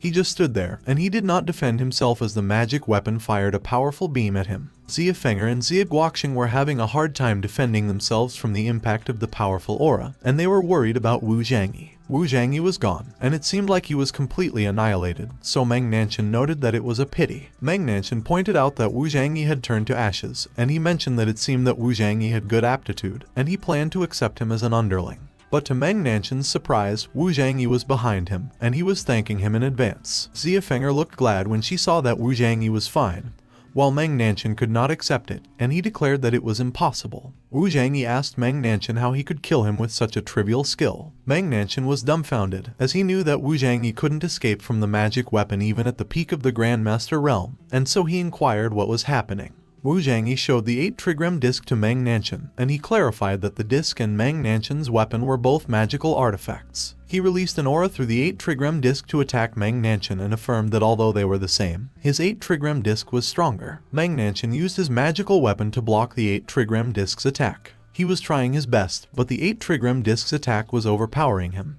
And in an instant, Meng Nanshan was no longer able to block the 8 trigram disc's attack, and he got hit by its tremendous power. Meng Nanshan coughed up blood as he fell to the ground. Xie Feng'er, Xie Guoqing, and Wu Zhangyi approached him while he was still sitting on the ground. Xie Feng'er declared that he dared to dispute the island with Wu Zhangyi. He stated that he could kill him if he wanted to because he was definitely not a person who was greedy for life and feared death. Wu Zhangyi remarked that, unexpectedly, unlike Xiao Zhongshan, Meng Nanshan had a bit of self-esteem. Meng Nanshan sat there with pride and did not beg for his life, and Wu Zhangyi remembered that he was actually from Yanjing. Meng Nanshan was surprised when Wu Zhangyi announced that he would give him a chance to survive. Wu Zhangyi proposed that if he swore allegiance to him from that day forward, he would spare his life. Meng Nanshan inquired of Wu Zhangyi if he wanted him to be loyal to a child like him. Xie Guoqing asserted that Wu Zhangyi would spare his life, and that was why he should be loyal to him. Xie Guoqing warned that if he wanted to fight against Wu Zhangyi, He was afraid that not only him but the whole Meng family would suffer. Meng Nanshan gave it some thought, and he remembered Wu Zhangyi's level of cultivation at such a young age, and he realized that maybe Xie Guoqing was right.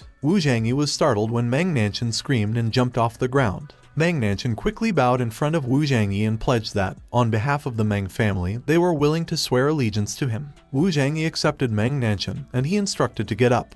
And Meng Nanshan immediately agreed while calling him Master Zhang. While Meng Nanshan and Xie Guoqing were talking, Wu Zhangyi, who was looking at the 8 trigram disc, looked puzzled. He mentioned that it seemed to be coming to the end of its lifespan, with a few more uses. Wu Zhangyi declared that they would go back, and Xie Guoqing agreed, stating that he would get the boat ready. As they drove away from the island in the speedboat, Wu Zhangyi remarked that with Meng Nanshan as a pawn, it would be much easier to do things in Yanjing. Wu Zhangyi revealed that there was something he needed to ask him, and Meng Nanshan urged to go ahead. Wu Zhangyi ordered Meng Nanshan to return to Yanjing to help him keep an eye on the Song family, one of the top 10 families in Yanjing, and see if they were involved with any strange people. And when Meng Nanshan heard that it was about the Song family, he wondered what Wu Zhangyi was after, but Wu Zhangyi mentioned that he didn't need to know that at the moment. Wu Zhangyi instructed Meng Nanshan that all he had to do was do what he instructed to do, and Meng Nanshan responded that he understood it. Half an hour later, their speedboat arrived at the docks where the helicopter had previously taken them. Meng Nanshan immediately waved goodbye to Wu Zhangyi as soon as they arrived on land. Wu Zhangyi noticed something. It was his phone ringing, and his mother was calling him.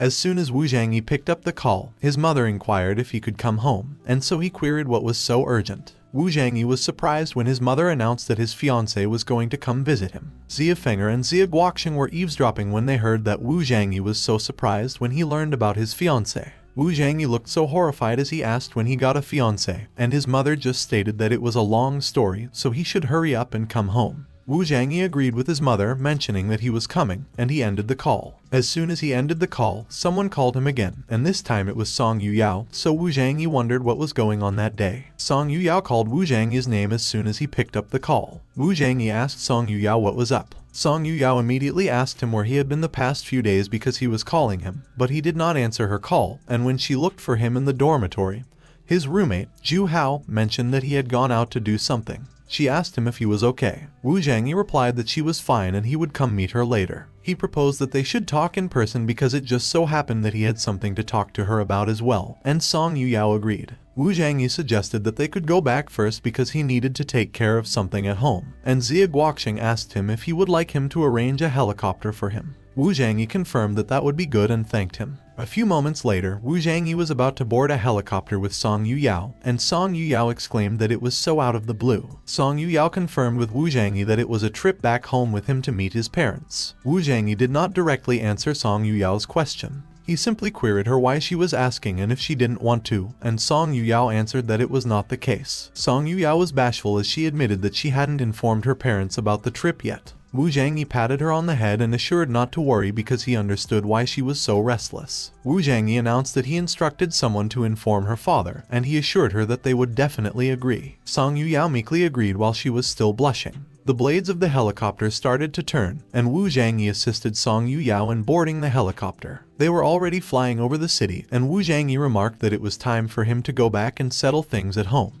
The helicopter was already flying on the outskirts of the city. It landed on a helipad, and both Wu Zhangyi and Song Yuyao got out of it. The pilot apologized to Wu Zhangyi, mentioning he could only take them there because helicopters were not allowed in the city. Wu Zhangyi remarked that it was fine, as he could just take Song Yuyao for a stroll. He commented that after so many years, he was back. Song Yuyao inquired of Wu Zhangyi if they should buy something for his parents, calling them aunt and uncle. Wu Zhangyi did not answer Song Yuyao's question, as he insisted not to worry because his parents were very friendly. Wu Zhangyi looked like he was reminiscing as he observed that his mother would especially be happy to see her. Meanwhile, in an apartment, someone noted that they didn't know if Wu Zhangyi could come back that day. They were slicing vegetables. It was Yun Hui, and Jiang Chenhai was questioning her what she was doing in such a hurry when Anyang City was several hours away from Yunal City by car, and he questioned her if she thought Wu Zhangyi flew back by plane. Suddenly, someone kicked the door open. There were two people by the door, and Yun Hui questioned them what the two of them wanted. It was Song Yu of the Song family and Jiang Shanshan of the Jiang family, and Song Yu commented that the house of her fiancé was too shabby. Yun Hui was surprised when she recognized that it was Jiang Shanshan, the one who was engaged to Wu Zhangyi. Jiang Shanchen addressed Yun Hui and Zhang Chenhai as auntie and uncle, and as she rummaged through her bag, she disclosed that there was $1 million in the card. She handed it to them and requested them to take it. Yun Hui questioned Jiang Shanchen why she was giving them money. Jiang Shanchen went straight to the point, and she requested them to sign the marriage contract between her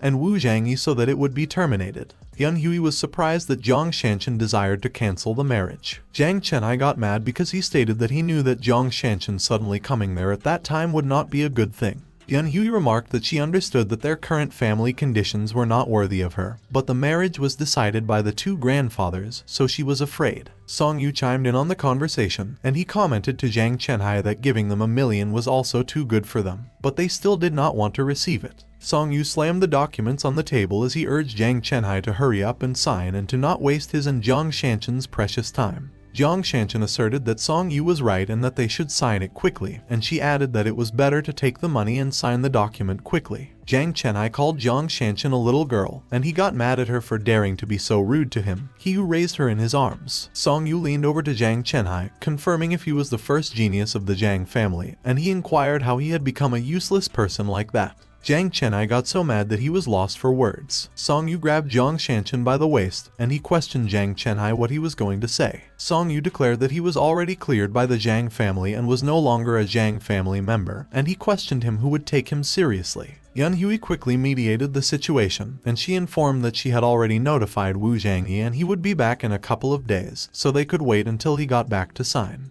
But Song Yu got mad, and he kicked their dining table as he rejected Yun Hui's suggestion. He grinned evilly as he insisted that the document must be signed immediately. Song Yu grabbed Zhang Chenhai by his shirt, and he threatened him that his hand would be ruined that day otherwise. Suddenly, someone arrived. It was Wu Zhangyi, and he was fuming mad as he demanded who dared to come into his house to go wild. Yun Hui called Wu Zhangyi, and Wu Zhangyi looked so happy to see his mother. Wu Zhangyi hugged Yun Hui. With tears in his eyes, he declared that he was back, and Yun Hui also cried, exclaiming that he was finally back. As Wu Zhangyi mentioned that he could finally see her again, Jiang Shanchen watched, and she wondered what was wrong with Wu Zhangyi, labeling him a kid. She remarked that it had only been a few months since he went to school, so he must be homesick. Jiang Shanchen continued to observe Wu Zhangyi, and as she got curious if he was the Wu Zhangyi who had a marriage contract with her, she wondered why he was giving the impression of being unpredictable. Jiang Shanchen saw Song Yu Yao, and she observed that there was also a woman beside Wu Zhangyi who seemed to have an extraordinary temperament, but she convinced herself that Wu Zhangyi was just an ordinary person. Song Yu was surprised, while Zhang Chenhai was worried when Wu Zhangyi ordered Song Yu to get his dirty hands off first,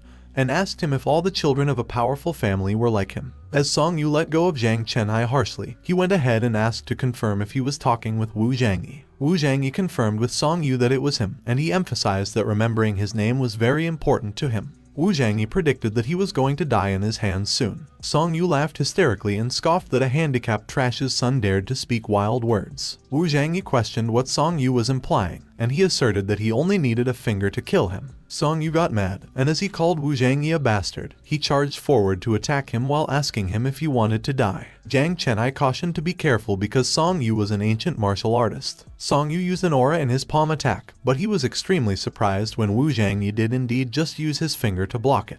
Jiang Shanchen, who was watching the fight, commented that Wu Zhangyi could actually block Song Yu's skill with one finger, and he must know that Song Yu was at the peak of his vitality period. Wu Zhangyi quickly moved forward, and Song Yu was surprised. Wu Zhangyi created a slashing aura with his finger and attacked Song Yu with it. Song Yu's clothes got ruined, and he started coughing up blood, which made Jiang Shanchen worry. Song Yu realized that Wu Zhangyi was not an ordinary person, as he was also an ancient martial artist, and as he was about to reveal Wu Zhangyi's realm, he was cut off. Wu Zhangyi cut Song Yu off and remarked that originally, the person who moved his parents must be killed, but he suddenly declared that killing him at that moment would be too easy for him. So he ordered Song Yu to go back to his family and tell them that he would crush the Song family within 3 days. Song Yu was kneeling on the ground, and he hadn't recovered from the shock yet, so Jiang Shanchen called him, as she was worried. But suddenly, someone reached out to her to grab her. It was Wu Zhangyi, and while he grabbed her by the back of her neck, Jiang Shanchen exclaimed that Wu Zhangyi had a terrifying power that she could not resist. She demanded that he quickly let her go or her father would kill him. Wu Zhangyi asserted that she too should go back and tell her family what happened so they would get ready. He instructed to not let him down. Wu Zhangyi let go of Jiang Shanchen harshly and ordered to get out.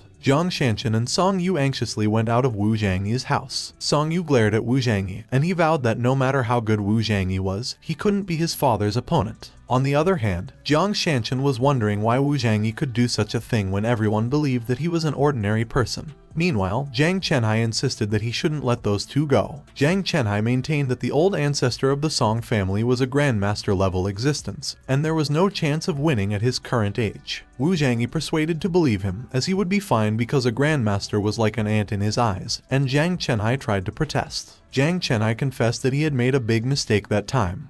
But he was useless, so he couldn't help him, and he could only lie in a wheelchair for the rest of his life. Wu Zhangyi was getting something from his coat as he called Jiang Chenhai, and Jiang Chenhai looked surprised. Wu Zhangyi was holding needles in his hand as he questioned Jiang Chenhai if he said that they had to sit in a wheelchair for the rest of his life. Jiang Chenhai looked anxious as he asked Wu Zhangyi if he stated that he could cure his leg using acupuncture needles. He replied that it was not possible because countless famous doctors had tried to cure him with that method, but they all failed. Wu Zhangyi simply leaned in and asked Jiang Chenhai if he trusted him. Jiang Chenhai responded that he was his son, so of course he trusted him, but he was still hesitant. Suddenly, Song Yuyao intervened, and she commented that the current Wu Zhangyi was not the same as before, so if he claimed that he could do it, he would do it. Jiang Chenhai explained that it was just that he had experienced despair countless times and didn't want to go through it again. Wu Zhangyi urged to just relax and have faith in his son because he swore that it was the last day that he would be in his wheelchair. Yan Hui observed that Wu Zhangyi had grown up, so he should just trust him, and as Jiang Chenhai agreed, he acknowledged that over the years, Yan Hui had held the family together on her own, and he couldn't begin to describe how much suffering she had to put up with to look after him, a loser. Jiang Chenhai leaned back and relaxed on his wheelchair while Wu Zhangyi inspected him. As Wu Zhangyi poked Jiang Chenhai's legs with a needle, he inquired if he felt anything.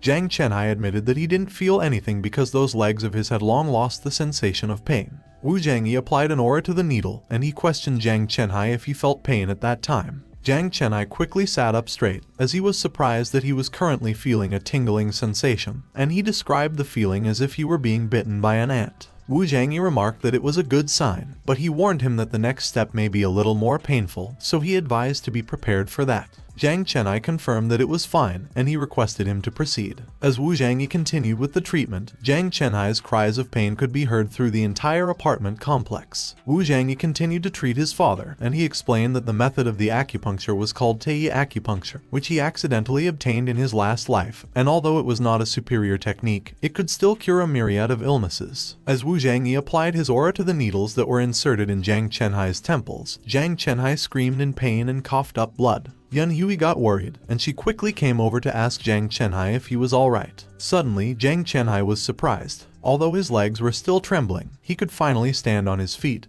and he exclaimed that he could feel his legs. Jiang Chenhai immediately inquired Wu Zhangyi who he learned that skill from and how he had never heard of a person with such divine skills, and Wu Zhangyi disclosed that it was taught to him by a senior person he knew. Wu Zhangyi confessed that the senior had instructed him not to give his name even to his own family while thinking that he couldn't tell them that he had been reborn. Jiang Chenhai remarked that it was fine and he wouldn't ask, and while Yan Hui was crying as she explained that he could finally walk on his legs, Jiang Chenhai noted that Wu Zhangyi had indeed all grown up, so there was no need to hide anything from him anymore, and Wu Zhangyi asserted that, as expected, his parents must not have been ordinary people back then. Jiang Chenhai stated that he was once a martial artist just like him, while his grandfather was the head of the Jiang family, the fourth of the 10 largest families in Yanjing. And Wu Zhangyi was surprised as he revealed that he guessed that his father's family was not simple, but he never admitted that they would be one of the top 10 families. Jiang Chenhai continued to tell Wu Zhangyi that he was very close with his uncle, Jiang Junshan, at that time. Jiang Chenhai mentioned that in the ancient martial arts world, they were regarded as the strongest duo of their generation and successively stepped into the peak of the transformation realm. He admitted that it was until a big event happened and a secret realm appeared on top of Mount Tai. Jiang Chenhai sighed as he recalled that, in retrospect, he really shouldn't have gone to that place, and Wu Zhangyi inquired if they did encounter some kind of danger. Jiang Chenhai confirmed and acknowledged that a lot of martial artists died. Even their Jiang family lost many of its people there, but on the other hand, luck was on his side because he was not only able to get out of the secret realm alive, but he also got treasures that allowed him to break through the middle stage of the Grandmaster realm. Wu Zhangyi questioned Jiang Chenhai if that was not a good thing, and Jiang Chenhai opined that there lies the problem. He observed that from then on, his cultivation level was one big realm ahead of Jiang Junshan, and he became jealous of him, so he accused him of killing the others in order to steal the treasures of the secret realm. Jiang Chenhai declared that a majority of the people in the Jiang family believed Jiang Junshen's words, so he was expelled from the family home. And what was worse was that the ancient martial arts community all came to him and demanded that he hand over the treasure he obtained in the secret realm, so he had to take him and Yun Hui into hiding for safety. Wu Zhangyi inquired of Jiang Chenhai if the men in the black cloak that attacked him were also after the treasure, and Jiang Chenhai affirmed that it was correct. Wu Zhangyi got mad at those people for daring to do such a thing, and he vowed that he didn't care if it was the Jiang family of the 9 specters because he would destroy anyone who harms his family. Wu Zhangyi handed a red pill to Jiang Chenhai and instructed him to take it. Jiang Chenhai asked Wu Zhangyi what the pill was for. While thinking about the things he did on Reiki Island to obtain the pill, Wu Zhangyi explained that the pill was called the marrow cleansing pill and that it would restore his wasted meridians, so after taking it, he would be able to practice martial arts once again. Jiang Chenhai was so surprised that he couldn't help but inquire if that pill was really that magical. Jiang Chenhai took the pill. Suddenly, a huge amount of aura surged out of his body. Jiang Chenhai tried out his strength on his wheelchair, and he was able to hit it powerfully. Jiang Chenhai was happy as he declared that he was no longer a useless man, and Yun Hui remarked that it was like a miracle, and she was so happy for him. Meanwhile, Wu Zhangyi noted that although the meridians had been restored, it was difficult for Jiang Chenhai to regain his original power, so he mentioned that he had to refine more pills that could help him with cultivation and complement his martial arts. Jiang Chenhai was surprised when Wu Zhangyi touched his forehead and announced that he was going to send him a set of martial arts directly into his mind. Wu Zhangyi asserted that he would be able to cultivate faster by following that set of martial arts. Wu Zhangyi revealed that not only was that technique powerful, but most importantly, it was capable of transforming one's body's constitution into that of the golden bodies, so it was perfect for someone like Jiang Chenhai, who had been through a lot of trauma. Jiang Chenhai cried, and as he hugged Wu Zhangyi, he thanked him for all that he had done for him, which moved Wu Zhangyi. Yun Hui teased Jiang Chenhai and Wu Zhangyi that they were 2 adults yet they were crying like little kids, but she joked that it was not like there was anything to be ashamed of. Looking at Song Yuyao, Yun Hui observed that she had been with them for almost half a day, yet he had not even introduced her to them. Wu Zhangyi quickly introduced Song Yuyao as his girlfriend, and as Song Yuyao politely greeted them, Yun Hui was amused. Yun Hui teased Wu Zhangyi by remarking that she did not expect him to have such a good eye because Song Yuyao was a beauty, not too different from when she was young, and she commented that she was really sorry for her because Wu Zhangyi had no money, no common sense, and a low IQ. Song Yuyao politely responded that she was flattering her, and Wu Zhangyi nervously urged to stop. Jiang Chenhai laughed as he suggested that they should go prepare dinner to give the youngsters a moment alone, which made Yun Hui realize and comment that the 2 of them must be very hungry from the travel. Wu Zhangyi confessed that he was super hungry, that his tummy was growling. And while he inquired what they were having for the reunion dinner, Song Yuyao offered to help Yun Hui, and immediately afterwards, they had a happy reunion dinner. The morning came, and as they were walking down the street, Wu Zhangyi reminisced with Song Yuyao if she remembered, which made Song Yuyao confused as to what he was referring to. Wu Zhangyi reminisced that they used to come there a lot in high school, so he feels a sad and nostalgic feeling, and Song Yuyao concurred, stating that when her family moved to Yunil City after she graduated from high school, she hadn't had the time to visit and come back there, so walking there like they were at the moment was really nostalgic. Suddenly, Wu Zhangyi noticed something. A fancy car passed by them and almost hit Song Yuyao, but Wu Zhangyi managed to protect her and grab her away from the street. Suddenly, the car stopped as the driver recognized Song Yuyao as their high school beauty. Song Yuyao looked surprised when she recognized the driver as Wang Kong. Wang Kong acted cool and remarked that he couldn't believe that Song Yuyao still remembered him. As Wang Kong approached them, Song Yuyao urged to ignore Wang Kong so they should go, and upon hearing Wu Zhangyi's name, Wang Kong immediately inquired if he was the poor boy who snatched their school beauty. Song Yuyao got furious, and she insisted that Wang Kong move out of the way immediately. Wang Kong laughed hysterically as he asserted that he didn't think that he would still be as much of a wuss as he used to be, and he declared that all he did was hide behind his girlfriend. Song Yuyao cautioned Wang Kong that he better watch his mouth because Wu Zhangyi was already different, so he should be careful because if he pisses Wu Zhangyi off, it won't end well for him. But Wang Kong did not listen to Song Yuyao's warning. He provoked Wu Zhangyi instead by poking his shoulders and calling him a wuss as he questioned him if he would get in trouble if he messed with him. Wang Kong was surprised when Wu Zhangyi caught his finger, squeezed it, and stated that he was annoying, so he should get his disgusting face out of his sight. Wang Kong's finger was swollen and throbbing when Wu Zhangyi let it go, but Wang Kong still dared to challenge Wu Zhangyi if he wanted to die and have a one-on-one with him, and Wu Zhangyi replied that he only needed one finger to fight him. Song Yuyao interrupted them by punching Wang Kong on the back, and she suggested that they should just forget it and let Wang Kong off the hook that time merely because they all went to the same school together. Wang Kong agreed and admitted that Song Yuyao was right, that they were old classmates, admitting that his impulsiveness got the better of him again. He confessed that it just so happens that he was having a birthday party that day and invited other students, and since he felt terrible for acting like a dick earlier, he invited them to the party too to give him a chance to apologize. Unbeknownst to them, Wang Kong was thinking about how Wu Zhangyi could be worthy of Song Yuyao, calling him a poor bastard in his mind, and he mused that Wu Zhangyi should just wait and see how he humiliates him later. Song Yuyao thanked Wang Kong for the invitation, but she declined that they had other plans, so they couldn't. But Wu Zhangyi tapped her on the shoulder. Wu Zhangyi expressed that it was great because it had been a long time since they had seen their old classmates, so he thought it was a good chance to have a reunion, and Wang Kong was unaware that Wu Zhangyi knew that he was jealous of him being together with Song Yuyao.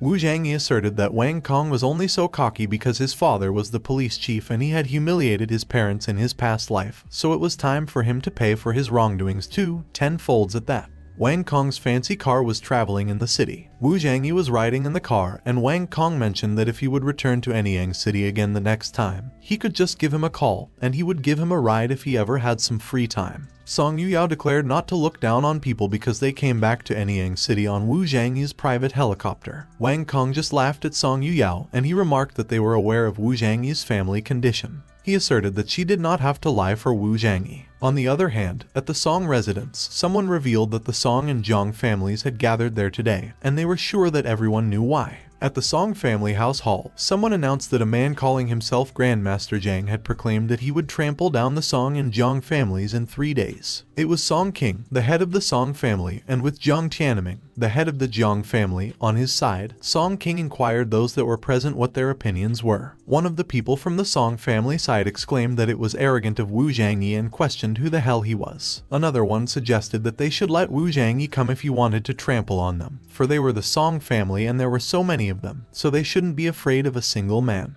But one of the people from the Zhang family side disclosed that although Wu Zhangyi goes by the name Grandmaster Zhang, it was claimed that his strength had broken through to the late stage of the absolute Grandmaster realm. He added that there were whispers that Meng Nanshan of Yanjing had lost to Wu Zhangyi. Everyone was surprised to hear that Wu Zhangyi was in the absolute Grandmaster realm because there weren't many in the entire nation who could reach that level, and they commented that moreover, it was rumored that Meng Nanshan had already stepped into a half-step absolute Grandmaster realm, so they were also surprised that he was defeated. But Song Yu chimed in on the discussion, and he dismissed that it was nonsense because the master that they were talking about was about his age, so his strength was at most in the late martial warrior realm. He claimed that if Wu Zhangyi dares to set foot in the Song family house, he would not be able to return. Jiang Shanshan agreed, and as she revealed that she and Song Yu were defeated by Wu Zhangyi, she was cut off. Jiang Tianming cut her off by slamming his fist on the table and cursing her as he admonished not to give him that crap. Jiang Shanshan sweated profusely and became anxious. Jiang Tianming scolded Jiang Shanshan and remarked that she had made a huge mess, yet she was not even ashamed.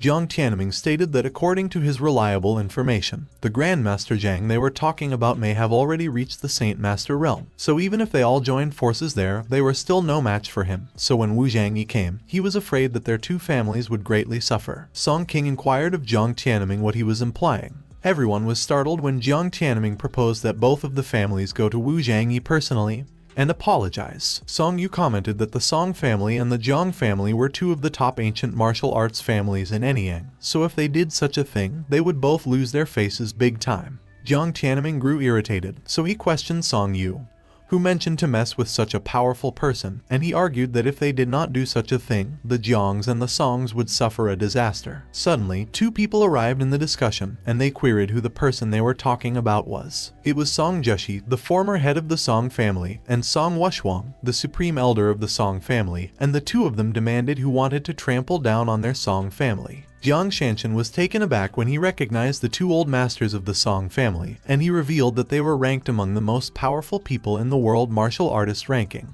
Jiang Shanshan immediately paid his respects to them. He acknowledged that he heard that the two of them had been in seclusion for many years, but he never thought he would get to see both of them that day. And one of the two old masters questioned Jiang Shanshan if he believed that they stood a chance against Wu Zhangyi at the moment. Jiang Shanshan asserted that they certainly have, because with the two elders on their side, there was nothing to be afraid of, as they could capture Wu Zhangyi with the Heaven and Earth Bane formation, which was the two elders' greatest skill. So no matter how powerful Wu Zhangyi was, as long as he steps into it, he won't survive. And what Jiang Shanshan declared amused Song Jushi, appreciating that some people still remember them. Two old things. Song Wuxuang remarked that the place was not suitable to set up the formation, so they just had to take Wu Zhangyi to the back of the hill. And Song Yu assured that he had a way to bring Wu Zhangyi to the back of the hill so they could leave it up to him. Song King concurred, and he promised that he would leave that task to him, so once Wu Zhangyi comes there, he won't be able to return. Meanwhile, at a huge building in the city, Wang Kong entered a room filled with people, and as he summoned attention, asking them to guess who he had brought to the party that day, the people were glad that he was finally there. Wang Kong introduced Song Yuyao to everyone as their school beauty, but the people went to question who the man next to her was because he looked familiar. Wang Kong clarified that the one next to their school flower, Song Yuyao, was the famous Wu Zhangyi, who was one of their most famous classmates back then.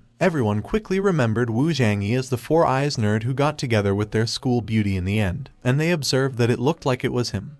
But he was not wearing his glasses anymore. A weird-haired man approached Wu Zhangyi and queried if it was really him. Wang Kong was beaten up by Wu Zhangyi, and while pinning him down on the floor, Wu Zhangyi asked him who he claimed his father was. Wang Kong replied that his father was the chief officer of the police department, so if he dared to touch him, he should prepare to go to jail for the rest of his life. Wu Zhangyi narrowed his eyes at Wang Kong as he remarked that even at that moment, he was still acting cocky, and he labeled him as a punk-ass piece of crap. Wu Zhangyi stated that he needed a phone from one of them. Wu Zhangyi handed the phone to Wang Kong, and he declared that he would give him a chance, so he should go ahead and call his father. Wang Kong quickly called his father, pleading for him to come and save him, and his father panicked, asking him what the matter was. Wang Kong explained that he was beaten up by a man pretending to be Master Zhang of Yunal City. His father inquired of Wang Kong if the person he claimed to be impersonating Master Zhang was named Wu Zhangyi and his father's name was Zhang Chenhai. At the other end of the line, Wang Kong quickly questioned Wu Zhangyi if his father's name was Zhang Chenhai.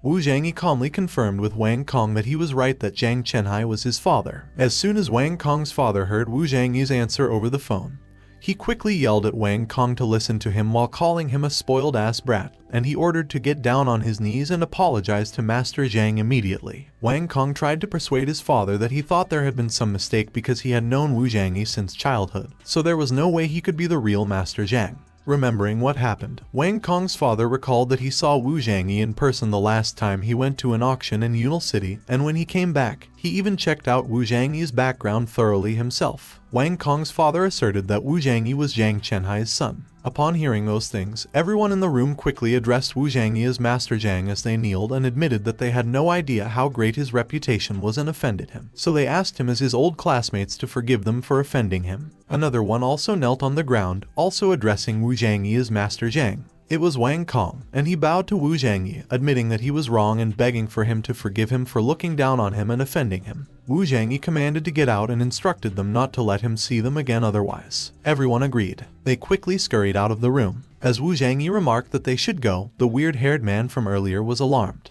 He quickly kneeled down behind Wu Zhangyi and implored him to take him as his disciple because he wanted to become a martial artist in ancient arts too. Wu Zhangyi simply stated that not just anyone could become a martial artist of the ancient arts. The man clung onto Wu Zhangyi's leg while asking him how he could claim he couldn't even before testing his potential, and he declared that he was not giving up. Wu Zhangyi expressed that he did not expect the guy to be very strong-willed. Wu Zhangyi decided to agree, and as he announced that he would give him a chance, he summoned an array formation in the palm of his hand. The guy's eyes widened in surprise as Wu Zhangyi applied the array formation to him. Wu Zhangyi revealed that it was unexpected because the guy had a fire spirit body. He explained that even in the Zhejian realm, people with fire spirit bodies were considered to be rare cultivation geniuses that were only found in 1 in 10,000 cultivators because that type of constitution's innate talent was for alchemy or weapon refining. Wu Zhangyi informed whose name was Fang Zhu that the path of cultivation was a long one that was filled with countless dangers, and one mistake could cost him his life. So he inquired if he was sure he wanted to embark on that journey, and Fang Zhu answered him that he was sure because he was not afraid of death. Wu Zhangyi declared that he would transmit the Tai Shang fire technique to his mind, and from that day onward, he was his first disciple, which Fang Zhu was thankful for, and he called Wu Zhangyi master. On the other hand, someone was so mad that they broke a tree trunk by punching it, and they were cursing someone, calling them a bastard son of a witch. He also kicked a trash bin. It was Wang Kong. Jiang Shanshan and Song Yu were watching him as he vented out his anger on the things around him while claiming that he didn't believe that the punk Wu Zhangyi could be the Grandmaster Zhang.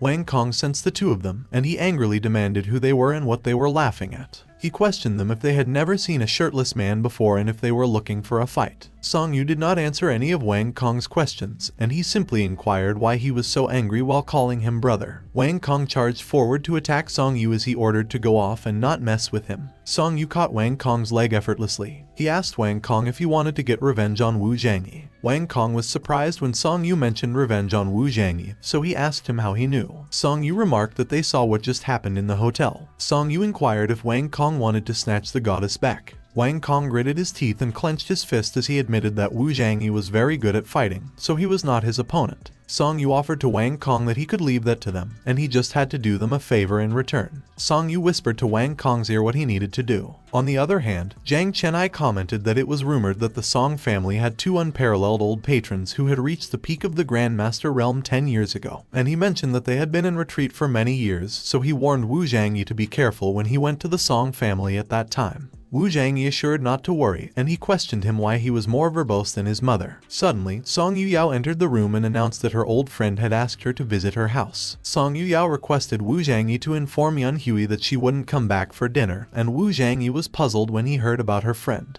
Wu Zhangyi looked skeptical, and he questioned that she had just been there, so he wondered how her friend could know that she was in Anyang. Song Yuyao gave it some thought, and she speculated that it should have been spread at Wang Kong's birthday party. While Song Yuyao was preparing to get out, Wu Zhangyi queried if she wanted him to go with her because he was a bit worried. Song Yuyao clarified that it was not necessary, so he should spend more time with his parents on his trip back. Wu Zhangyi was on his phone as he watched Song Yuyao go down the stairs. He texted Fang Zhu and asked him to help him with one thing. A few moments later, someone called a woman named Chen Lai and mentioned that they had arrived. It was Song Yuyao, and as soon as they saw each other, her friend, Chen Lai, exclaimed that it had been a long time since they saw each other. The two of them looked happy, and as Song Yuyao remarked that it must have been 2 or 3 years, but she was still as young and beautiful as ever before, Chen Lai commented that it seemed like the older she was, the more beautiful she became. The two of them laughed, and they seemed to be enjoying the moment. But Chen Lai seemed alarmed when Song Yuyao requested her to take her to her house. Chen Lai was hesitating, and she suggested that they don't go there. But Song Yuyao insisted that she was already there, so she should let her go up and have a look, which made Chen Lai reluctantly agree. Song Yuyao dragged Chen Lai while asking her what she was still worried about, and Chen Lai advised to take it easy. As Chen Lai was about to open her door, she hesitated again and called Song Yuyao, so Song Yuyao inquired what the matter was. Chen Lai proposed to Song Yuyao if she could visit another day.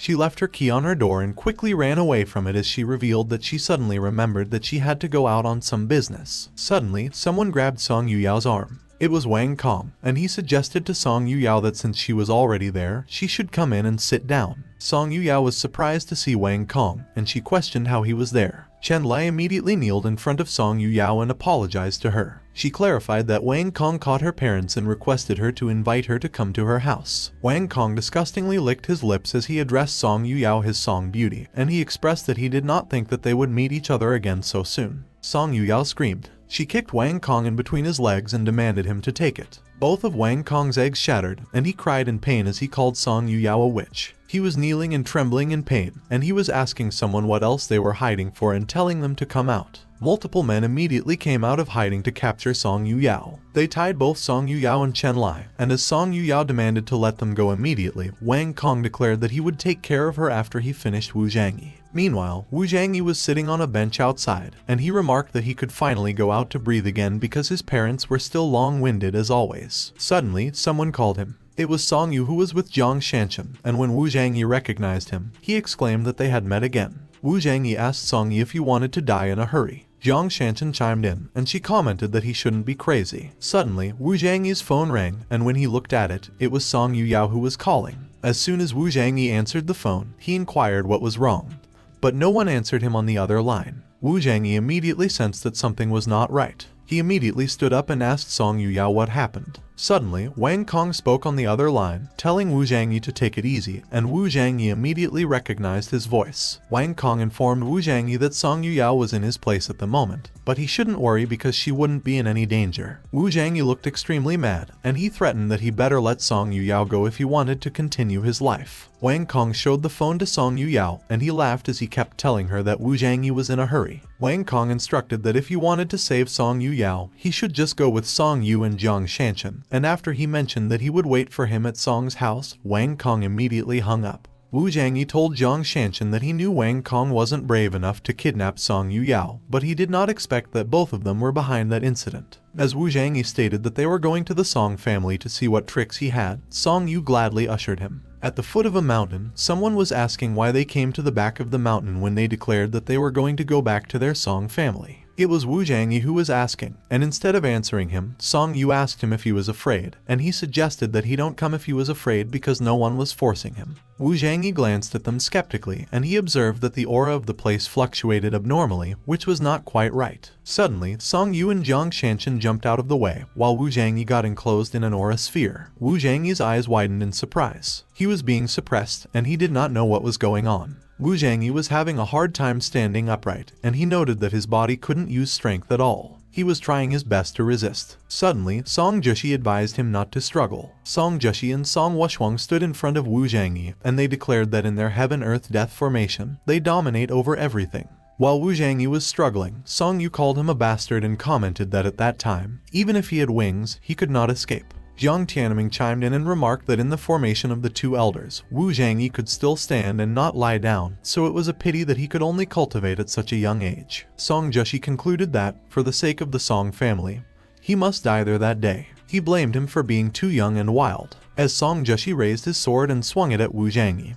he declared that it was over for him and that he should die. Suddenly, the mark of the Ren Wang Ju in Wu Zhangyi's hand glowed, and he glared at Song Jushi. Wu Zhangyi managed to block Song Jushi's sword and broke it in the process. Both Song Jushi and Song Wuxuang were surprised, and they did not know how it was possible because Wu Zhangyi was within their array formation, yet he still exhibited such power. Wu Zhangyi explained that their so-called Heaven and Earth Bane formation simply disrupts spiritual Kai, which impairs the use of internal energy of those within the formation. Wu Zhangyi released a tremendous amount of aura as he proclaimed that his Ren Wang Ju could reverse the operation of his internal energy. He attacked Song Jushi, which made Song Jushi's eyes widen in pain. Song Jushi was thrown away, and Song Wuxuang caught him from behind. Calling Wu Zhangyi a brat, Song Wuxuang remarked that he shouldn't celebrate yet because the formation may not have any effect on him, but within their formation, their spiritual Kai was doubled. But Wu Zhangyi laughed and called them insignificant bugs as he challenged them to use whatever tricks they had left because nothing would change. Both Song Jushi and Song Wuxuang were surprised by Wu Zhangyi's words, and Song Wuxuang asserted that since he does not know his place, they should let him see what they were really capable of.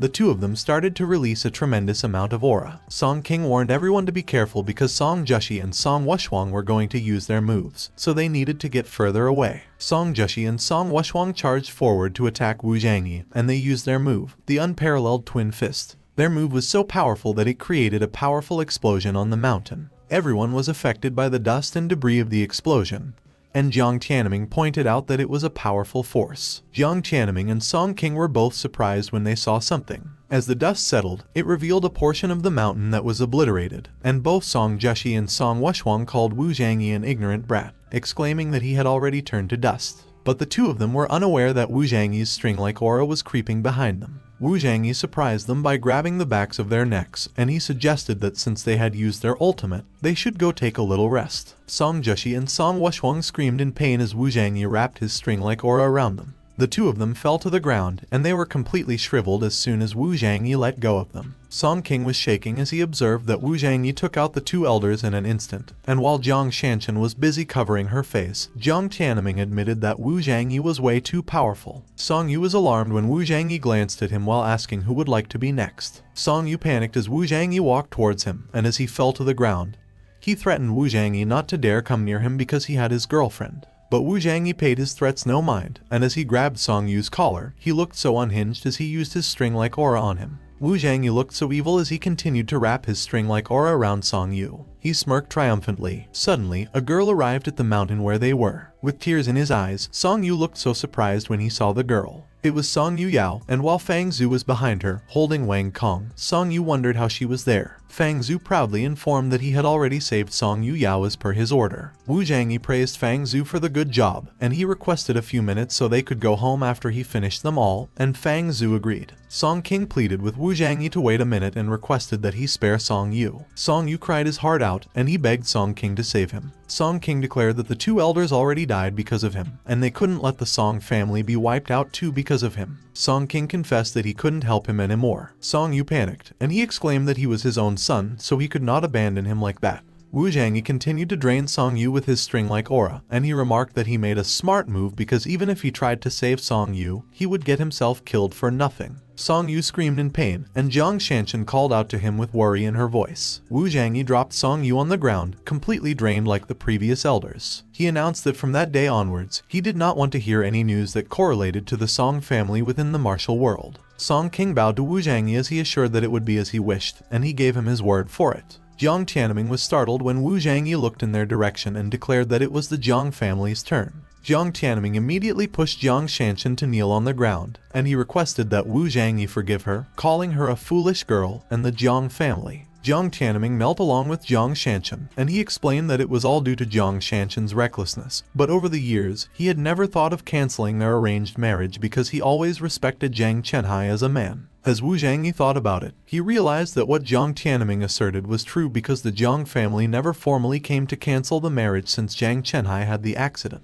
and Jiang Chenhai even advised to let the Jiang family off the hook. Wu Zhangyi acknowledged that he heard that his family was well known for their medicinal herbs in Anyang, and that he assumed that they must have a collection of high-quality herbs. Jiang Tianming immediately confirmed that they do, and if he wanted anything, their Jiang family would happily give it to him. Suddenly, Song Yuyao called Wu Zhangyi and approached him. Wu Zhangyi immediately inquired if she was alright, and she responded that she was fine. Song Yuyao expressed that she wanted to talk to him about something, but Wu Zhangyi indicated that he had to go to the Jiang residence first, so he would tell Fang Zhu to take her home first, and they would talk when he got back. Wu Zhangyi informed that he would leave Wang Kong to him and that he should not let Wang Kong cause any more trouble for Song Yuyao, and Fang Zhu agreed. Wu Zhangyi jumped off the ground. He hovered in front of Jiang Tianming as he directed that they should go and take him to where the medicinal herbs were. But if they did not have what he needed, he should be prepared to clean up Jiang Shanshan's corpse, and Jiang Tianming reluctantly agreed. A few moments later, as they arrived at the medicinal storage,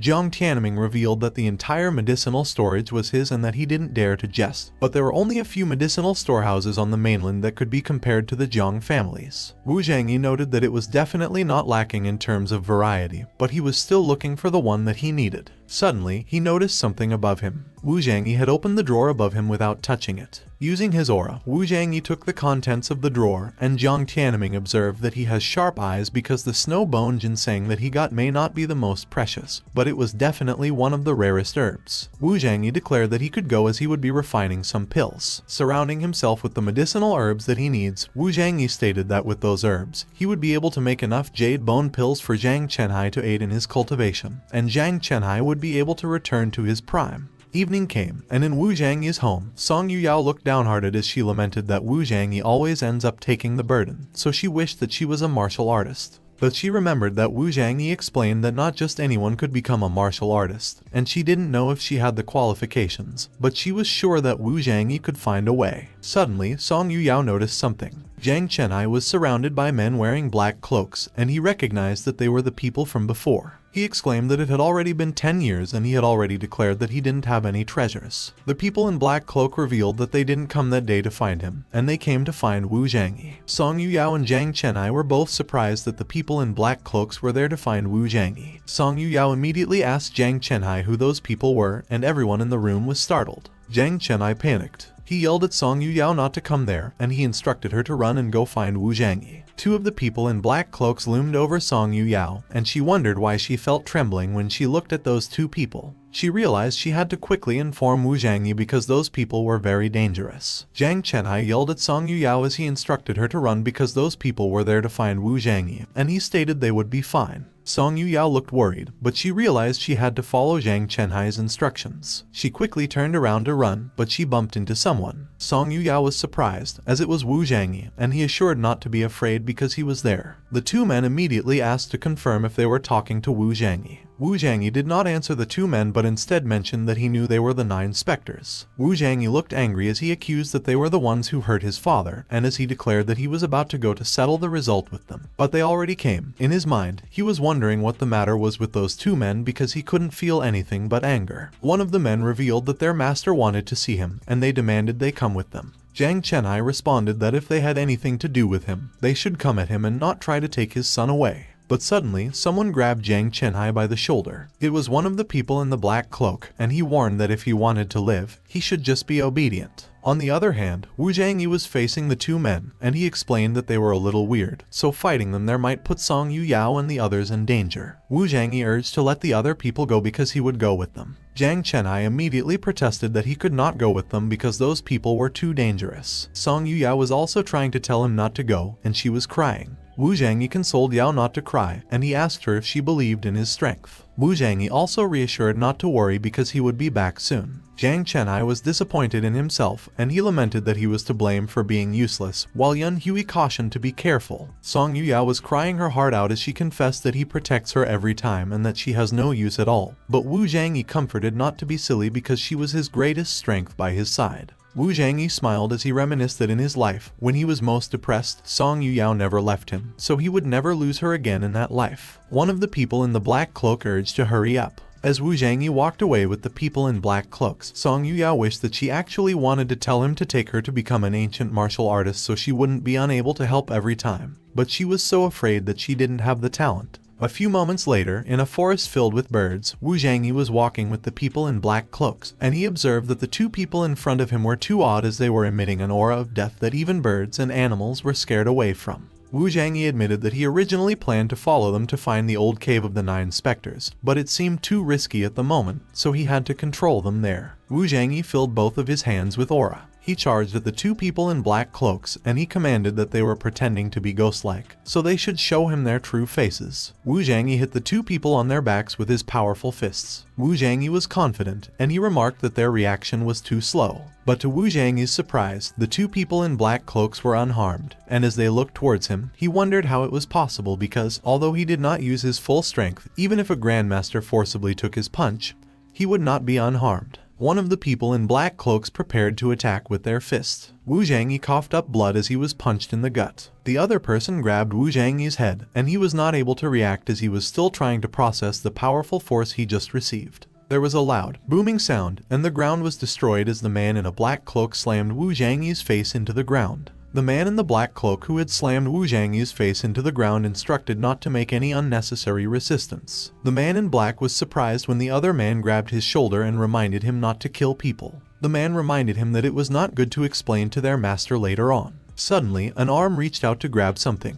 It was Wu Zhangyi's hand, and he grabbed the hand of the man who had been holding him down as he mentioned that it was interesting of the 9 specters. Wu Zhangyi glared at the two men as he expressed that he had been looking forward to seeing their master. The man in the black cloak who had been standing was about to stomp on Wu Zhangyi, and he ordered to go to hell. But suddenly, a bright light stopped his foot from hitting Wu Zhangyi. Wu Zhangyi was being protected by some sort of aura enclosure. The two men in black cloaks were pushed back by Wu Zhangyi's aura enclosure, and they pointed out that it was a strong power. The two of them realized that it seemed that Wu Zhangyi would not follow them until he was knocked down. Wu Zhangyi stood up, and he laughed at them, declaring that they had also dared to pretend in front of him, who was a king. Wu Zhangyi taunted them, telling them that if they had any tricks, they should come at him and not let him down. The two men in black cloak got mad, and as they shrouded their fists with their aura, they threatened that he wanted to die, so he would die. Fusing their power together, the two men charged towards Wu Zhangyi. Wu Zhangyi met the two men's attack with both his fists. Wu Zhangyi smiled confidently, while the two men looked like they were struggling.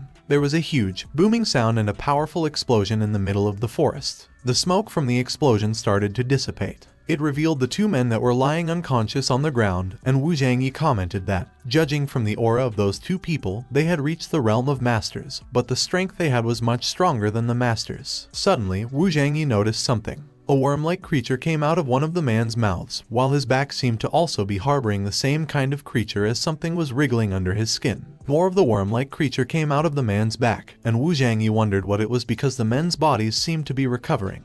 The worm-like creature wriggled its way to the injury in the man's body. They started to heal those injuries. Wu Zhangyi immediately realized that it was witchcraft. He recalled that he had heard of that witchcraft in his previous life, and it was cast on the human body through goo worms, so the enchanted person not only got a big boost in strength, but also had a strong recovery ability. Wu Zhangyi immediately approached the man, and he decided that he must hurry to kill them as he could not wait for them to recover. But first, he had to use the soul satisfaction skill to ask where Nine Spectres' place was. But suddenly, the man's eyes opened, and he was grinning evilly. The man grabbed Wu Zhangyi's leg, and while his head started to turn purple, he uttered that if that was the case, they should die together. Wu Zhangyi looked astonished, as an explosion was happening right before his eyes. He remarked that he was not in a good situation, and a huge explosion occurred. There was a huge hole left on the ground. Wu Zhangyi landed on the ground, away from the explosion. He clenched his chest as he muttered that it was so close. Recalling what happened during the explosion, Wu Zhangyi admitted that he was fortunate that he had the Ren Wang Ju technique.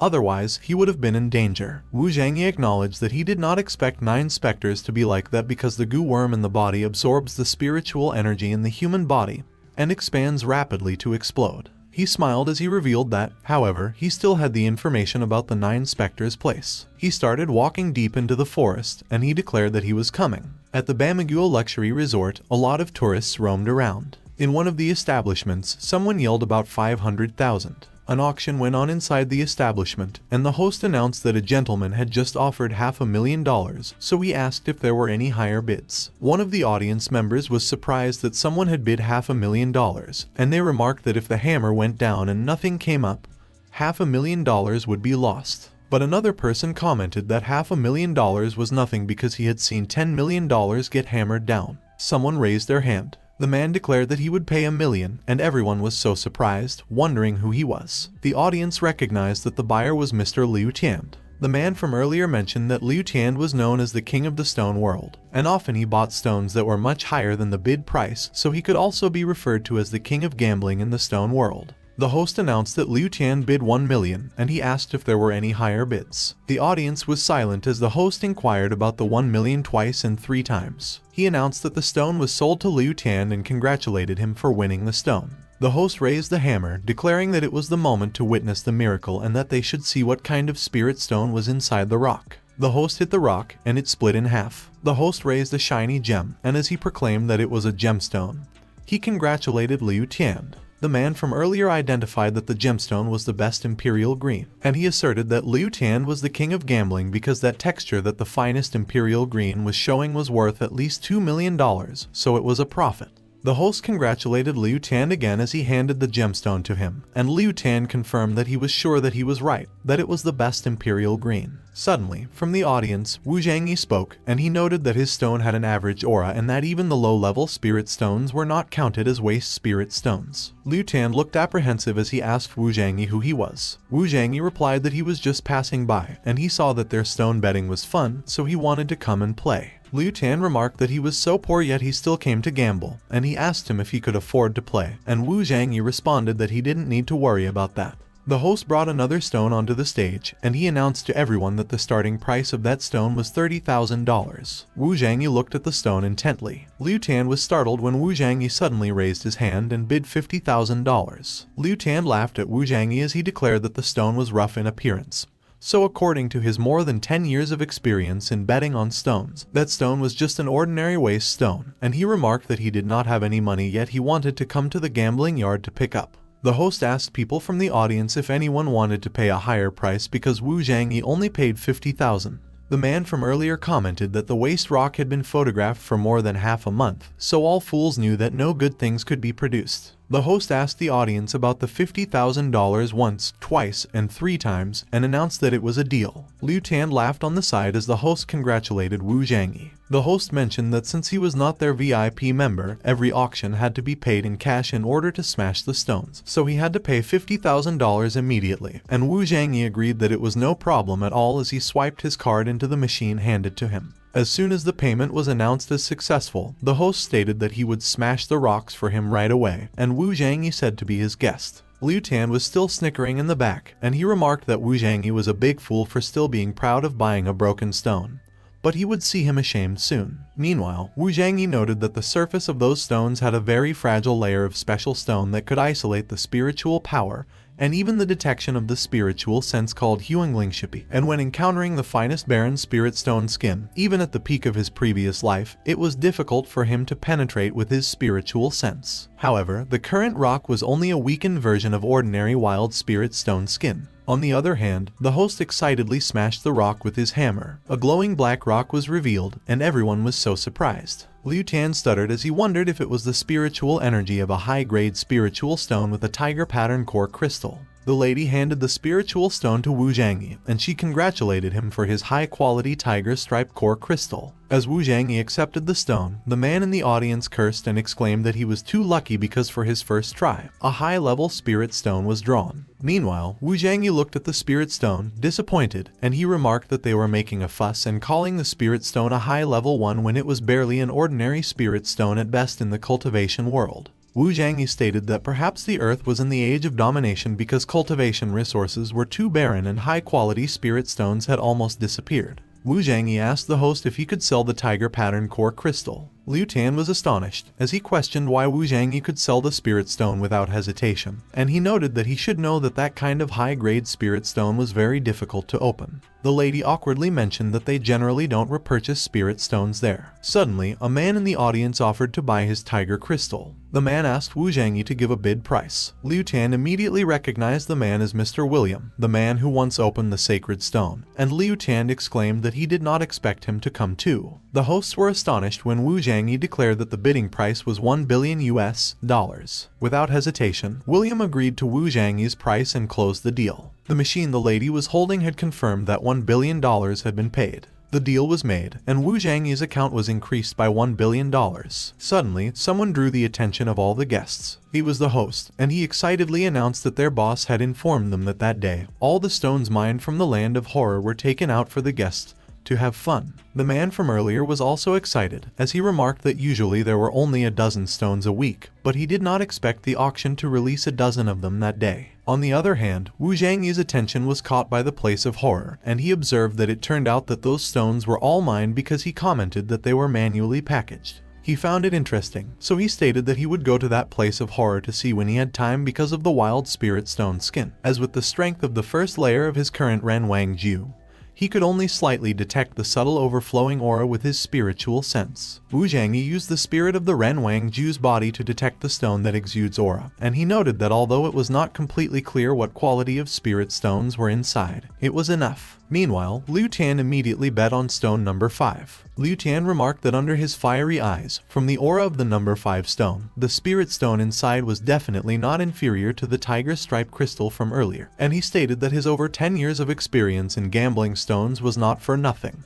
The host announced that number 5 stone starts at $10 million, and he asked if anyone wanted to bid. Liu Tian was extremely astonished when Wu Zhangyi bid $1 billion on the stone. Liu Tian was surprised that Wu Zhangyi bid $1 billion, noting that no one had ever paid such a high price for an unopened stone. And he informed Wu Zhangyi that he should know that even with the most experienced gamblers, the probability of opening a high-quality stone was very slow, so he questioned him if he was crazy. The host announced that Wu Zhangyi offered $1 billion and asked if there was anyone else who wanted to bid higher. The host asked the audience about the $1 billion bid once. As the host asked the audience twice, Liu Tian was cursing in his head, and he muttered that it did not matter if he gave it to Wu Zhangyi because he didn't believe that his luck was always that good. The host asked about the $1 billion 3 times, and he announced that it was sold, congratulating Wu Zhangyi again. Wu Zhangyi swiped his card, and the machine confirmed that $1 billion had been paid. The host announced that they would start smashing the stones for Wu Zhangyi. The rock was broken in half, and only a small light of aura emerged from the cracks. Liu Tian laughed, and he remarked that he was crazy, which was why he had lost a lot of money. But the light suddenly intensified, and the host had to cover his eyes. A shiny orb sat on top of the display table, and it continued to emit a very bright light, which made everyone scream and exclaim that it was a blinding light. William and the other man from earlier were both astonished when they recognized that it was a rare sacred stone. Someone knelt on the ground. It was Liu Tian, and he could not believe that it was a rare sacred stone. Wu Zhangyi glared at William, who was hysterically reaching out to him, declaring that he would pay $10 billion for the stone at that time because he wanted it. Suddenly, someone tapped William on the shoulder and he was surprised. It was another guest, and he declared that he would offer $50 billion for the sacred stone. William advised Wu Zhangyi that he should consider things carefully. He warned that if he left with 50 billion, he would definitely be targeted by a lot of people once he left. Maybe he would have the money but not the life to spend it. William proposed that if he sold the sacred stone to him, not only could he give him money, but he could also guarantee his safety, and that was something the others could not promise. The other guest accused him of threatening Wu Zhangyi and reminded him that some rules must be followed at an auction, which the highest bidder wins. The man snapped his fingers, and as he was immediately surrounded by men,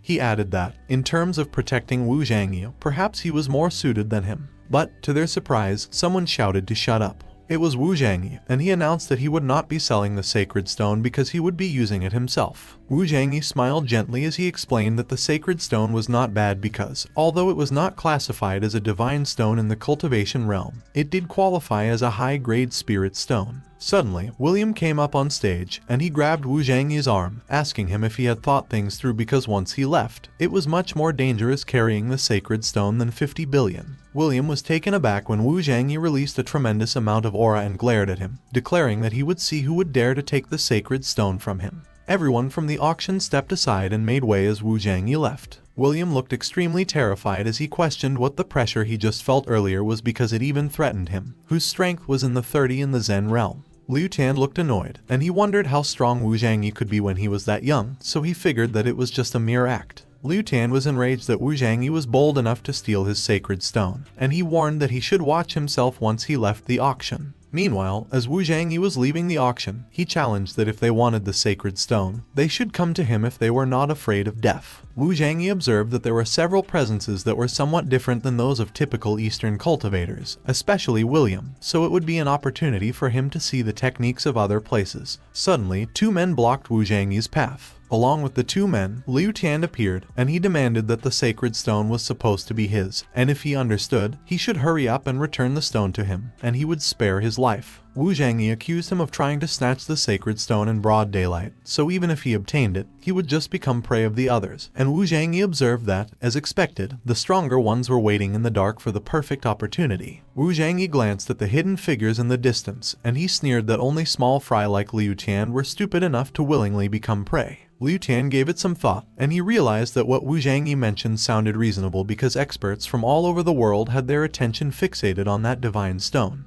But he decided that it was whatever, as he would just first snatch the sacred stone over, and he ordered his men to go and get his sacred stone. The two men charged forward to attack Wu Zhangyi simultaneously, but without showing any movement, Wu Zhangyi defeated the two men and sent them flying. Liu Tian could not figure out what was going on or what Wu Zhangyi did because it looked like he threw his underlings back without even touching them. Meanwhile, William, who was observing the fight, noted that he underestimated Wu Zhangyi because he was actually pretty strong despite his young age because, after all, he was from the mysterious East. Back in the fight, Wu Zhangyi suddenly appeared behind Liu Tian, and he declared that since so many people were eyeing his sacred stone, he would have to use him as an example. Liu Tian was not able to react, and as he gasped that Wu Zhangyi was quick, he wondered how he got behind him because he could not react fast enough. Wu Zhangyi punched Liu Tian's back, and he spurted out a lot of blood. Wu Zhangyi raised Liu Tian's lifeless body, and he called out the attention of those who wanted to snatch his sacred stone. He slammed Liu Tian's body into the ground, and he warned that it was their ending. As Wu Zhangyi walked away, the men from the auction earlier were surprised and terrified that they could not move. William was also having the same reaction, and he commented that what Wu Zhangyi did was a cruel method. At the resort, it was lively, and some people were busy working too. Wu Zhangyi walked down the streets, along the stalls. Suddenly, an old man, with a display of different antique-looking items, called out to him and mentioned that he shouldn't miss his items and pass by. The old man handed a vase to Wu Zhangyi and asked him if he wanted to have his good antique. The old man panicked and tried to call his attention again when Wu Zhangyi walked away from him, thinking that the ceramic vase looked old and he could not imagine that there were antiques of that quality in the roadside stalls of Bama, so it was no wonder that it was said to be a country built on treasures. Wu Zhangyi responded that, however, the vase was of no use to him, but the old man chased him and requested that he stay there. The old man insisted not to underestimate his goods, but Wu Zhangyi politely replied that he didn't need them and thanked him. The old man was persistent as he showed the vase to Wu Zhangyi, stating that he had been selling antiques for decades, which were all the best, and Wu Zhangyi was surprised when he saw something.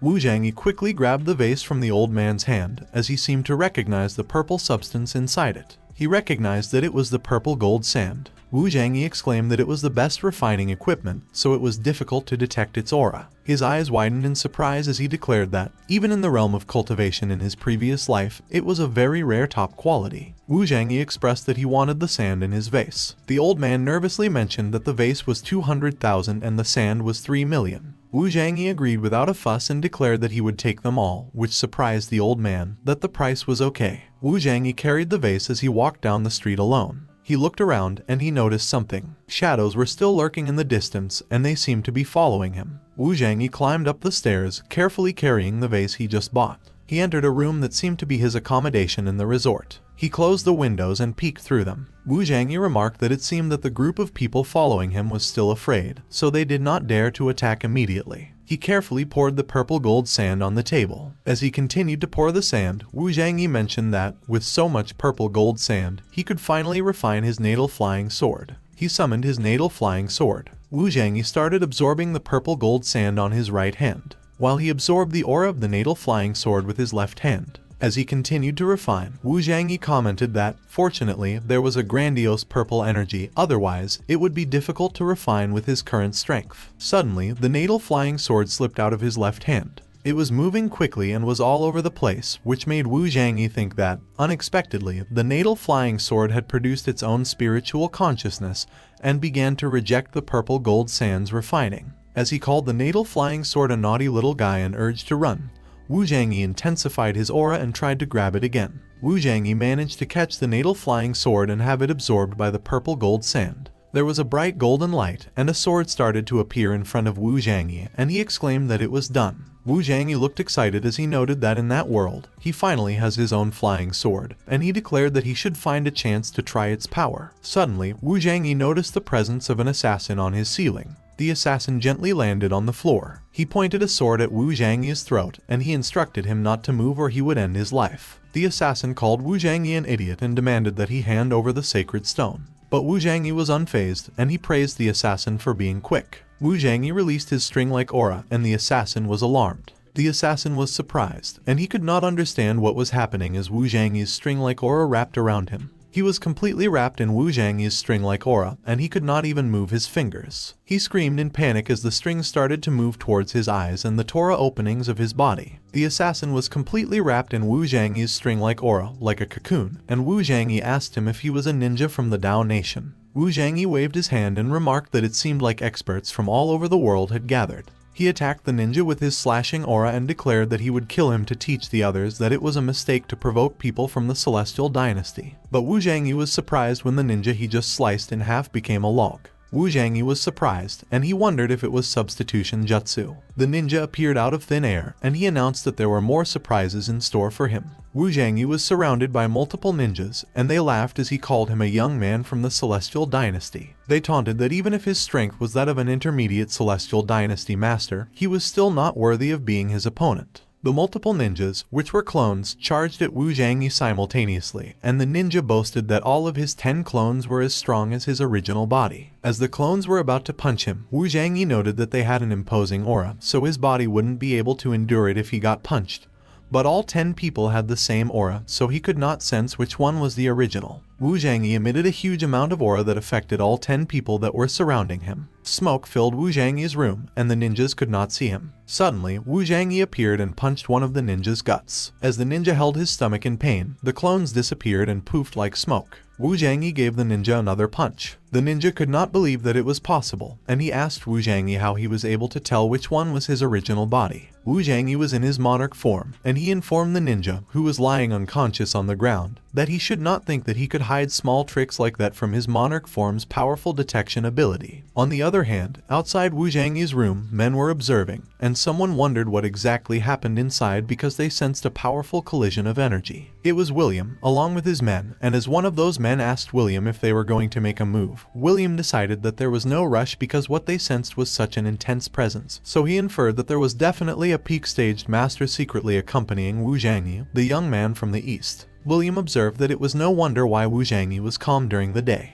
The man advised to look ahead. He pointed out that another 3 people sneaked into Wu Zhangyi's room. As the three of them entered Wu Zhangyi's room through the balcony window, someone recognized them as the renowned three masters. As the masters entered and made greetings, William remarked that it would be interesting to watch. But suddenly, a tremendous amount of aura surged out through the balcony window, throwing those three masters into the air. William was astonished. The three masters fell down the balcony, destroying the railings in the process, and as a silhouette of a man stood on the balcony, dragging another body, William could not help but wonder what was going on. The silhouette that was standing on the balcony was Wu Zhangyi, while the one he was dragging was the ninja, and he declared that there was no need to hide anymore. Wu Zhangyi raised the ninja's body, and he proclaimed that if they wanted the sacred stone, they should come to him together. Wu Zhangyi threw the ninja's body off the balcony. The three masters were surprised when the ninja's body crashed into the ground in front of them. Meanwhile, William and his men were hiding behind a bush, and William was wondering if Wu Zhangyi was the one responsible for the killing of several patriarchs. Zhang Junshan was also one of the people hiding and targeting Wu Zhangyi, and he was surprised when he stated that he saw Zhang Chenhai, but he insisted that it was impossible. Zhang Junshan remarked that Zhang Chenhai was only 2 years younger than him and that Zhang Chenhai's power had long been abolished. On the other hand, the three masters yelled as they made their bodies bulge using their auras, and they were preparing to fight. William was surprised when he recognized that it was the armed color hardened, and he mentioned that unexpectedly. The three masters all developed the secret body refining method to that state because body refiners who could arm the body with the spiritual power at least had the strength above masters. One of the masters claimed that he forced them to that status so he should not blame them for being merciless. Wu Zhangyi was stepping out of his balcony when he recognized the three masters' bodies refining, and he noted that it was interesting and they should go together. Wu Zhangyi landed on the ground in front of the three masters. The three masters declared that they should go, and the three of them simultaneously charged forward.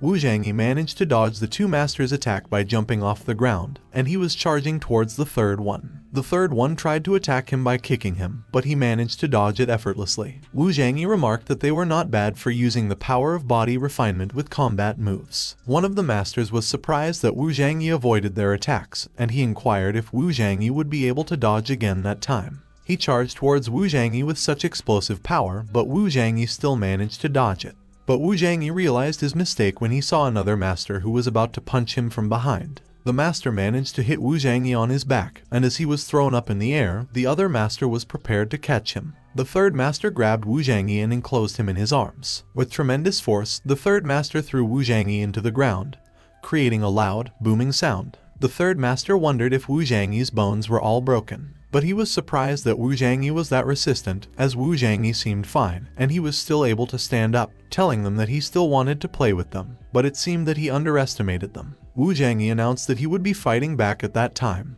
and the three masters charged at him simultaneously, telling him to go to hell. As explosive auras were emitted from the fight, William was astonished to see that Wu Zhangyi was still able to dodge at that time. The three masters were surprised when Wu Zhangyi opened his palm towards them after he dodged their attacks. Wu Zhangyi clenched his fist. Meanwhile, William was surprised when he saw that Wu Zhangyi actually wanted to fight against the opponent's combined force strike, and he observed that it was necessary to know that the power of the body refiner was the strongest when both sides were at the same level. But the current situation was 1 against 3. Wu Zhangyi charged towards the three masters, and William commented that he was still too rampant. On the other hand, Zhang Junshan, who was watching the fight intently, predicted that Wu Zhangyi would lose for sure, and he was unaware that someone had arrived beside him. It was his old ancestor, and as his old ancestor disagreed with his opinion, noting that Wu Zhangyi would win, Zhang Junshan was surprised that he could not help but ask him why he was there. Back in the fight, one of the masters asked if the others could feel a terrifying power. The other two confirmed, and they acknowledged that they felt like their bodies were going to be swallowed, so they should run away.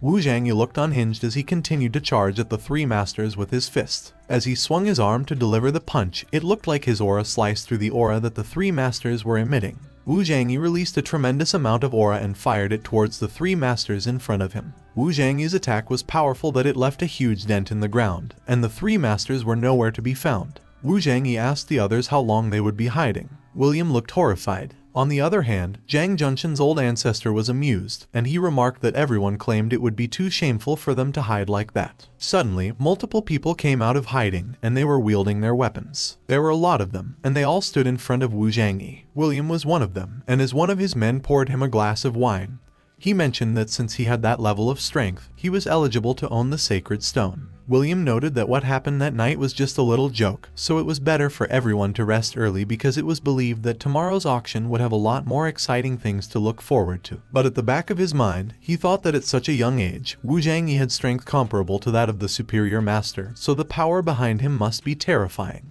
The others agreed that what William mentioned was right, that they just came over to take a look and that there was no other meaning, stating that it was all the damn idiot ninjas and body refiners earlier while they had no intention of offending. Wu Zhangyi smiled, and he acknowledged that William was really an elegant gentleman who could speak well, so he was a little impressed with him. William responded that he compliments well, but he should not dare to be ashamed to use one of his Eastern words. But William was stunned when Wu Zhangyi taunted him and remarked that he was talking about how he was a little impressed by his thick-skinned face. William's men were enraged by what Wu Zhangyi did, so they reprimanded him for daring to speak ill of William, and they emphasized that, as a powerhouse at the pinnacle of the spiritual master, William was also a top-level powerhouse in the world who has a noble background, so they advised him to apologize immediately. When Wu Zhangyi heard that they wanted him to apologize, he replied sorry because his only shortcoming was that he didn't have the habit of apologizing to others. Suddenly, William's glass of wine dropped and shattered into the ground. William's men were surprised when William turned his back on Wu Zhangyi and stated to forget it, as he didn't care about Wu Zhangyi because of his young age and ignorance, so they should go. But William froze when Wu Zhangyi called to wait a minute and asked him if he wanted to leave without leaving since he was there. William's eyes were bloodshot as he questioned Wu Zhangyi what he wanted.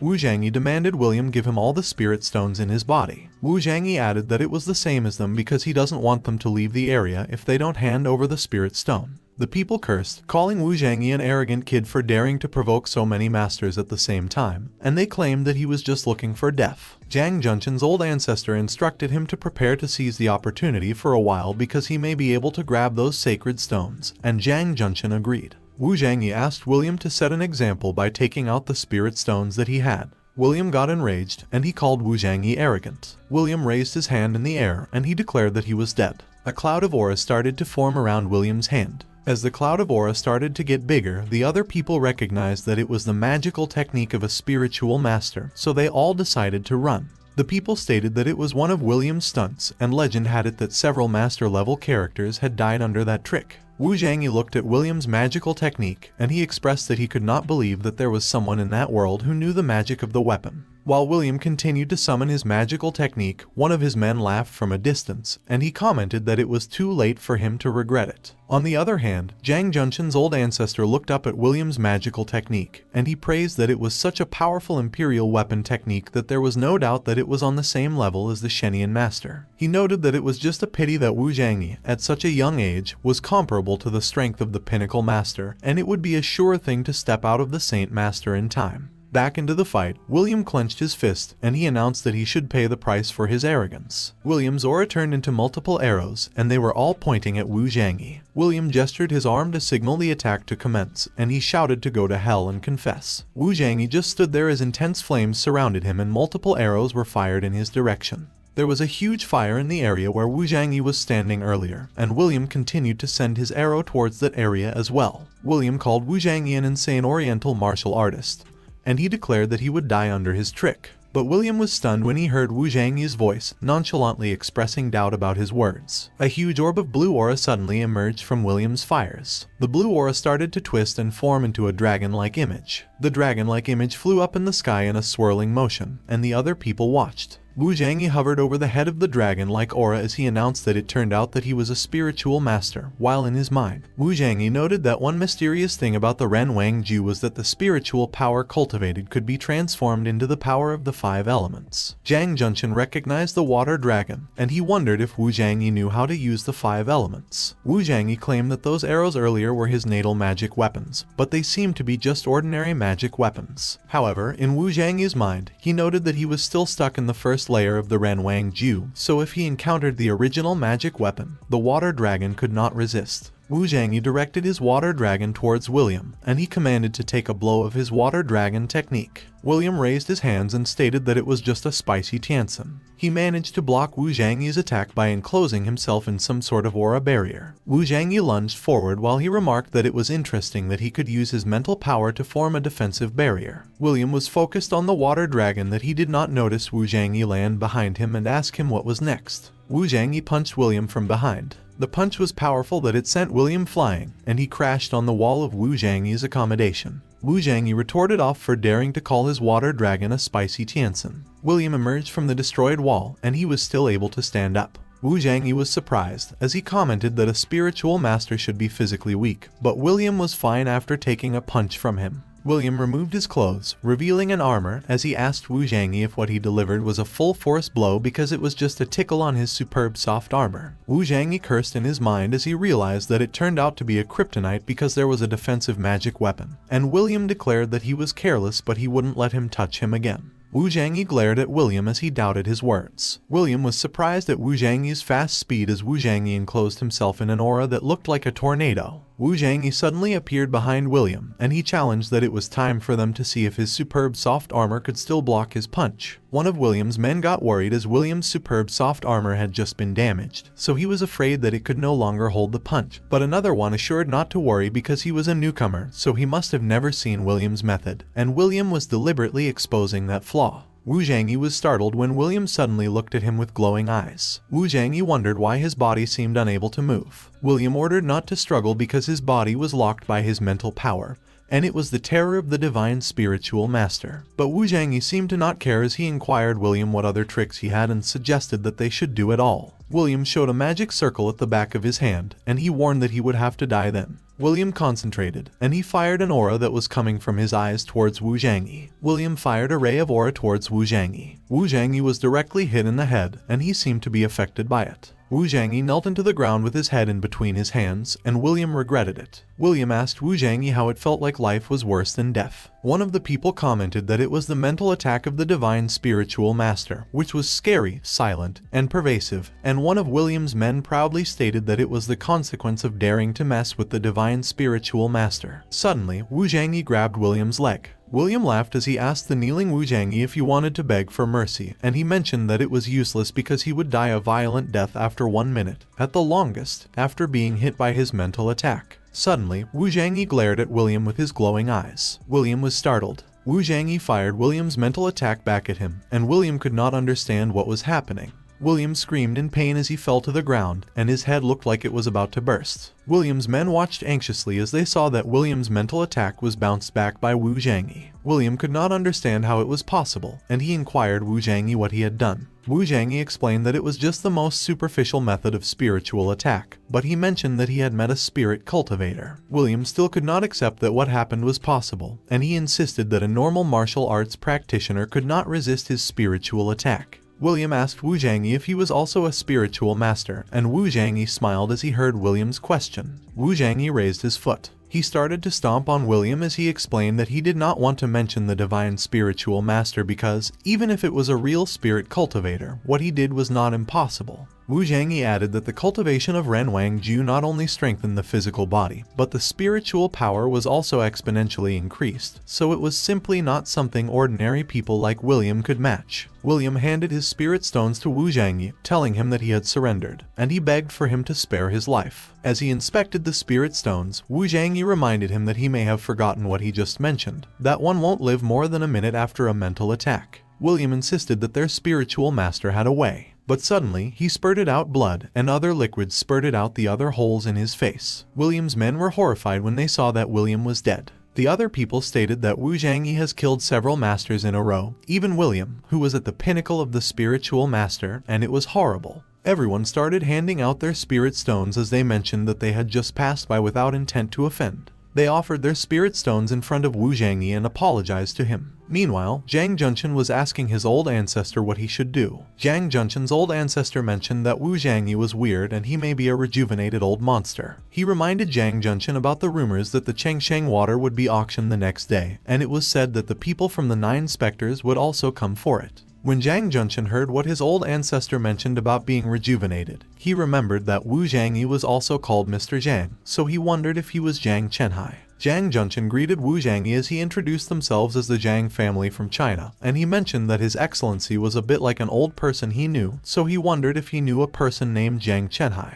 Wu Zhangyi's expressions turned dark when he heard Zhang Junchen mention the Zhang family and Zhang Chenhai. Wu Zhangyi asked if the person he was facing was Zhang Junchen. Zhang Junchen confirmed with Wu Zhangyi that he was indeed Zhang Junchen, and he was anxious as he wondered how Wu Zhangyi knew his name and if he really was Zhang Chenhai. Wu Zhangyi raised his hand. He slapped Zhang Junchen across the face and declared that if that was the case, he was in big trouble, which confused Zhang Junchen. Zhang Junchen fell to the ground due to Wu Zhangyi's slap. Zhang Junchen held his swollen cheek, and he was about to curse Wu Zhangyi, but he was not able to finish his sentence. Wu Zhangyi landed another slap on the other side of Zhang Junchen's face, which made him cough up blood. Zhang Junchen screamed in pain as he was thrown away past where his old ancestor was, and his old ancestor was surprised that Wu Zhangyi was fast. Wu Zhangyi expressed that he did not expect to meet the Zhang family members there, as back then, his father was expelled from the family by Zhang Junchen, lost his power, and almost died, and as Zhang Junchen cursed at him for daring to hit him, Wu Zhangyi identified that it was him. Zhang Junchen's old ancestor advised not to be impulsive because Wu Zhangyi was too weird, so he must be careful. Wu Zhangyi threatened that he would give them 10 seconds to hand over all the spirit stones or it would be the last day of their lives, but in the back of his mind, Wu Zhangyi remembered that his father mentioned that the feud with the Zhang family was a knot in his heart for life, so he must solve it himself. Otherwise, he would never let it go for the rest of his life, so he could not forget it until that day. Zhang Junchen's old ancestor instructed him to hand over the spirit stone, and Zhang Junchen tried to protest. His old ancestor suggested that they could go back to find out clearly the identity of Wu Zhangyi, and they could find him to settle the score, so it was not too late, which made Zhang Junchen agree, admitting that his old ancestor was thoughtful. A few more spirit stones were added to the shiny pile. Zhang Junchen tried to act tough as he dared to keep it. Before heading out, Zhang Junchen threatened Wu Zhangyi that their Zhang family would get the spirit stones back from him, and his old ancestor urged that they should go. Wu Zhangyi watched as the two of them departed, and he vowed that he would let the Zhang family live a few more days. He looked at the pile of spirit stones behind him and remarked that with those stones, he could set up the spirit gathering formation. A few moments later, Wu Zhangyi traveled to the back mountain peak. When he arrived, he noted that he never anticipated that the place would be so rich in spiritual energy, so it was no wonder that the world's ancient martial artists were attracted to that place. Wu Zhangyi unpacked the spirit stones from the bag that he was carrying,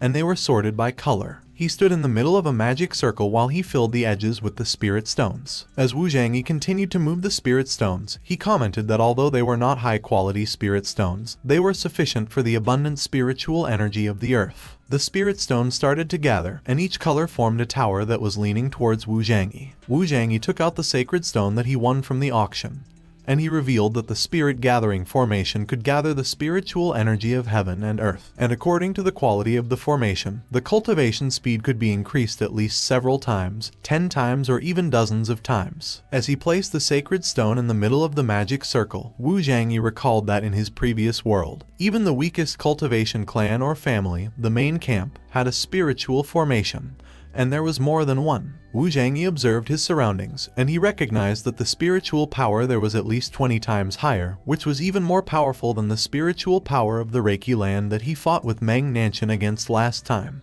He started to apply his aura. The formation opened up, and a pillar of light from the skies shone down on Wu Zhangyi. Wu Zhangyi began meditating, and he declared that what was next was the moment to break through the Ren Wang Ju skill. The pillar of light continued to shine down on Wu Zhangyi. Wu Zhangyi was lifted off the ground as he continued to meditate while being surrounded by such a tremendous amount of aura. Wu Zhangyi suddenly seemed to struggle, and he declared that the aura was at the top and his body seemed to explode. Suddenly, the ground beneath Wu Zhangyi was destroyed. His shirt was also gone, and the tremendous aura that surrounded him seemed to enter his body through his head. Wu Zhangyi screamed in pain as his eyes glowed. A huge booming sound was created as Wu Zhangyi released back the aura that he had just absorbed. The ray of aura passed through multiple mountain ranges. Wu Zhangyi stood up and announced that he finally broke through the second layer of the Ren Wang Ju, and his strength reached the late stage of the Foundation Establishment realm. He looked at his hands and commented that if he compared that level to his current world, it would be equivalent to the late stage of the Saint Master. Wu Zhangyi looked pleased, and he proclaimed that the 9 specters should show their tail too. The next day, at noon, Wu Zhangyi approached a huge, fancy building. The receptionist greeted him and asked if he was Wu Zhangyi. Wu Zhangyi confirmed with the receptionist that she was right. The receptionist immediately led the way and asked him to follow her to the second floor because they had prepared a box for him. Wu Zhangyi was surprised, and as he looked around, he remarked that he did not expect someone there to welcome him, so he wondered if he became famous because of what happened the other day. The receptionist let Wu Zhangyi into a VIP room, and she requested that he come in. As soon as Wu Zhangyi came in, he could immediately hear that a genuine pill was being auctioned. Wu Zhangyi watched from above as the host explained to the audience that the elixir could let their cultivation speed be doubled. One of the audience members was surprised to hear that the cultivation speed was doubled, and he asked if it was too exaggerated. The host explained that there was a limitation because that kind of essence pill was only effective for people below the master level, so they should bid based on their own needs. Even when they heard that it was only effective below the master level, they still commented that it was pretty impressive, and they noted that there were only a few people who could reach the master level. A strange-looking man started to bid $20 million for the genuine pill. Another man offered to give $50 million. Wu Zhangyi looked at the genuine pill, and he observed that at first, it seemed that the quality was not very good, but he did not expect that some people in that world would make that kind of pill, and he did not know who was behind it. Back at the auction, the host recognized the man who recently bid as Chen Kong, the son of Asia's richest man, and she guessed that no one would dare bid with him, but she still announced that Chen Kong's bid was 50 million and asked if anyone was still bidding. They asked for 50 million twice and 50 million 3 times. The host congratulated Chen Kong for winning the genuine elixir. While an auction staff member was handing the genuine elixir to Chen Kong, the host's assistant whispered to her that their boss stated that the next one to be auctioned was the longevity liquid. They presented a green liquid that was kept in a round-bottom flask. Wu Zhangyi wondered what was inside the flask because there was a very strong spiritual energy fluctuation in it. The host announced that the next item to be auctioned was the treasure of their store, the longevity liquid. The host announced that the longevity liquid could extend human life by more than 50 years, even for ordinary people who did not cultivate.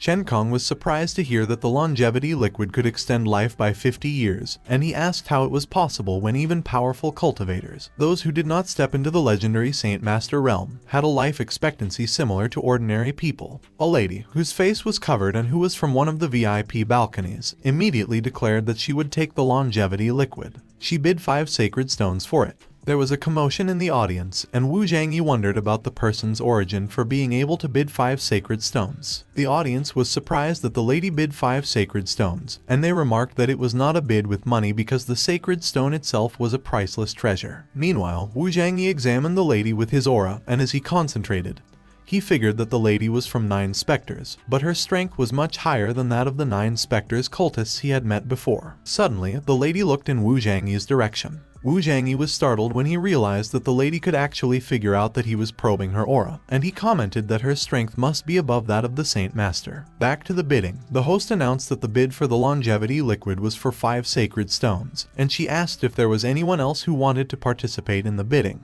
Chen Kong looked annoyed, and he urged her to announce it already because, from the beginning, there was no one who could afford to play that lady's bomb. The host congratulated the lady for winning the longevity liquid invented by their company. One of the lady's subordinates jumped off the balcony graciously while holding the sacred stones, and the audience was in awe that she had such an extraordinary temperament, wondering if she was a master. After the exchange happened on stage, the host and her assistant bowed to the lady's subordinate, and politely asked her to keep the longevity liquid. The subordinate came back to the balcony and showed the longevity liquid to the lady. Wu Zhangyi observed the lady, wondering if she was the 9 specters leader, but he noted that she was too young, and he remembered that it was rumored that 100 years ago, 10 or so masters of Huangfeng joined forces but were all killed by the 9 specters leader. The lady noticed Wu Zhangyi, and she observed him too, after which she turned her back on Wu Zhangyi and she instructed her subordinates that they should go. Wu Zhangyi resolved that whoever the lady was, he would find out. The lady and her subordinates left the building, and Wu Zhangyi followed them from a distance. Suddenly, Chen Kong, who was with another man, intercepted the lady and her subordinates and asked her why she was in such a hurry to leave. Chen Kong invited her to stay and have a cup of tea. The lady's subordinate warned Chen Kong and his men that if they did not want to die, they should get out of there. One of Chen Kong's men confidently taunted them, saying that they should let him step aside and hand over the sacred stone with the longevity liquid as well. And he laughed as he suggested that they should sleep with him for one night, but he was unaware of the slashing motion that just happened in front of him. He was still speaking when blood spurted out of his throat, and Chen Kong, along with his other men, was shocked. The man screamed in pain as his blood continued to gush out of his throat. The lady's subordinate was wielding a fiery sword, and he warned them again to get out of there. But instead of heeding her advice, Chen Kong got enraged, and he berated her for doing such a thing. Chen Kong and his men charged forward as he ordered them to kill the lady and her subordinates. But with a multiple slashing aura, the two subordinates of the lady defeated Chen Kong and his men effortlessly, while the lady nonchalantly walked in the middle of the chaos. As the two subordinates sheathed their swords, someone yelled, giving orders to kill them. There were some of Chen Kong's men who survived, and as one of them asked the other if they should still follow Chen Kong or not, his boss cursed at him and asked him if he was looking for death. A group of people immediately surrounded Chen Kong and his men's corpses, and Wu Zhangyi, who witnessed the fight, remarked that it was a very hot tactic because several people were instantly killed, which made him realize that it was a means to kill a lot of talents. Wu Zhangyi continued to follow the lady, and he mentioned that, for some reason,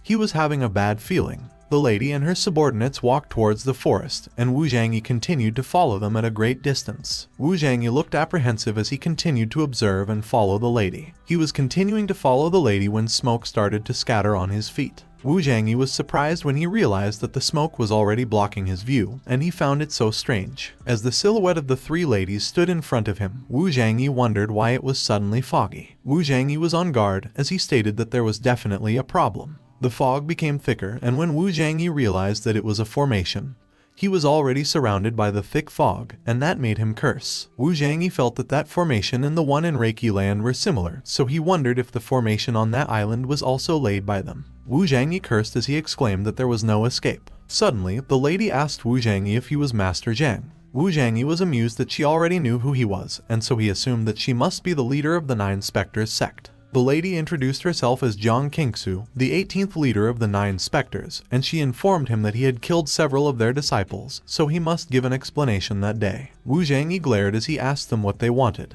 Jiang Qingsu declared that the Nine Spectres had always cherished new talents, and he had reached that level at such a young age, so if he could join their Nine Spectres, the previous grievances could be wiped out. Wu Zhangyi questioned Jiang Qingsu's offer of a clean wipe, and he explained that his parents were his reason to live, so he would avenge anyone who ever hurt them. Jiang Qingsu warned that, in that case, she wouldn't be polite. Two strong whirlwinds suddenly appeared above Wu Zhangyi, and golden swords were pouring down from its center. Wu Zhangyi was alarmed as he got surrounded by the spirit swords. He observed that their aura was strong and there were many, so he wondered how just 3 people could get that spiritual power. The spirit swords continued to swirl, and they were swirling towards Wu Zhangyi. The spirit swords struck the ground, and they were shrouded in a strong golden aura. One of Jiang Qingsu's subordinates remarked that it seemed that Wu Zhangyi was not as strong as she thought, and the other one agreed, noting that Wu Zhangyi was simply vulnerable. But to their surprise, Wu Zhangyi was unarmed, and he had caught 2 spiritual swords in his hands, commenting that it was as he expected. Only 2 spiritual swords were real. One of Jiang Qingsu's subordinates was surprised, as she wondered how Wu Zhangyi could recognize their 2 spiritual swords and catch them with his bare hands. Wu Zhangyi observed that it was such a small trick if they wanted to hurt him.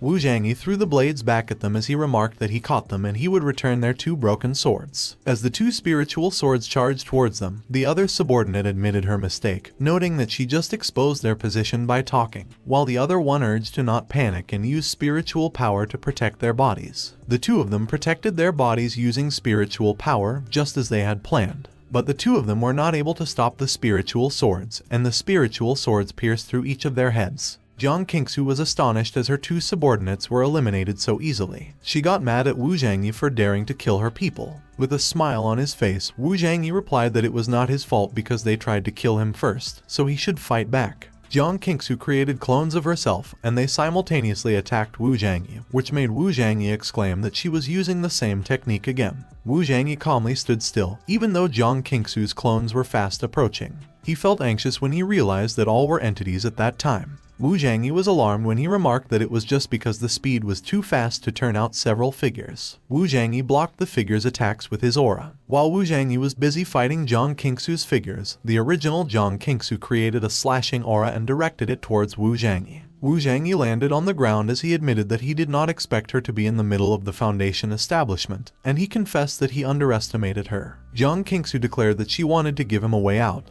but he sought death. Wu Zhangyi retorted that she was confident, and he did not know if she had enough ability to end his life. Jiang Qingsu raised her hand, and as she started to summon water, Wu Zhangyi was surprised that she was using the 5 elements again. Jiang Qingsu created a dragon using the water, and she used her move, the 3 techniques of water dragon attack. Wu Zhangyi started to run away as Jiang Qingsu directed the water dragon towards him. Wu Zhangyi continued to run away as the water dragon chased behind him. He observed that Jiang Qingsu was able to manipulate the 5 elements so skillfully in the middle of the foundation stage, so he realized that behind her, there must be someone who was above that level to give her guidance. Wu Zhangyi lost his balance when the water dragon hit the ground. Jiang Qingsu clenched her fists. While still mid-air, Wu Zhangyi was surrounded by streams of water. Wu Zhangyi was completely trapped inside the body of water, and Jiang Qingsu prepared her fiery sword to attack him. Jiang Qingsu raised her sword, and she proclaimed that none of the people that their 9 specters wanted to kill could escape. Jiang Qingsu slashed Wu Zhangyi in half, but Wu Zhangyi suddenly turned into water. Jiang Qingsu was surprised when she realized that she had only attacked Wu Zhangyi's figure. Wu Zhangyi suddenly appeared beside her and remarked that she was really cruel.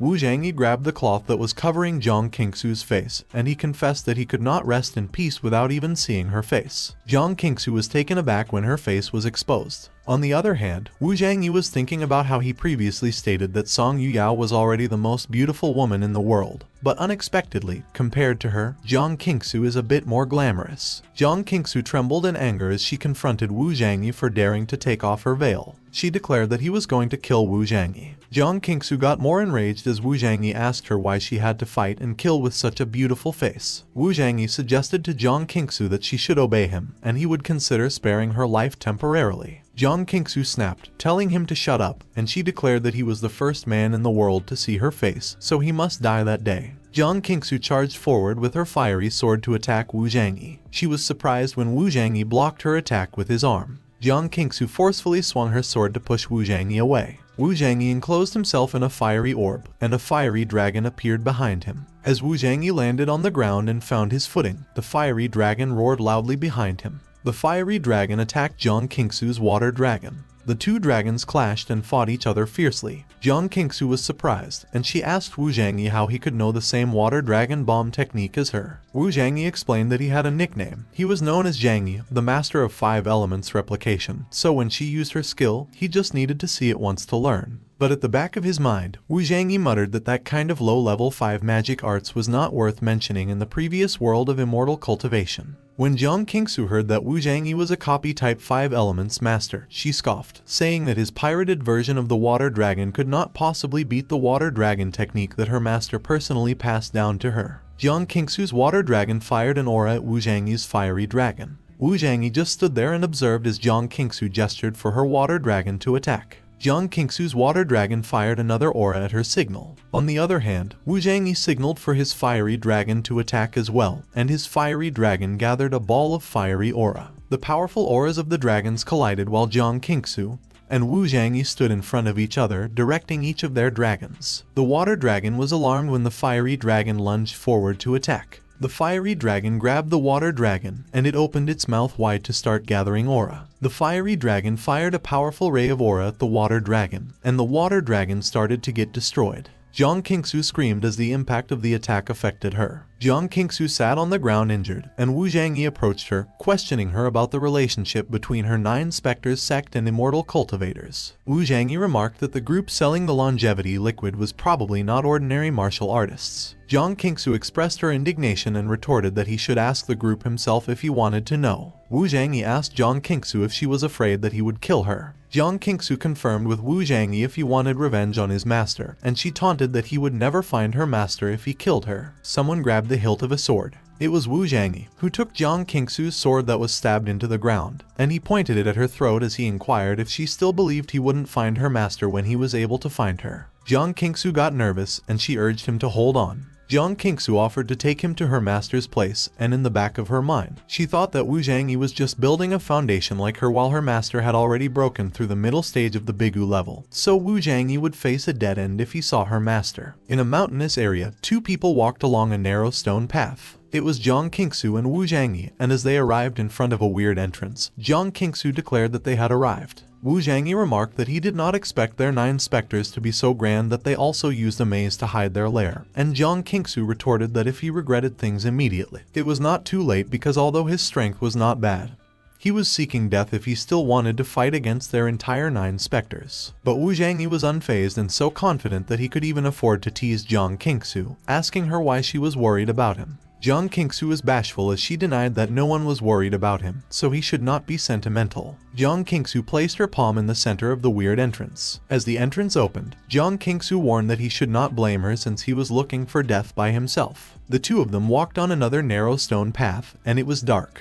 The two of them arrived at a huge building, but there was no one around. As he looked around, Wu Zhangyi inquired why he could not see anyone in such a big hall. Wu Zhangyi was surprised when he looked up and saw something. A huge net made of aura had been cast right above him. Jiang Qingsu quickly ran away as the net fell onto Wu Zhangyi, while Wu Zhangyi managed to protect himself from the net by enclosing himself in an orb of aura barrier. The 9 Spectres members were hiding from above to cast the aura net, and they announced that the aura net had captured the target successfully. Everyone put their aura into the heaven-earth net to capture Wu Zhangyi, but Wu Zhangyi still protected himself with the orb of aura. Wu Zhangyi commented that there was no one in the place, but he realized that all of them had been ambushing him there in advance. Jiang Qingsu stated that he had underestimated her 9 Spectres and that there was only one dead end for him to break into their place unsuspectingly like that. Wu Zhangyi simply smirked, and he asked if the broken net also wanted to trap him. The members of the 9 Spectres called Wu Zhangyi an arrogant boy, and they shouted that it was the last day of his life and so he should take their attack. The heaven-earth net that trapped Wu Zhangyi became more powerful. Wu Zhangyi called for his flying sword. He smiled darkly as he boasted that he could use them to test the power of his flying sword. Jiang Qingsu was surprised when she saw Wu Zhangyi's flying sword because she recognized that it was a natal flying sword, which was a kind of flying sword that has a sword spirit. So it was very powerful, and she heard her master mention that only true cultivators could refine that, so she wondered how Wu Zhangyi got it. On the other hand, Wu Zhangyi wielded the sword and questioned how powerful it was. He swung the sword powerfully. The sword created a slashing aura that broke the heaven-earth net easily. The slashing aura continued to expand, and it charged toward the 9 Spectres members. One of the members commanded not to panic and instructed them to quickly use the spiritual shield. Everyone did as instructed, and Wu Zhangyi's slashing aura collided with their spiritual shield. A huge force damaged the hall, creating a rumbling sound, and screams could also be heard. Wu Zhangyi managed to eliminate a huge number of members of the 9 Spectres in one swing, and that swing was powerful that it left the ground in front of him damaged. Wu Zhangyi looked pleased as he glanced at the lifeless 9 Spectres members lying on the ground. On the other hand, Jiang Qingsu was astonished at what she just witnessed. There were still 9 Spectres members who managed to survive Wu Zhangyi's attack, and they helped each other stand up. Simultaneously, they released their auras from both palms of their hands as they prepared to continue to fight. They fired their auras above them, and they converged on one point. The collective auras of the 9 Spectres members combined, and it started to create a huge weapon. They created a curved sword and directed it towards Wu Zhangyi, but Wu Zhangyi simply commanded them to get the hell out of there. Wu Zhangyi swung his sword again, creating that powerful, slashing aura. Wu Zhangyi deflected the curved sword made of aura, and the 9 Spectres members who summoned it all screamed in pain as they got affected by Wu Zhangyi's attack. Wu Zhangyi pointed his natal flying sword at Jiang Qingsu, and declared that from that day on, the 9 Spectres sect would no longer exist. But suddenly, Wu Zhangyi was surprised when he noticed something. His body became so heavy and he could not understand what had happened. As he acknowledged the strong air pressure, Wu Zhangyi knelt on the ground as he could not fight its power. A silhouette appeared at the top of the stairs behind Jiang Qingsu, and as the silhouette called for their disciple, Jiang Qingsu immediately recognized her master. It was Yanmei, the patriarch of the 9 Spectres sect. The members of the 9 Spectres, who remained conscious, immediately bowed to the ground and greeted Yanmei as their old master. Yanmei expressed her disappointment as she passed by Jiang Qingsu, remarking that the 9 Spectres had only been handed to her for a few years, but it was almost taken by someone that day, and Jiang Qingsu admitted that she only had her incompetence to blame. On the other hand, while still fighting the powerful air pressure, Wu Zhangyi confirmed with Yanmei that she was the last 9 Spectres leader. Yanmei did not answer Wu Zhangyi, and she simply waved her hand, which alarmed Wu Zhangyi. Wu Zhangyi was surprised when he started to get lifted off the ground. He was thrown away, and he crashed into one of the pillars. As Wu Zhangyi landed on the ground on all fours, he quickly realized that the power he just felt was at the middle stage of the Bigu level. Wu Zhangyi got anxious as he muttered that since he came to the earth, it was the first time for him to meet such an opponent who could make him feel helpless because, after all, the level of a cultivator was different from that of an ancient martial artist. Yanmei remarked that he had built a great foundation at a young age, so it was no wonder that he was arrogant. But it was a pity that he messed with the wrong person. Wu Zhangyi stood up, and he vowed that whoever hurt his parents would definitely pay the price. Yanmei retorted that he could not protect his loved ones just by his mouth. Wu Zhangyi shrouded his natal flying sword in a powerful aura as he challenged Yanmei's words. He jumped off the ground and lunged forward. The powerful, fiery aura grew more intense as Wu Zhangyi lunged towards Yan Mei, but Yan Mei just stood there and she looked unfazed. Yan Mei raised her hand, and without effort, Yan Mei grabbed Wu Zhangyi's throat before his attack could reach her. Yan Mei continued to grab Wu Zhangyi by the throat as she charged forward, and she declared that it was impossible for him to defeat her without a great level. Wu Zhangyi was helpless as he started to cough up blood. Yan Mei suddenly took a turn, and she slammed Wu Zhangyi on the ground. The impact was powerful that it created a huge hole in the ground, and Wu Zhangyi fell unconscious. Yan Mei ordered Jiang Qingsu to lock Wu Zhangyi up and not rush killing him, to which Jiang Qingsu agreed. Jiang Qingsu looked concerned as she thought in her mind that what happened was his own fault because she had warned him that Yan Mei was invincible. Suddenly, Wu Zhangyi's hand slightly moved. Both Yan Mei and Jiang Qingsu were surprised when Wu Zhangyi suddenly sat up and remarked that it had been a long time. Blood was oozing down Wu Zhangyi's face, and he smirked as he muttered that it had been a long time since he was badly injured. Jiang Qingsu was speechless, while Yan Mei could not understand what was going on because she suddenly felt a strong aura. Wu Zhangyi stood up, and his hair started to grow as he announced that on Earth, it was the first time that he used the full energy of the Ren Wang Ju. Wu Zhangyi released a tremendous amount of aura, and he exclaimed that although it was only the first layer, that feeling makes him excited. Everyone was protecting themselves from the strong surge of aura, and Jiang Qingsu exclaimed that the aura was more terrifying than that of Yan Mei. Jiang Qingsu looked anxious as she questioned what exactly Wu Zhangyi was because the information organized by the investigation showed that he was just the son of an ordinary ancient martial artist, so she could not understand what was going on. Wu Zhangyi continued to release his powerful aura. Suddenly, with an orb of aura in the palm of his hand, Wu Zhangyi charged towards Yan Mei, and she was surprised that Wu Zhangyi was fast. Yan Mei managed to block Wu Zhangyi's attack by using her staff. She sneered that speed alone could not hurt him. Wu Zhangyi grinned as he inquired if it really was the case. Suddenly, Yan Mei's staff started to crumble. Yan Mei immediately blocked Wu Zhangyi's attack using the palm of her hand as her staff got broken into pieces, and she could not believe that it was possible because her shield could not be broken without the strength of a bigu. Wu Zhangyi charged forward for another attack. Yan Mei managed to stop Wu Zhangyi by enclosing him in an orb of aura. Yan Mei was having a hard time, and she realized that Wu Zhangyi had become a lot stronger, so it was not good for her to go on like that. Suddenly, Wu Zhangyi managed to land a kick on Yan Mei, and Yan Mei managed to block it with her arms. But Wu Zhangyi's attack was powerful that even if Yan Mei managed to block it, she was still slammed into the ground. Wu Zhangyi raised his hand that was releasing a sharp aura, and he taunted Yan Mei, asking if that was all she had.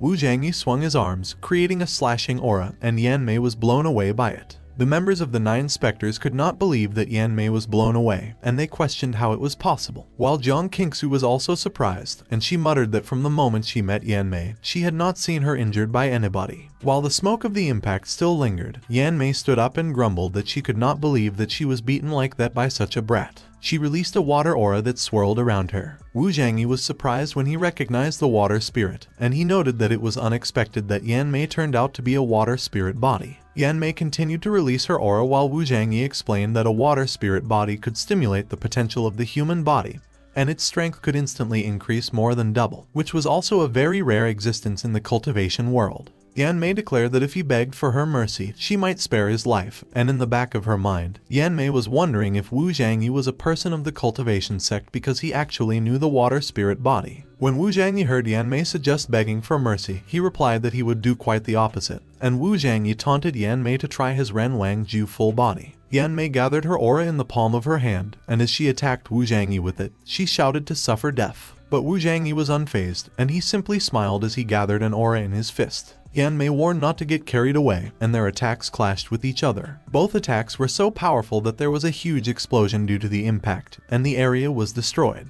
The members of the 9 specters screamed as they ran away from the destruction. Meanwhile, Jiang Qingsu enclosed herself in an orb of aura to protect herself, and as she saw the explosive power in front of her, she exclaimed that it was a terrifying power. As their auras continued to explode, both Yan Mei and Wu Zhangyi took a step back, and both of them were enclosed in an orb of aura to protect themselves. There was a huge distance between Yan Mei and Wu Zhangyi as the two of them took a step back, and in between them was the huge hole in the ground that was created by their explosive powers. Wu Zhangyi glared at Yan Mei as he realized that their powers were even, and he noted that even though the full Ren Wang Ju was used for the first time on Earth, the power of his punch was not enough to kill the early stage of Bigu. On the other hand, Yan Mei was wondering what kind of trick Wu Zhangyi used because he actually took over a trick for which she used almost all of her strength. Wu Zhangyi was the first one to make a move and jumped off the ground. He went ahead and charged towards Yanmei with his fiery fist, and he challenged her to come again. Yanmei did not respond, and she simply made a sound to express her indignation.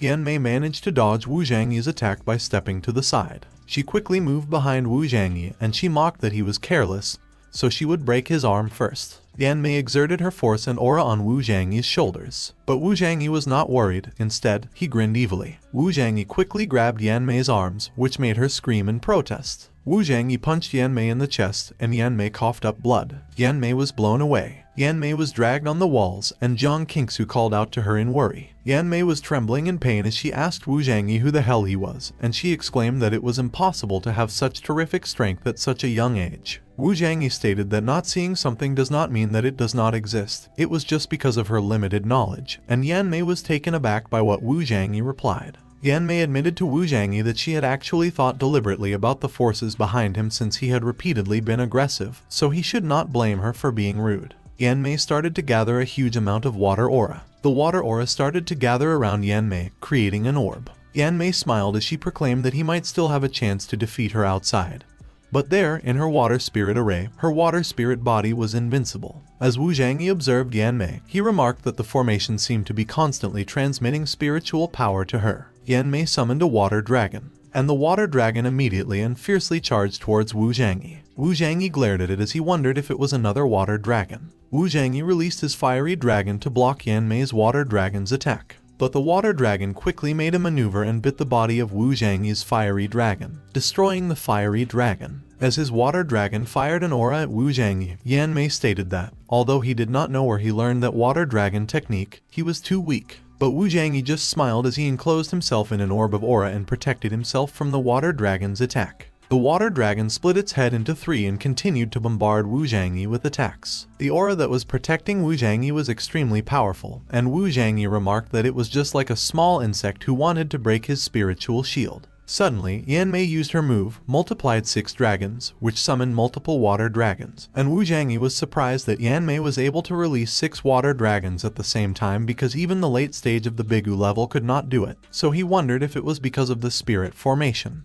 The multiple water dragons hit Wu Zhangyi's spiritual shield simultaneously, and in full force. Wu Zhangyi's spiritual shield was gone, and he jumped away from the area to dodge the water dragons. Yanmei explained that in the water spirit formation, her water spirit body's spiritual power was endless. Wu Zhangyi admitted that he was careless, and he asked Yanmei what other tricks she could use. Yanmei fused the multiple water dragons together. It created a huge epic water dragon. Wu Zhangyi summoned his spiritual shield again as the epic water dragon lunged towards him. The epic water dragon clashed with Wu Zhangyi's spirit shield, and Yanmei declared that it was what would happen when he messed with her. Suddenly, Jiang Qingsu asked Yanmei if Wu Zhangyi was already dead, which surprised Yanmei, so she asked her if she did not want Wu Zhangyi to die, and as Jiang Qingsu was about to answer, she was cut off. Both Jiang Qingsu and Yanmei were startled when the epic water dragon roared loudly, and it seemed like it was writhing in pain. Suddenly, the epic water dragon's body began to explode, and someone apologized to Jiang Qingsu and Yanmei for disappointing them.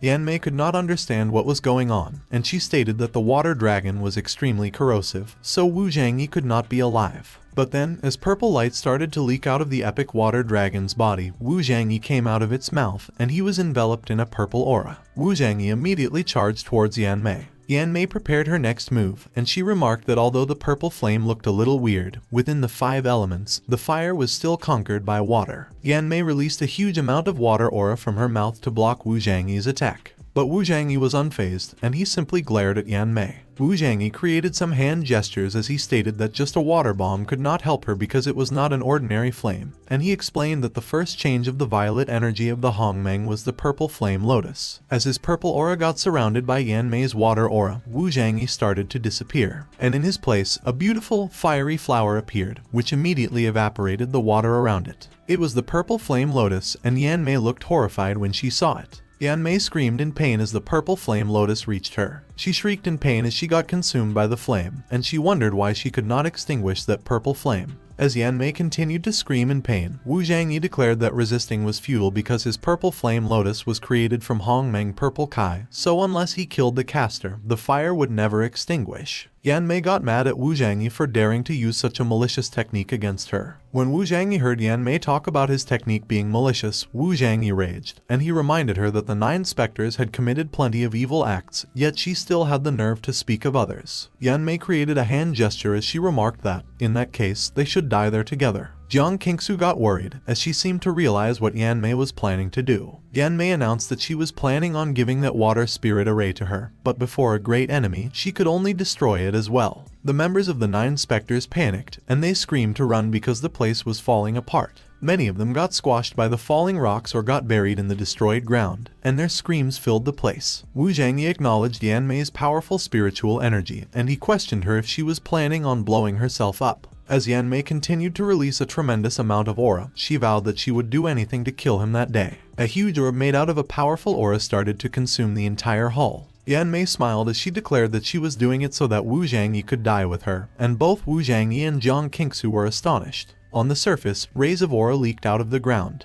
and the ground was destroyed as a strong pillar of light emerged from it. A huge hole was left on the ground by the pillar of light, and smoke emitted from it. Suddenly, a hand emerged from the hole. It was Wu Zhangyi, and he taunted that Yan Mei was a crude old granny as she bombed the place even with her people in it while he was dragging Jiang Qingsu with him. Jiang Qingsu was holding firmly to her dagger. She looked at Wu Zhangyi sinisterly while he coughed up blood, thinking how terrifying Yan Mei's power was because if he had not just broken through to Monarch's form level 2, he would have died. Suddenly, Jiang Qingsu lunged to attack Wu Zhangyi with her dagger, but she only grazed his shoulder as he managed to move to the side. Wu Zhangyi was surprised, and as he reminded Jiang Qingsu that he saved her, he questioned her if she was planning on killing her savior. Tears ran down Jiang Qingsu's cheeks as she demanded why Wu Zhangyi saved her. Wu Zhangyi retorted to not take it the wrong way, and he explained that he saved her because she was still useful. Jiang Qingsu lunged towards Wu Zhangyi again, and she screamed that he ruined the 9 specters and killed Yan Mei, so she must avenge all of them.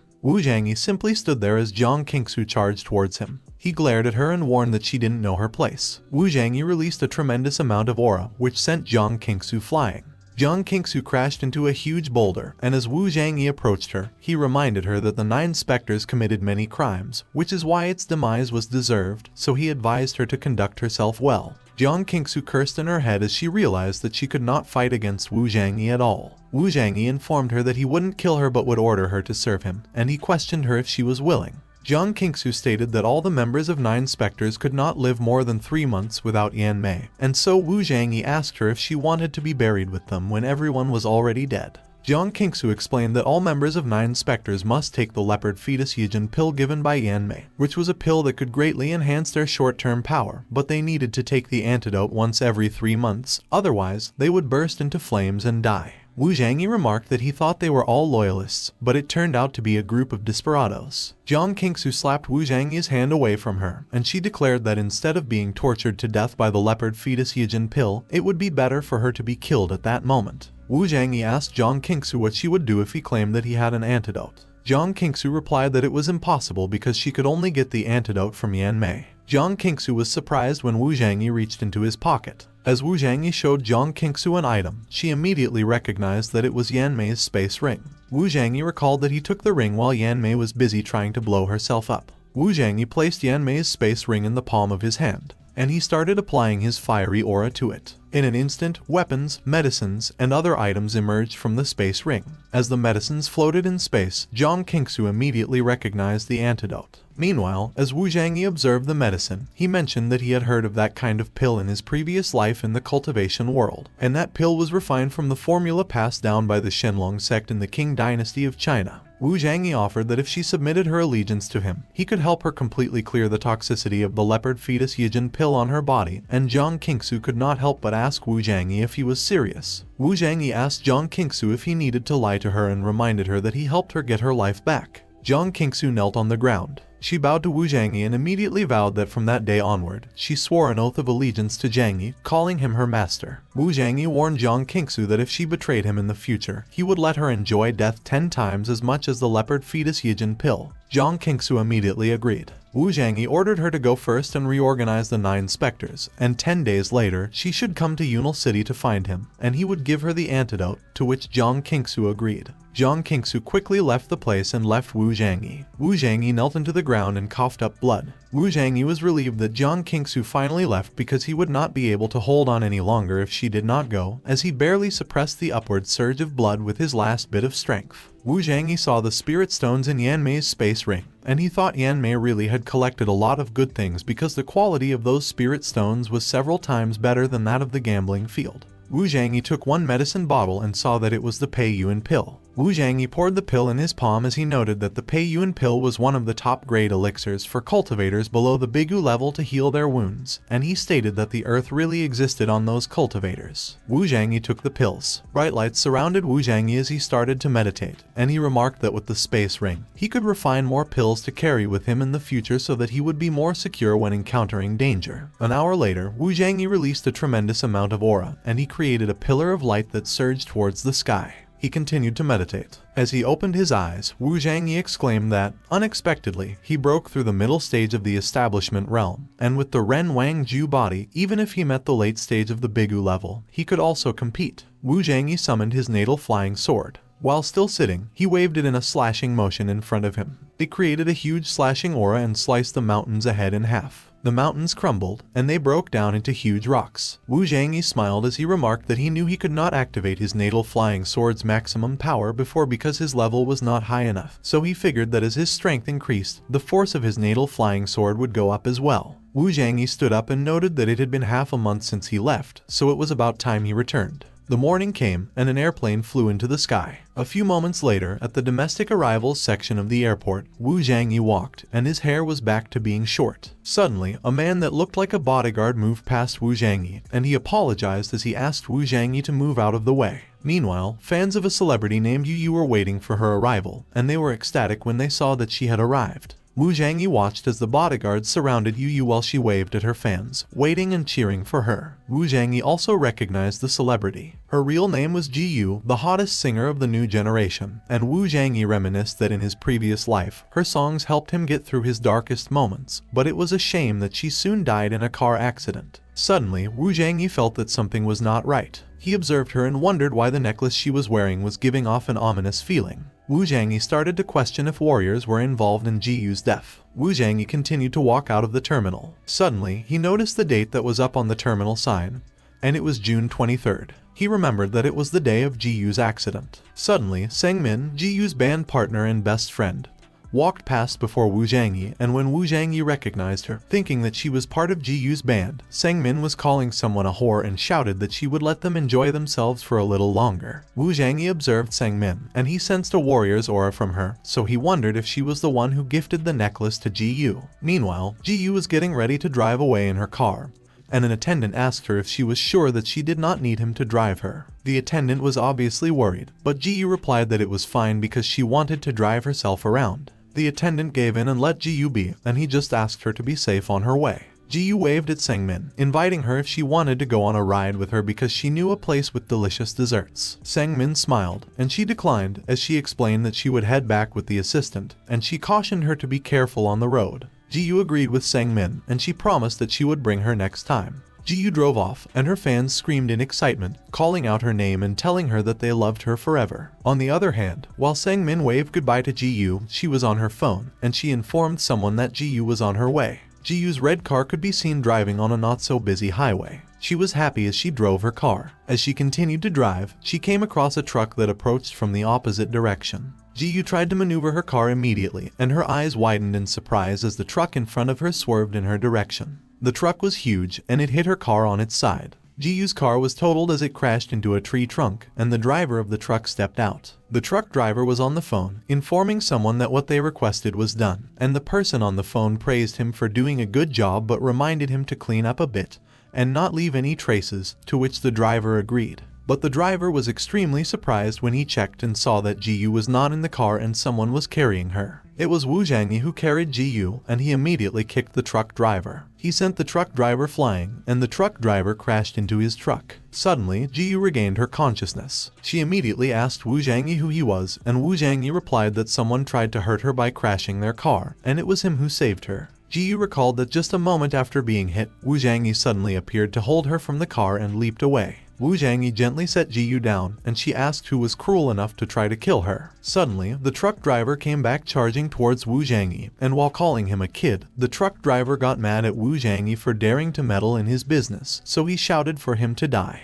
Wu Zhangyi dodged the truck driver's attack while protecting Ji Yu, and he immediately found out that the truck driver was in the late stage of Huijin, so he was sure that the truck driver was an ancient martial artist. The truck driver was enraged, and as he shrouded himself in aura, he used his move, the second style of the Zhangjiaquan, large and small, capture all, siege and kill 3 sides, even if there are 7 earths and 8 heavens. But before the truck driver could land his move, Wu Zhangyi simply kicked his feet. As the truck driver lost his balance and fell to the ground, Wu Zhangyi stepped on him, demanding who gave him the orders. Wu Zhangyi kicked the truck as he scolded him for daring to murder Ji Yu, and while he demanded to know who ordered him, Ji Yu joined in kicking the truck driver. The truck driver pleaded for them to spare his life, and he confessed that it was Sang Min who sent him. Wu Zhangyi was astonished when he heard that it was Sang Min. While they were off guard, the truck driver quickly ran into his truck. Wu Zhangyi immediately used his aura, and he emitted it from the palm of his hand. He fired it towards the truck, which exploded and got consumed in flames. Ji Yu was astonished, and she could not help but ask Wu Zhangyi how he could kill the truck driver. Wu Zhangyi explained that to be merciful to one's enemy is to be cruel to oneself. The next day, there seemed to be a celebration held in a tall, fancy building. Sang Min was there, and a man asked her how things were going and if she had done everything. The man was Mr. Liu, and Sang Min replied that she certainly did because his instructions could not be wrong. Being reminded of how Ji Yu rejected him, Mr. Liu called Ji Yu a witch, declaring that she dared to openly reject him and that the woman he could not have must be destroyed. Sang Min clung to Mr. Liu, and she informed him that from that day onward, all the resources of the company would be under his control. Mr. Liu assured her that as long as she was obedient, there would be no shortage of resources for her. Suddenly, their assistant asked Sang Min if Ji Yu had not arrived yet. The assistant looked worried as he mentioned that the on-site autograph session would begin soon. The guy was Manager Zhang, and Mr. Liu instructed that Ji Yu could not come that day, so he should just let Sang Min replace her. Manager Zhang hesitated, so Mr. Liu questioned him if he was not in charge. Manager Zhang quickly reassured Mr. Liu by telling him that their boss had instructed that 7 Stars Entertainment was currently handled by him, so of course, he was in charge. Mr. Liu ordered Manager Zhang to get prepared, and Manager Zhang agreed immediately. But the 3 of them were surprised when someone interrupted them and asked who claimed they would not come.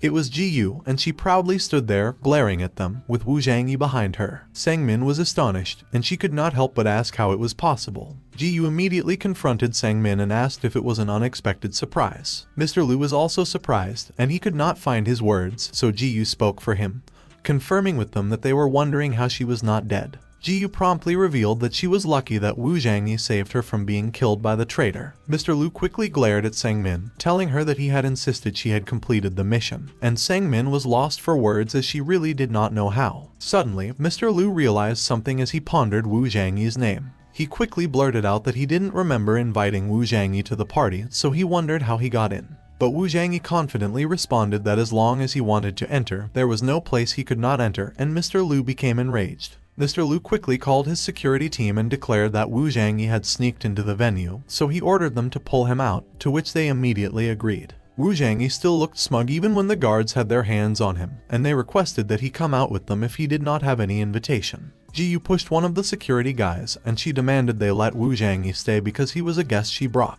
Sang Min grabbed Ji Yu's arms, and she reprimanded her for daring to defy Mr. Liu. But then, to her surprise, Ji Yu slapped her in the face and commanded her to shut up while she called her a witch. Ji Yu scolded Sang Min for daring to harm her while she had always treated her like a sister, and upon seeing that scene, Wu Zhangyi thought that he had once believed Ji Yu was a weak woman, so he did not expect her to be so sharp. Meanwhile, Mr. Liu was astonished when he saw the 2 huge security guys could not move Wu Zhangyi, even though they were already pushing with all their might. Mr. Liu realized that Wu Zhangyi was a martial artist, so he released his aura, and he called the 2 security guys losers as he ordered them to get out of his way. Mr. Liu immediately lunged at Wu Zhangyi, and he threatened that he wanted to die. Suddenly, an arm flew up in the air, and someone screamed in pain. Mr. Liu's hand trembled as his hand lay on the ground, while Wu Zhangyi just stood there, and he stated that they saw he did not do it as it was Mr. Liu who hit him. Mr. Liu turned pale due to pain, and he repeatedly gave orders to kill Wu Zhangyi. One of the security guys lunged at Wu Zhangyi, and he grew mad at him for daring to hurt his master, so he declared that he would take Wu Zhangyi's life. Suddenly, a huge explosion of aura occurred, and it sent the security guys flying. Meanwhile, in a VIP room, a man spoke to Zhao Ziheng, and he was surprised that Zhao Ziheng knew Wu Zhangyi. He remarked that he hoped he would introduce Wu Zhangyi to him if he had the opportunity, but Zhao Ziheng replied not to mention it because Wu Zhangyi had disappeared for half a month. The man grew puzzled when he heard that Wu Zhangyi had disappeared.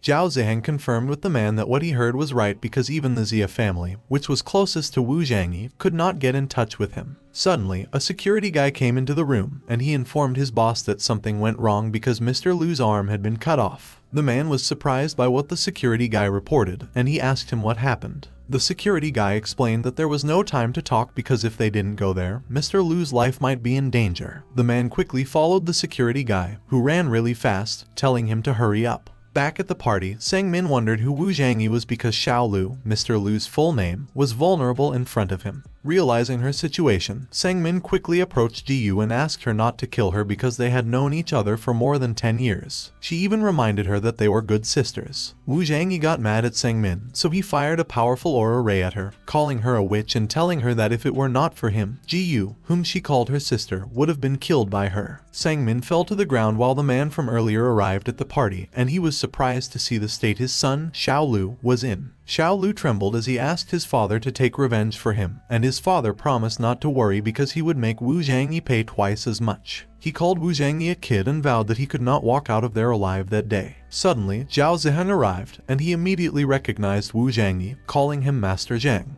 Wu Zhangyi also recognized Zhao Ziheng.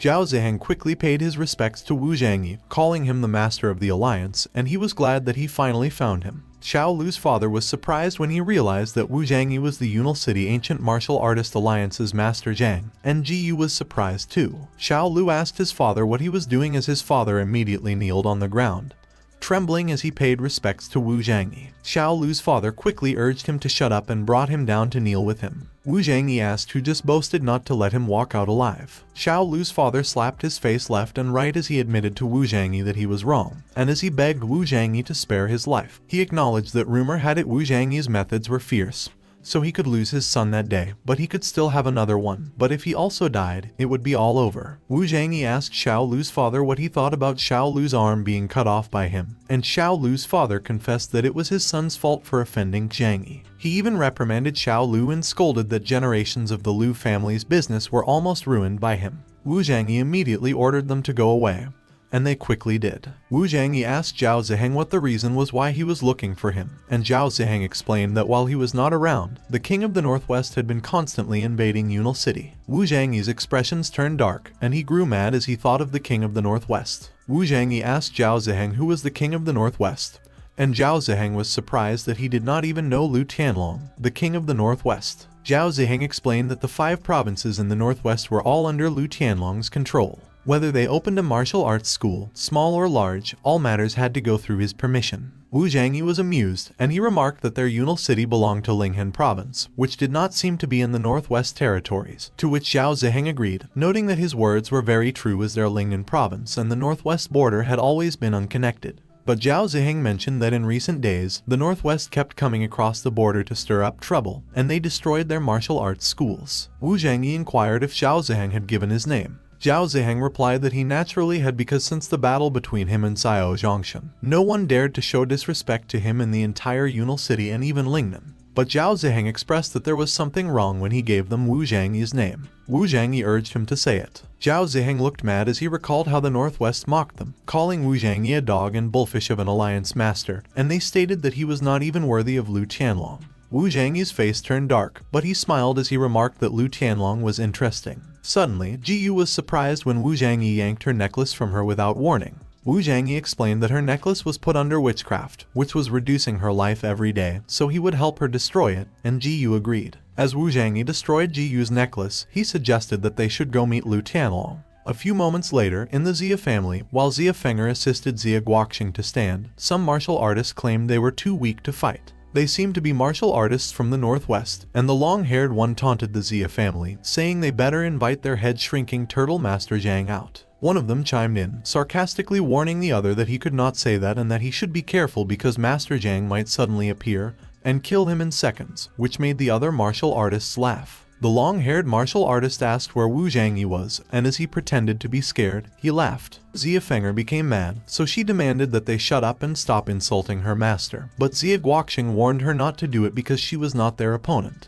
When the long-haired martial artist heard Xia Feng'er call Wu Zhangyi her master, he mocked her, calling her a little girl, and he suggested that she looked good, so it would be better for her to go back with him and be his concubine. Xia Feng'er grew worried when Xia Guoqing got mad, and he called them northwestern brats as he demanded that they stop insulting her. Xia Guoqing coughed up blood as the long-haired martial artist punched him in the gut and remarked that he did not know his own strength. Xia Feng'er and Xia Guoqing's men rushed to him, and they were worried as they asked him if he was okay. Xia Feng'er released her fiery aura as she became mad at the northwest martial artist for daring to hurt Xia Guoqing. The long-haired martial artist was surprised, and they did not know what was going on when they felt Xia Feng'er's strong aura because they claimed that Xia Feng'er was obviously only in the middle stage of transformation energy. Xia Guoqing was astonished when he realized that Xia Feng'er was using the 9 ranks burning revolutions. As Xia Feng'er released her strong aura, Xia Guoqing tried to stop her and reminded her that Wu Zhangyi had warned her that she could not force the 9 ranks burning revolutions until she reached the master level. Otherwise, her body would backfire. Xia Feng'er protested that she was too weak and that she would never get Wu Zhangyi's approval if things continued this way. Xia Feng'er remembered the time when she asked to be Wu Zhangyi's disciple, and he rejected her, saying that she was not worthy to be his disciple. She did her best and continued to cultivate the 9 ranks burning revolutions, but she coughed up blood as her body backfired. Back in the present, Xia Feng'er raised her hand above her head, and the long-haired martial artist was alarmed when he saw the great ball of fiery aura that Xia Feng'er was gathering. Xia Feng'er threw the ball of fire towards him, and she declared that it was the first layer of the 9 ranks burning revolutions. The other northwest martial artist ran away while the long-haired one remained to block Xia Feng'er's attack, and he wondered what the matter was with that fire because it seemed to contain a horrible devouring power. Xia Feng'er fired a strong ray of aura after she threw the ball of fiery aura to push it towards her enemy, and she declared that she could not lose as she must get Wu Zhangyi's approval. The long-haired martial artist wondered where Xia Feng'er learned those tricks because he saw that she could not stand it anymore. Xia Feng'er was pushed back due to the backfire on her body, and she coughed up blood. The long-haired martial artist remarked that it was a terrible flame. But fortunately, Xia Feng'er could not use it proficiently. He jumped in the air with his aura-filled palm to attack Xia Feng'er, and he proclaimed that it was a pity but she should go to die. Xia Guoqing was alarmed, and he called out to Xia Feng'er with extreme worry. Xia Feng'er looked at the attack that was about to hit her, and all she could do was admit to Wu Zhangyi that she was useless. But the long-haired martial artist was surprised when someone grabbed his arm and questioned him if he was going to kill the disciple of Wu Zhangyi. It was Wu Zhangyi, and he immediately instructed her to take a rest and leave things to him, while Xia Feng'er, who heard him call her his disciple, looked at him in awe as she realized that he finally approved her. The long-haired martial artist asked Wu Zhangyi if he was Xia Feng'er's master, and before Wu Zhangyi could answer, he threatened him to let go of his arm quickly. Zhao Ziheng suddenly arrived, and he retorted that the long-haired martial artist was the one who called him unworthy to put on the shoes of some bullfish king of the northwest. When the long-haired martial artist heard Zhao Ziheng call Wu Zhangyi Master Zhang, he immediately inquired if he was the master of the ancient martial arts alliance of Yunal City. While preparing his fist, Wu Zhangyi confirmed that he was right, and he pointed out that he also knew his name so he could die immediately. Wu Zhangyi punched the long-haired martial artist in the gut with a tremendous amount of aura, and he screamed in pain. The other northwest martial artists looked horrified when they saw what Wu Zhangyi, the one they knew as the legendary young genius Master Zhang, was capable of, and they remarked that their boss Zhang, the long-haired martial artist, was in the early stage of the Master Realm, but he was killed by Wu Zhangyi without any strength to fight back. While the others were terrified, the green-haired martial artist looked enraged. He jumped off the ground and lunged to attack Wu Zhangyi. He was the brother of Zheng, and he got mad at Wu Zhangyi for killing his brother, so he declared that he would take his life. Wu Zhangyi blocked his attack effortlessly with the palm of his hands. The other northwest martial artist was surprised that even Zhengria's giant hammer was easily blocked by Wu Zhangyi, and they knew that Zhengria was in the middle of the Master Realm, so they wondered what kind of strength Wu Zhangyi had. Zhengria screamed as Wu Zhangyi blocked his attack. Suddenly, he multiplied himself and attacked Wu Zhangyi simultaneously, but Wu Zhangyi still managed to block it all. Wu Zhangyi punched Zhengria, which took Zhengria by surprise. As the other northwest martial artist caught Zhengria, who was sent flying towards them, they felt Wu Zhangyi's strength, and they exclaimed that his strength must be Saint Master. Zhao Ziheng pointed out that the northwestern martial artists had injured many of their people, and he urged him to kill them, which the members of the Xia family supported and chanted to kill them. Zhengria, along with the other northwest martial martial artists, was surrounded. But to everyone's surprise, Wu Zhangyi ordered them to let Zhang Erye and his men go. Wu Zhangyi instructed Zhang Erye to go back and tell his master, Lu Tianlong, that he was determined. Wu Zhangyi started to rain down fire on the northwest martial artist, and they called Wu Zhangyi the Holy Master as they screamed and pleaded for him to spare their lives. They promised that they would take his message to Lu Tianlong. Wu Zhangyi commanded them to get out. He watched as the northwest martial artists ran for their lives. Wu Zhangyi took out 2 pills, and he instructed 2 people to take one for each of them. He spoke to Xie Guoqing and Xie Feng'er, and he explained that it was the blood-returning pill, which could heal injuries quickly. Both of them accepted the pill and thanked Wu Zhangyi. Wu Zhangyi jumped off the ground. He announced that he had to go out. He told them to take care of the rest and to call him if he needed anything, to which Xie Guoqing agreed. A few moments later, Wu Zhangyi walked on the street, and he called someone. He called Song Yuyao, who immediately asked him where he was because she kept calling him but couldn't get through, and Wu Zhangyi, who could feel Song Yuyao's anger over the phone, quickly admitted his fault, explaining that his phone ran out of power and he forgot to charge it. Song Yuyao was not pleased with Wu Zhangyi's answer, and she yelled at him, telling him that he always does that every time, always making other people worry about him. Wu Zhangyi promised that he wouldn't do that next time to calm her down, and he asked her if she was home because he was standing at their house's gate. A few moments later, Song Yuyao ran toward the gate, calling Wu Zhangyi's name. Wu Zhangyi laughed as Song Yuyao immediately hugged him, expressing that she missed him so much and that she was afraid he was in danger and wouldn't come back. Wu Zhangyi petted Song Yuyao's head, calling her his dear fool, and he assured her not to worry because no one in the world was his opponent. Song Yuyao confessed that she felt so useless because she couldn't help him with anything. Wu Zhangyi denied that it was true because her existence was the biggest support for him. He was surprised when Song Yuyao suggested that he teach her to cultivate power. Wu Zhangyi asked Song Yuyao why she suddenly wanted to cultivate, and he asked her if something went wrong. Song Yuyao looked crestfallen as she responded that nothing happened, but she just wanted to be able to help him, and she didn't want to be a burden to him forever. Wu Zhangyi disagreed. With tears in her eyes, Song Yuyao asked Wu Zhangyi why and if it was because she didn't have the talent. Wu Zhangyi explained that it wasn't the case, but there was too much killing in the cultivation world, and he didn't want her peaceful life to be broken. Song Yuyao insisted that it was fine because she didn't care about anything as long as she could be with him. Wu Zhangyi asked Song Yuyao if she had thoroughly thought about it, and she confirmed with him confidently that she had. Remembering the new people he had encountered, Wu Zhangyi remarked that his rebirth had changed too many people and things in the current world, and he didn't know if it was a good thing or not. Wu Zhangyi chose to agree with Song Yuyao's suggestion since she had thought about it thoroughly, and Song Yuyao was ecstatic. Song Yuyao hugged Wu Zhangyi again and thanked him, which made Wu Zhangyi smile brightly. Wu Zhangyi vowed that he must become stronger, and no matter what, he wouldn't let anyone hurt Song Yuyao in his current life. Wu Zhangyi handed a marrow-cleansing pill to Song Yuyao, and he instructed her to eat it as it would help her cultivate faster. Song Yuyao did as Wu Zhangyi had instructed, and she ate the pill. Suddenly, Song Yuyao screamed in pain as she grabbed her throat,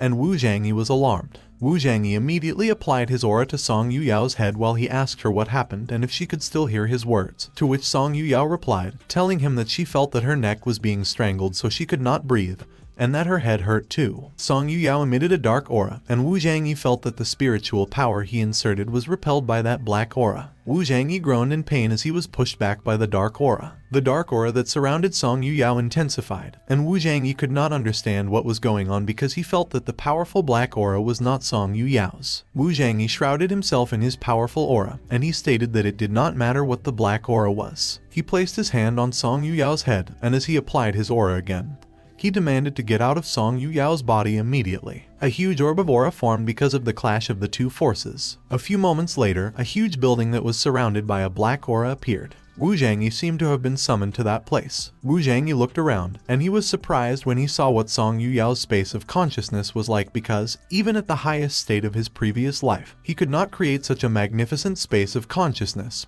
So he wondered why, as Song Yuyao was not even an ancient martial artist. He felt that just moments ago, the black aura came from inside the palace, so he decided to go over there and see what the situation was. Wu Zhangyi jumped off to move towards the palace, but he was astonished when he felt something. He was sent kneeling into the ground by a tremendous amount of pressure. Wu Zhangyi sweated profusely as he wondered what the hell was going on there. He stood up and toughened himself up as he told himself that he must find out what was going on. Otherwise, Song Yuyao might be in danger of dying. With heavy steps, Wu Zhangyi moved forward. The pressure on him was so intense that every step he took created a hole in the concrete floor. Wu Zhangyi cursed as he felt that the more he went forward, the greater the pressure became. He reached the point where the pressure pushed him flat into the ground. Wu Zhangyi released a tremendous amount of aura, and his hair grew long again as he proclaimed that the Ren Wang Ju was in full, perfect form. He walked with ease, and he declared that in front of his peerless Ren Wang Ju, nothing could obstruct his way. Wu Zhangyi kept his Ren Wang Ju in perfect form, and he was about to reach the palace. The doors opened on their own, and there was this mysterious fog that shrouded the place. Wu Zhangyi walked up the stairs that led towards the palace. As he arrived at the door, Wu Zhangyi saw a flawless lady sitting in front of him.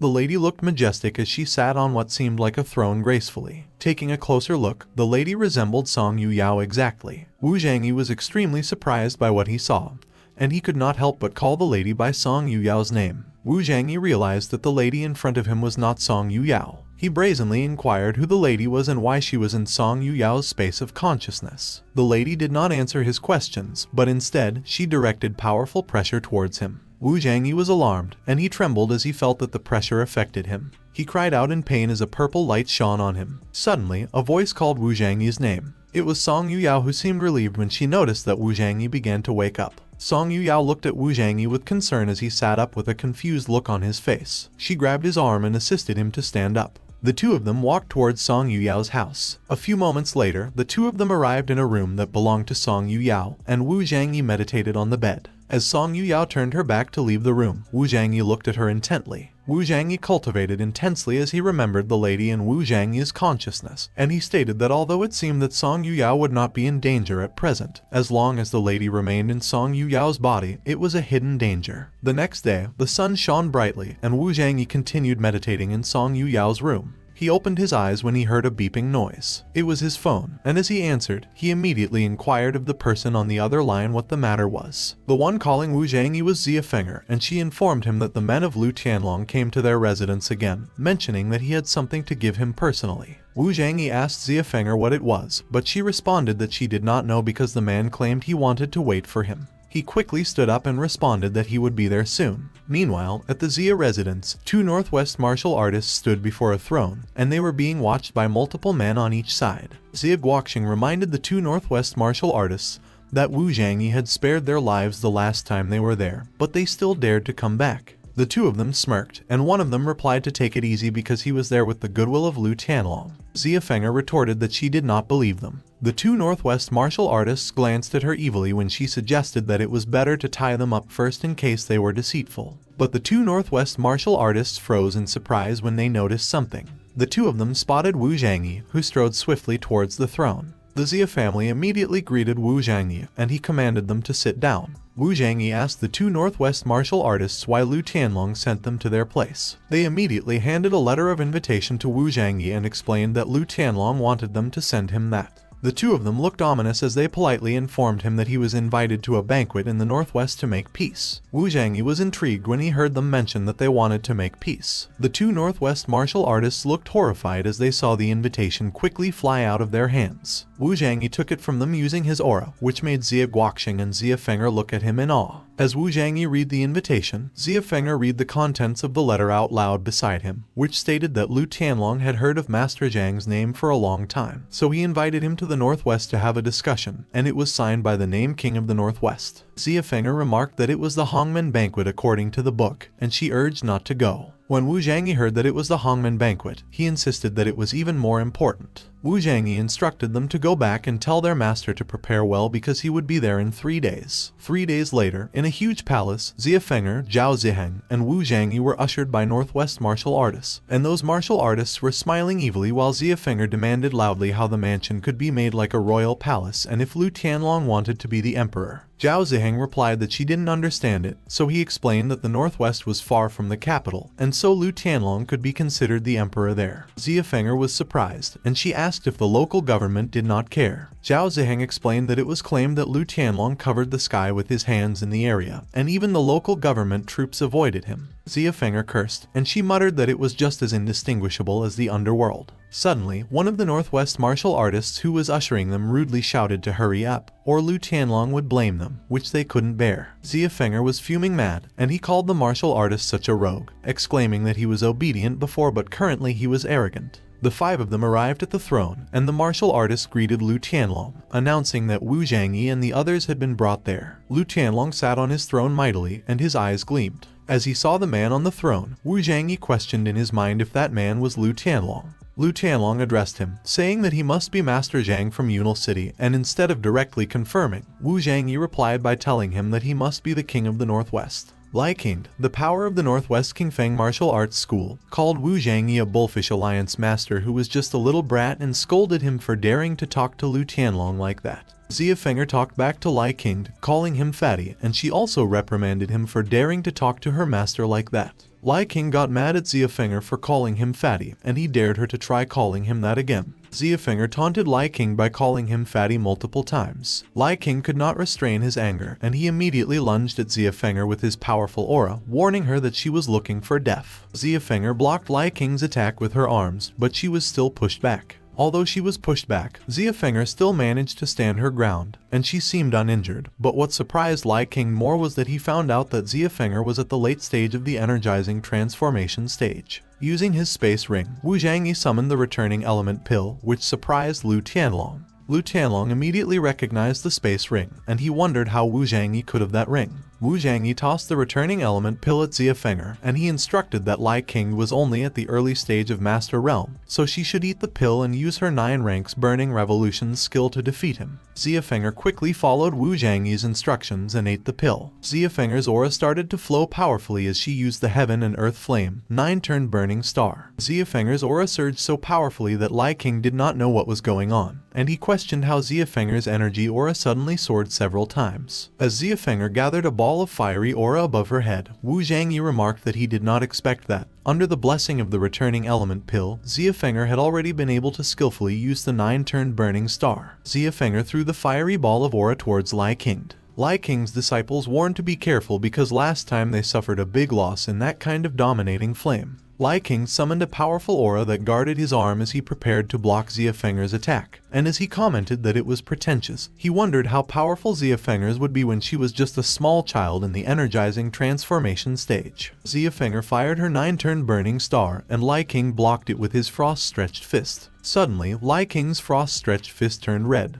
It melted, and Lai King wondered how it was possible that Xia Feng'er's flame was devouring his frost-stretched fist. Xia Feng'er's 9-turn Burning Star completely devoured Lai King's frost-stretched fist, and he coughed up blood as he flew back from the power of Xia Feng'er's flames. One of the Northwest martial artists commented that the frost-stretched fist was one of Lai King's stunts, but he actually lost. They quickly approached Lai King to help him sit up and ask if he was okay. Suddenly, the man declared that Lai King was dead. He commanded them to take Wu Zhangyi and the others down. A huge number of the Northwest martial artists immediately surrounded them, and Zhao Ziheng anxiously urged everyone to calm down and suggested that they should talk. But the Northwest martial artists threatened that they would kill them to avenge their master Lai King's death. Suddenly, Lu Tianlong stepped forward and instructed everyone to hold on. Lu Tianlong introduced himself, stating that he invited Wu Zhangyi there to make peace so Lai King should not have attacked their guests. And in the back of his mind, he thought that the weird flame must have been taught to Xia Feng'er by Wu Zhangyi, which was not simple. Lu Tianlong proposed to Wu Zhangyi that they should have a talk. Wu Zhangyi directly questioned Lu Tianlong about what he wanted to talk about, and he also pointed out to Lu Tianlong that so many people were surrounding the three of them, questioning his hospitality. Lu Tianlong glared as he ordered his men to spread out. Xia Feng'er watched and acknowledged that it was true. She noted that Wu Zhangyi does not like to stand while talking, so he commanded one of the Northwest martial artists to quickly get a stool out there, which agitated the man. But Lu Tianlong requested that someone prepare a stool for Wu Zhangyi. 2 men quickly brought a chair for Wu Zhangyi to sit on. Wu Zhangyi proudly sat on the chair as he faced Lu Tianlong. The Northwest martial artists got annoyed, calling Wu Zhangyi a kid and stating that he was too rampant to even sit directly in the middle of the hall. While calling him a kid, the Northwest martial artists remarked that to give him some concession, they wondered if he had forgotten that he was in the Northwest, and that made Wu Zhangyi stand up from his seat. Xia Feng'er and Zhao Ziheng were prepared to fight as Wu Zhangyi ordered them to get out of the way if they did not want to die. A red-haired Northwest martial artist got enraged by Wu Zhangyi's action, and he prepared to attack him. He roared loudly as he charged forward to attack Wu Zhangyi using his move, the leopard clutches, but Wu Zhangyi remained unfazed. Wu Zhangyi just stood there, paying no attention to Chen, who attacked from behind, while the other Northwest martial artists who recognized the leopard clutches as a move that was fast and vicious muttered that they were afraid only Lu Tianlong could catch it. As Chen was the second strongest behind Lu Tianlong in the room, so Wu Zhangyi was doomed. Wu Zhangyi acknowledged Chen's presence, and he stated that Chen was too weak as he was only a supreme grandmaster. Wu Zhangyi blocked Chen's leopard clutches effortlessly with only one hand. Wu Zhangyi's powerful aura pierced through Chen's leopard clutches and directly hit his torso. Every Northwest martial artist was surprised that their master Chen was killed in one move. Wu Zhangyi warned them again that whoever interfered would die. While Wu Zhangyi still released his powerful aura as he stood there, he was unaware of the attack coming toward him from behind. The fist managed to hit his face, and as he coughed up blood, he admitted that it was fast. Wu Zhangyi was thrown into the air as Lu Tianlong gave him a powerful punch. Xia Feng'er got worried for Wu Zhangyi as he crashed and destroyed one of the pillars, but he still continued to be thrown back. While Wu Zhangyi was still in midair, Lu Tianlong jumped off the ground to land another attack, and the Northwest martial artists cheered as they exclaimed that it was time to strike as Lu Tianlong had finally struck. Lu Tianlong delivered a kick to Wu Zhangyi's body, which made him cough up blood again. Wu Zhangyi wondered why Lu Tianlong was so fast when he was only a half-step Saint Master. Suddenly, Lu Tianlong appeared behind Wu Zhangyi, and he inquired if Wu Zhangyi regretted things because he wanted to give him a way to survive, but he killed his two masters. Lu Tianlong kicked Wu Zhangyi toward the ground, and the kick was so powerful that the ground broke as Wu Zhangyi crashed against it. Zhao Ziheng cursed, and he exclaimed that if Wu Zhangyi fell, they would be in danger. But Xia Feng'er looked determined, and she asserted that Wu Zhangyi would not lose. Meanwhile, as the dust and debris cleared up, it revealed Wu Zhangyi, who had long hair, and the Northwest martial artists mentioned that Wu Zhangyi did not even know that Lu Tianlong had another name, the King of Speed, because in terms of speed, he was one of the best in the entire Chinese land. Wu Zhangyi released a powerful aura, and as he heard about Lu Tianlong's name as the King of Speed, he commented that it was interesting. As Wu Zhangyi continued to release his aura, Xia Feng'er called out to cheer him on. Lu Tianlong could not help but ask what the current situation was, as the energy aura on Wu Zhangyi's body had also changed, and why he had even changed his appearance. But Lu Tianlong suddenly disappeared from where he was standing. He appeared behind Wu Zhangyi, and he declared that no matter what tricks he played, Wu Zhangyi could not be his opponent. But Lu Tianlong was surprised. Lu Tianlong was alarmed when Wu Zhangyi suddenly appeared behind him, and while calling him an old man, Wu Zhangyi taunted that he was too slow, and with his fist shrouded in a powerful aura, Wu Zhangyi punched Lu Tianlong in the back. Wu Zhangyi's punch was powerful that he sent Lu Tianlong flying, and there was an explosion where he landed. Lu Tianlong looked angry as he pushed the debris out of his way, and he said that it was as expected of Wu Zhangyi that he was strong. But Lu Tianlong's eyes were burning with aura, and he released a tremendous amount of aura that surged towards the sky, and its waves surged through the ground, affecting the people who were watching the fight. As Lu Tianlong continued to release his aura, armor appeared on his body. The Northwest martial artists saw that Lu Tianlong was able to transform his Imperial Kai into armor, which made them figure out that Lu Tianlong was currently a divine sage, so he had entered the divine realm, and they said that Wu Zhangyi had angered Lu Tianlong, so he was going to die for sure. Lu Tianlong charged towards Wu Zhangyi, but Wu Zhangyi did not look like he was worried, and he simply said that it looked like his speed had increased quite a lot. Lu Tianlong kicked Wu Zhangyi, but Wu Zhangyi managed to block it by delivering a punch at the same time. Wu Zhangyi took a step back, and Lu Tianlong was surprised that he could still respond to his moves. Lu Tianlong shrouded himself in a powerful aura, and he charged towards Wu Zhangyi, asking if what he did would make a difference. Wu Zhangyi's eyes widened as Lu Tianlong's approached his face, but he managed to respond to Lu Tianlong's punch and block it with another punch. Lu Tianlong was pushed back a little by Wu Zhangyi's attack, and he was surprised. Lu Tianlong was alarmed when Wu Zhangyi jumped above him with an aura gathering in his fist, and he was about to use his move, the air punch. Lu Tianlong was hit by Wu Zhangyi's attack, and he said that it was impossible because Wu Zhangyi's speed and power completely overpowered his speed and power. Wu Zhangyi's attack hit the ground along with Lu Tianlong, and the ground was completely destroyed. The Northwest martial artist could not believe that Lu Tianlong was defeated, while Zhao Ziheng was surprised at Wu Zhangyi's shocking speed and power, saying that it had only been a few months but his strength and speed had become more and more frightening.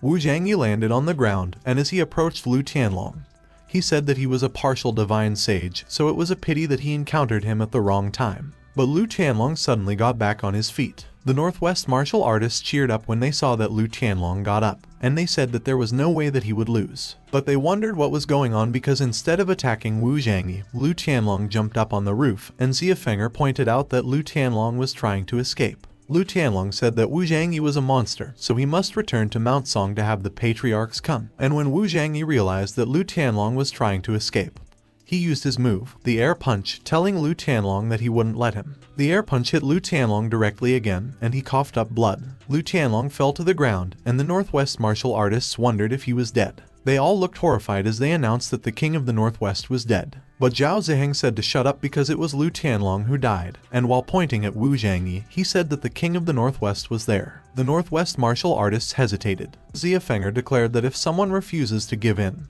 they should feel free to challenge Wu Zhangyi. Xia Feng'er immediately led everyone, greeting Wu Zhangyi as the King of the Northwest, and everyone else followed her lead. Wu Zhangyi stated that they should just call him Master Zhang from that point onward, and he declared to back off. Everyone agreed. Wu Zhangyi, along with Xia Feng'er and Zhao Ziheng, walked back up to the hall. Xia Feng'er was on her phone, and she looked surprised as she looked at it. Xia Feng'er immediately remarked that he was really a hot topic at the moment. Wu Zhangyi inquired her what was going on. Xia Feng'er showed her phone to Wu Zhangyi and mentioned to take a look. Wu Zhangyi was startled when he saw his image from earlier on the news. It was an ancient martial artists forum, and multiple articles were talking about how Lu Tianlong died, and it was Wu Zhangyi who killed him in just seconds. Wu Zhangyi was surprised to see that there was also that kind of forum because he considered that the information of the ancient martial artists was not open to ordinary people. Zhao Ziheng queried Wu Zhangyi if he did not know about the Ancient Martial Artists Forum, and Wu Zhangyi admitted that he didn't. Xia Feng'er expressed that it was the exclusive website of ancient martial artists, and to enter that site, one must be a registered member of the Ancient Martial Artists Association, so ordinary people do not have access to the information there. Wu Zhangyi clicked on one of the articles. He saw that in the comments section, people were saying that the news must be fake and was just hype because Wu Zhangyi seemed to be in his early 20s, so there was no way that he could defeat Lu Tianlong. As Wu Zhangyi read through them, he voiced that the website was interesting. He ordered Xia Feng'er to post on the forum in his name, telling the people there that the new King of the Northwest added that they were all hot chickens, so if they were dissatisfied, they were welcome to challenge him, and if they won, they would be the new King of the Northwest. Zhao Ziheng looked uncomfortable with what Wu Zhangyi noted,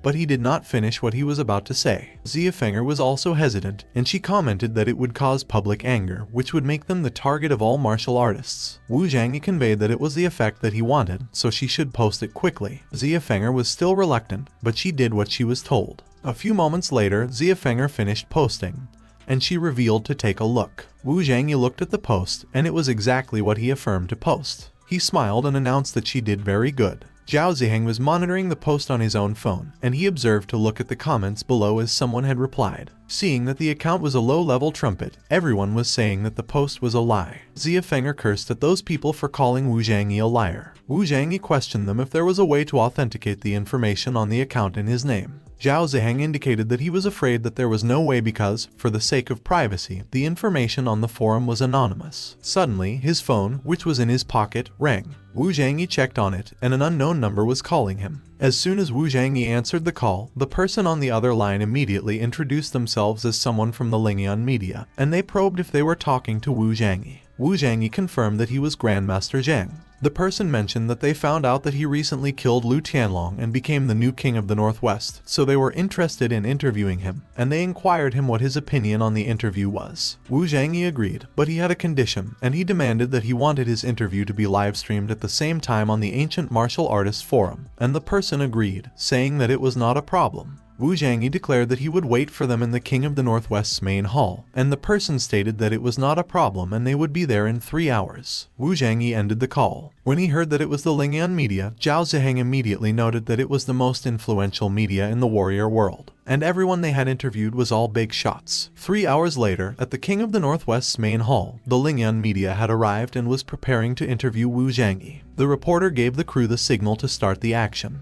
As soon as the live stream started, comments started flooding it. The reporter expressed that she would like to begin by congratulating him first on becoming the new King of the Northwest, and Wu Zhangyi thanked her. The reporter commented that she heard that he killed Lu Tianlong, who was a divine sage, in just a few moves, so she queried him how he did that, and Wu Zhangyi responded that Lu Tianlong was just too weak. The reporter revealed that there was a question the online users extremely wanted to ask, and it was if Wu Zhangyi was really only 18 years old. Wu Zhangyi answered the question with another question, and he questioned the reporter what she believed, which made her blush. The reporter immediately changed the topic, and she remarked that they were currently live streaming at the same time, so she posed him if there was anything he would like to say to their friends in front of the screen. Wu Zhangyi immediately announced that he would like to say that he was not trying to target anyone, but he considered that everyone watching was all trash. The reporter coughed uncomfortably due to surprise, and she felt that young people these days were arrogant.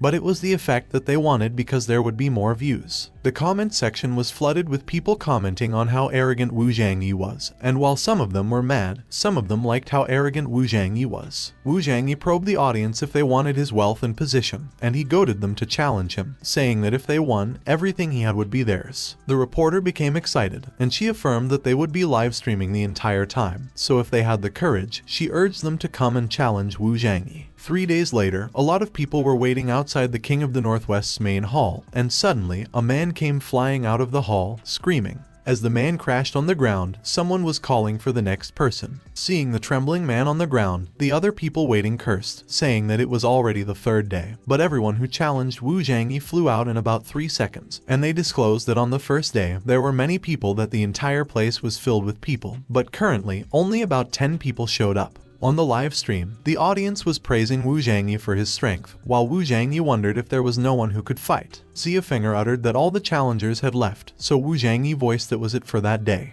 But suddenly, a strong surge of aura flickered at the entrance of the hall. Wu Zhangyi was alarmed when he noticed it. The source of the aura was the Lu family's 3 divine sage patriarchs, who just arrived. The bald old man inquired who Master Zhang was, and Wu Zhangyi confidently pronounced that he was Master Zhang. The bald old man immediately got fired up, and his eyes were bloodshot due to anger as he yelled to die. Without rising from his throne, Wu Zhangyi managed to block the bald old man's attack with his fist. The bald old man took a step back. The bald old man acknowledged Wu Zhangyi's strong power, and he declared that the person who could kill Lu Tianlong still had some strength. Meanwhile, on the sidelines, Xia Feng'er was caught off guard when a person suddenly appeared behind her. It was the reporter from Lingyan Media, and she looked like she was about to hit Xia Feng'er as Xia Feng'er recognized her, saying that it was unexpected that she was also an ancient martial artist. But the reporter simply put her hand around Xia Feng'er, telling her that there were many things she could not expect, and Xia Feng'er looked uncomfortable as she stated not to stick so close to her. The reporter smiled as she remarked not to worry because she was straight too and that she was more interested in Wu Zhangyi. Xia Feng'er noted that Wu Zhangyi was not interested in her, but the reporter paid no mind to what Xia Feng'er mentioned,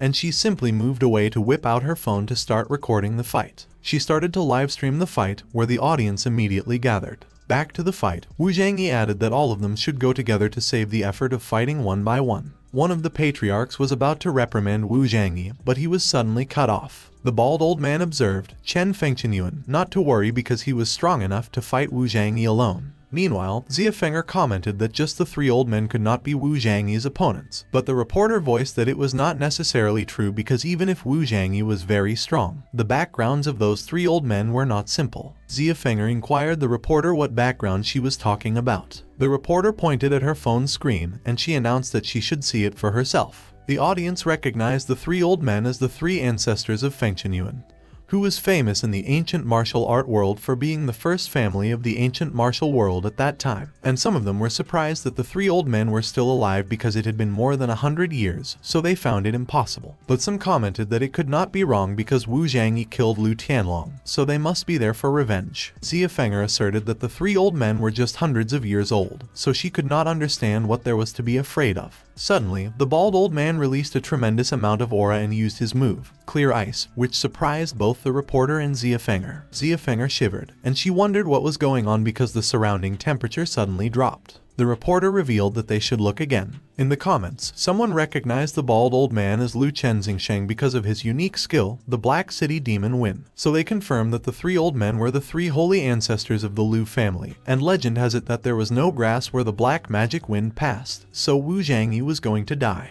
But Wu Zhangyi was still confidently smiling, and he proclaimed that it was just a little bit of the old tricks. Lu Chenzingsheng started to intensify his aura, and he pronounced that since he wanted to die, she should not blame him for being rude. Lu Chenzingsheng lunged towards Wu Zhangyi, using his ghost-snapping claws, and Wu Zhangyi affirmed that it was the first time he had seen an ancient martial artist learn the dark arts. Wu Zhangyi produced a bright aura in the palm of his hand, and as he blocked Lu Chenzingsheng's claws, he spoke to look at his righteous light. Lu Chenzingsheng continued to hit Wu Zhangyi, but his bright aura did not budge. Lu Chenzingsheng was astonished. Wu Zhangyi articulated that it seemed that he could not do it. Suddenly, Lu Chenzingsheng used his move, the Dark Ghost Duplicate, and a duplicate of him showed up behind Wu Zhangyi. The duplicate raised his hands to attack Wu Zhangyi with the move Ghost Snapping Claws. Wu Zhangyi was not able to block that attack, and he was hit by it directly on his back. Wu Zhangyi coughed up blood, and he was confused about the situation because there were two Lu Chenzingsheng who were exactly the same. Ziafinger called Wu Zhangyi with concern, while the reporter beside her looked surprised.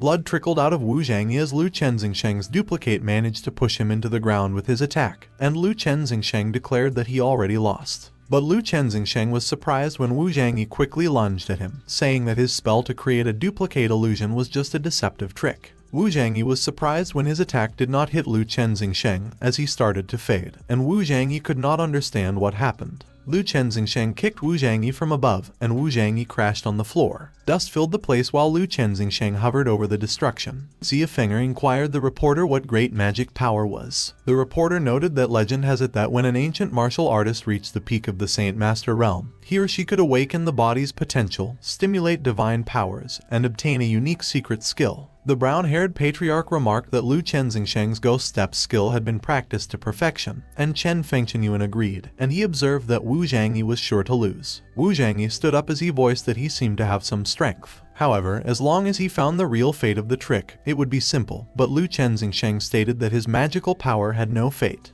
Wu Zhangyi doubted Lu Chenzingsheng's words, and he transformed and used his Renwang Ju, the second perfection king body. Lu Chenzingsheng and his duplicate could not understand the situation, as they felt that Wu Zhangyi suddenly became stronger. Lu Chenzingsheng and his duplicate suddenly lunged to attack Wu Zhangyi with their ghost-snapping claws, and Lu Chenzingsheng asserted that he could not beat him. Blood was spilled, and someone cursed and screamed. The one who screamed was Lu Chenzingsheng, and Wu Zhangyi had effortlessly pierced his body. Lu Chenzingsheng did not understand how it was possible, so Wu Zhangyi explained to Lu Chenzingsheng that his illusion, which was caused by the extremely fast speed and the weird footwork, looked really strong, but it was useless for his current state. Meanwhile, in the live stream, as the audience saw what just happened, they commented that Lu Chenzingsheng was defeated and Wu Zhangyi was too strong. Ziafinger also cheered up, and she commented Wu Zhangyi was really unbeatable. Back into the fight, Wu Zhangyi was alarmed when he felt an attack coming from behind him, and someone ordered him to release Lu Chenzingsheng. Wu Zhangyi released Lu Chenzingsheng, and he jumped off the ground to avoid the attack. He glared in the direction of the attacker as he intensified his aura. It was the brown-haired patriarch, and he used his move, Tiangang Fist, to bombard Wu Zhangyi with multiple punches. A huge amount of aura surged around the King of the Northwest's main hall. The reporter mentioned that it seemed that the other two ancestors of the Lu family were completely angered, so Wu Zhangyi was in danger, but Ziafinger simply called them little bugs, saying that their power could not compare to Wu Zhangyi's. Wu Zhangyi emitted a huge amount of fiery aura as he reminded the patriarchs that he asked them all to come up to him together long ago, but they wanted to fight one by one to die. Chen Fengchenyuan suddenly charged to attack Wu Zhangyi as well, and Wu Zhangyi was startled, saying that he was fast. Chen Fengchenyuan landed a kick on Wu Zhangyi, and as Wu Zhangyi coughed up blood, he cursed in his mind as he realized that he seemed to have seen that scene somewhere. While Wu Zhangyi was still midair and defenseless, Chen Fengchenyuan bombarded him with attacks. Chen Fengchenyuan yelled, and he was mad as he charged forward to punch Wu Zhangyi with his fist shrouded in aura. Chen Fengchenyuan's punch landed, and it sent Wu Zhangyi crashing powerfully on the ground. In the livestream, an audience commented on how strong the patriarchs were and stated that if the three of them joined forces at the beginning, Wu Zhangyi would have lost, and another audience agreed, commenting that Wu Zhangyi would be crippled even if he didn't die. Back into the fight, Wu Zhangyi was still standing up, and he remarked that with the patriarch's powerful long-range attack and an extremely fast close combat, there was still something more interesting. In the livestream, as the audience saw that Wu Zhangyi seemed to be unharmed, they were in awe at his strong defense. Wu Zhangyi moved so quickly that Chen Fengchenyuan was startled when he suddenly appeared behind him, and Wu Zhangyi declared that he just let him do a few tricks and inquired if he wanted to compare the speed with him. Wu Zhangyi kicked Chen Fengchenyuan off the ground. Suddenly, the brown-haired patriarch charged towards Wu Zhangyi from behind with his powerful rays of aura. Wu Zhangyi turned to face the powerful auras and was preparing to use his move, Human King Fist. A tremendous amount of aura surged out of Wu Zhangyi, and he directed it towards the brown-haired patriarch's attacks. There was a huge explosion, and Wu Zhangyi mentioned that, upon comparing their strength, he was much worse. Wu Zhangyi stood mightily, and in the live stream, the audience commented that Wu Zhangyi was a monster and that his strength was powerful that they felt horrible across the screen. Chen Fengchenyuan was on his knees, and he noted that he did not expect Wu Zhangyi's strength to be so terrifying at such a young age, so in that case, he would let him see a real ancient martial arts powerhouse. Chen Fengchenyuan multiplied, and as they charged towards Wu Zhangyi was startled, asking what kind of trick it was again. Wu Zhangyi prepared to deliver a punch, and he commented that it looked like the speed was much slower than before. But as Wu Zhangyi delivered his punch, Chen Fengchenyuan's aura swerved and wrapped around Wu Zhangyi's arm, which made him wonder what kind of punch it was because it took away his power. Chen Fengchenyuan asserted to give up because he could not break that technique with his current strength. Wu Zhangyi gritted his teeth as he tried to punch Chen Fengchenyuan.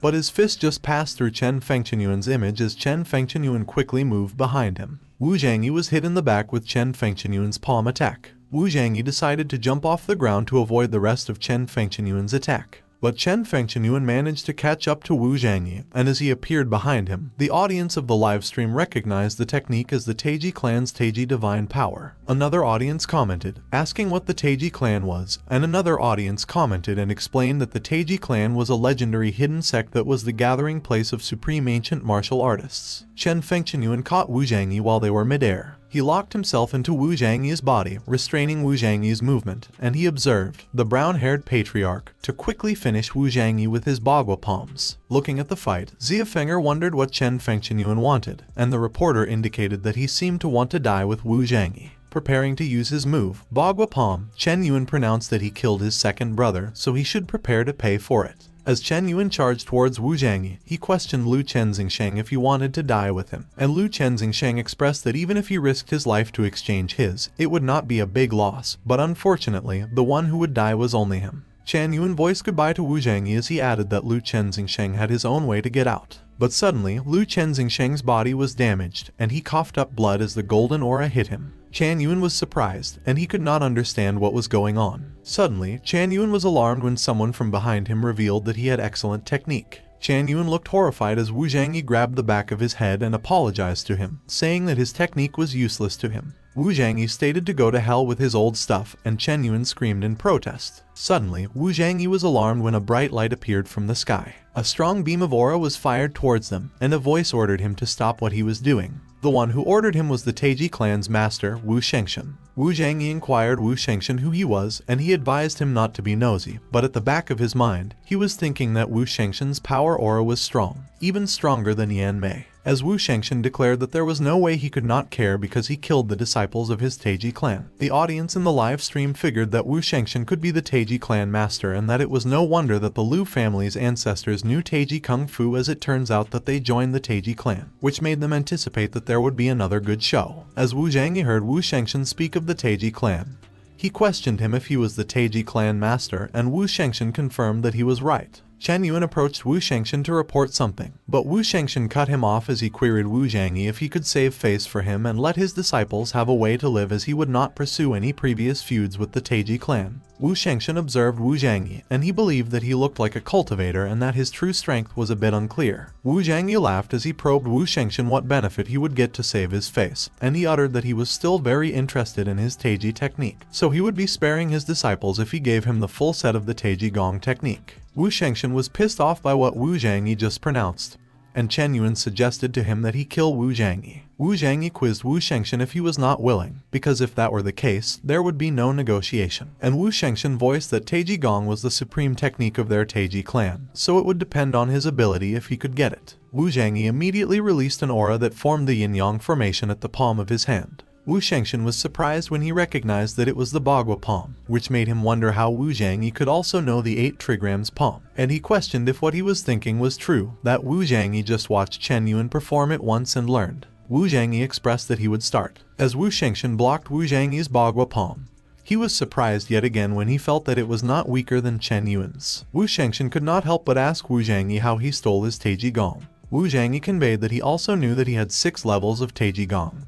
And with his strength, Wu Zhangyi was afraid that he could reach the 4th level at most. So if he was willing to give him all the Taiji technique, Wu Zhangyi noted that he may be able to give him some advice when he reaches the 6th level. While at the back of his mind, Wu Zhangyi was thinking that when he first entered the realm of cultivation in his previous life, he came into contact with a person who had reached the 5th level, so he had some understanding of Taiji Gong. Wu Shengshen got enraged at Wu Zhangyi for daring to insult him, and he called Wu Zhangyi an ignorant child as he mentioned that if he could take his punch, he would give him the full Taiji Gong, depending on whether he could survive to learn it. Wu Zhangyi got fired up, and he indicated that it was interesting, so he announced to do his best and not let him down. both their auras clashed with each other. There was a huge explosion, and in the live stream, an audience focused as they revealed that what they were seeing was a terrifying power. And when he posed the others to guess who would win in the end, another audience guessed that Wu Zhangyi would win because they presumed that Wu Zhangyi was invincible. Both Wu Zhangyi and Wu Shengshen remained standing while the floor around them was destroyed.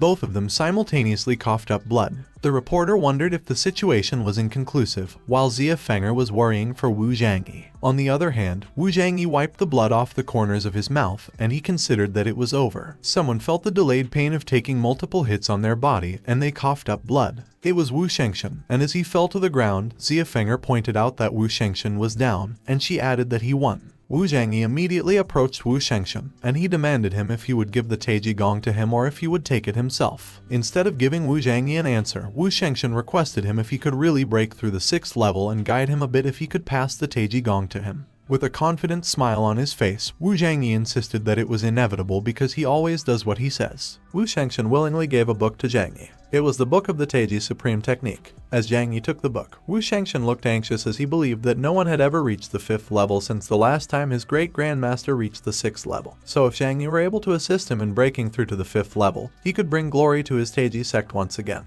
Zhangyi was pleased as it seemed that Wu Shengshen was quite the liberal person, and as Zhangyi remarked that he would inform him once he reached the 6th level after practice, Wu Shengshen politely thanked him while calling him Master Zhang. 10 days later, in a rocky area, there was a burst of aura on top of one of the rocks. It was Zhangyi, and he seemed to be practicing Taiji's supreme technique. Zhangyi fired an aura, and it pierced through one of the rocks to reach the other end. A huge hole was left in the rocks, and Zhangyi considered that the Taiji Supreme was indeed quite the technique, as it could even be considered a medium-class power within the cultivation realm. As Zhangyi changed his stance to continue practicing, he supposed that although his Renwang Ju technique was the highest level of power within that world, without the presence of magic, the aura there was sacred, so it would be really difficult for him to reach the peak level of it if he practiced it. Suddenly, Zhangyi felt something. From 1,000 meters away, there was a helicopter approaching the area where Zhangyi was, and he reckoned that there shouldn't be anyone that should be appearing within those mountains, so it seemed that those people came looking for him personally. The helicopter hovered over the huge rock that Zhangyi was on. A man in a military uniform jumped off the helicopter. The man, whose name was Yuan Zhenhai, gave Zhangyi a salute, politely greeted him while calling him Master Zhang as he introduced himself as someone from the 17th Squad, and he mentioned that he was there at the request of their commander to invite him to come with them for a moment. Zhangyi inquired Yuan Zhenhai what reason his commander had for looking for him, and Yuan Zhenhai stated that he would know once he came with them. Zhangyi just decided to agree, and he declared that they should go because he surmised that since they came all the way there looking for him, he was quite curious about their purpose. A few moments later, the helicopter was flying away from the area. Yuan Zhenhai handed a blindfold to Zhangyi, and he queried him to put it on if he didn't mind, and Zhangyi agreed. As Zhangyi put on the blindfold, he wondered what was with all the mysteriousness, and he concluded that it seemed that the place they were heading to was somewhere not allowed to be known by the public. 2 hours later, they arrived at what seemed like a military base. Zhangyi took off the blindfold as soon as he got out of the helicopter. Suddenly, a fast-moving object that was shrouded in a powerful aura was making its way towards Zhangyi. Zhangyi noticed it, and when he turned to block it, he saw that the fast-moving object was the fist of an old man in a military uniform. After blocking the punch, Zhangyi immediately countered with a kick, which hit the old man and made him groan in pain. The old man was pushed back, and he observed that he had some quick reflexes, and it was as expected from the man who defeated the sect leader of the Taiji sect. Suddenly, the soldiers raised their guns. They quickly surrounded Zhangyi, and they pronounced to stop right there. The old man, whose name was Cheng Yushan, was the commander of the 17th Squad, and he ordered his men to put their guns down because Zhangyi was a guest that he personally invited. As Zhangyi questioned Cheng Yushan as to what he owed the commander for the pleasure of personally being invited by him all the way there, he was thinking that he did not expect the existence of a pinnacle-level master to be within the army. Cheng Yushan responded that there was no need to be impatient, and he noted that they would talk inside. As Cheng Yushan inquired Zhangyi if he would be interested in joining the squad, Zhangyi directly stated that he wasn't interested and declared that he hoped he could get straight to the point. Cheng Yushan laughed as he ushered Zhangyi into a room and remarked that he was just messing around because, based on his strength, there was no reason for him to even want to choose a path that would pull him back from his brilliant future. The two of them settled in what looked like a conference room. Cheng Yushan suddenly turned serious and mentioned that the following information he would be sharing would be top secret, so he hoped that Zhangyi would cooperate and keep the information a secret and not spread it to other people. Zhangyi looked annoyed and questioned Cheng Yushan why he was even bothering to tell him if it was top secret. Cheng Yushan asserted that it was because they needed his help, so Zhangyi uttered to go on and gave his word that he wouldn't expose the information. Cheng Yushan started by asking Zhang Yi if he perhaps knew about the Mountain of Tai. Zhang Yi spoke that he naturally did because the Mountain of Tai was the head among the 5 sacred mountains, the king among mountains, and a really famous tourism spot. Cheng Yushan commented that he was right, but a month ago, it stopped being a tourist spot because it became prohibited for others to enter as it turned into a forbidden area for the military, which surprised Zhang Yi, and he wondered why he didn't see that in the news if it was something that big that had happened.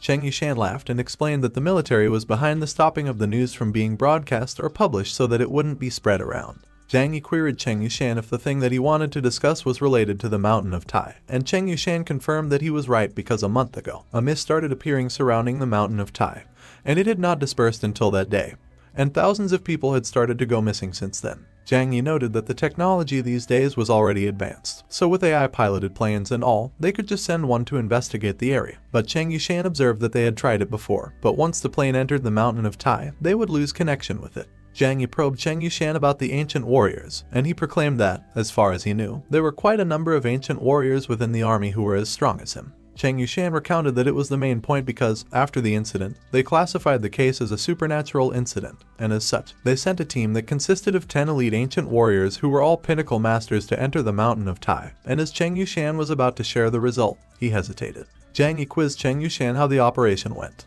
Cheng Yushan affirmed that, beside the one who was severely injured and barely managed to escape, no one came back alive. Zhang Yi pressed Cheng Yushan what the pinnacle master who managed to escape pronounced. Cheng Yushan vocalized that the changes that happened on the Mountain of Tai were due to the appearance of demonic beasts. Zhang Yi confirmed with Cheng Yushan if he intended to ask him to enter the Mountain of Tai to investigate, and Cheng Yushan conveyed that he was right but he didn't have to worry because, besides him, they also invited 2 sages to accompany him along the way. Cheng Yushan articulated that if he agreed to it, they would represent the name of the country to fulfill any of his conditions as long as it wouldn't bring harm to the country. Zhang Yi accepted, but he expressed that he had 2 conditions, and Cheng Yushan reported to say what they were. Zhang Yi's first condition was that from that day forward, he wanted the country to put in place top-level security for the safety of his parents. His second was that he wanted to keep everything that he could find during his trip to the Mountain of Tai without needing to hand in anything to the country. And as Zhang Yi was thinking that with the protection of the country, there would be insurance for his parents' safety.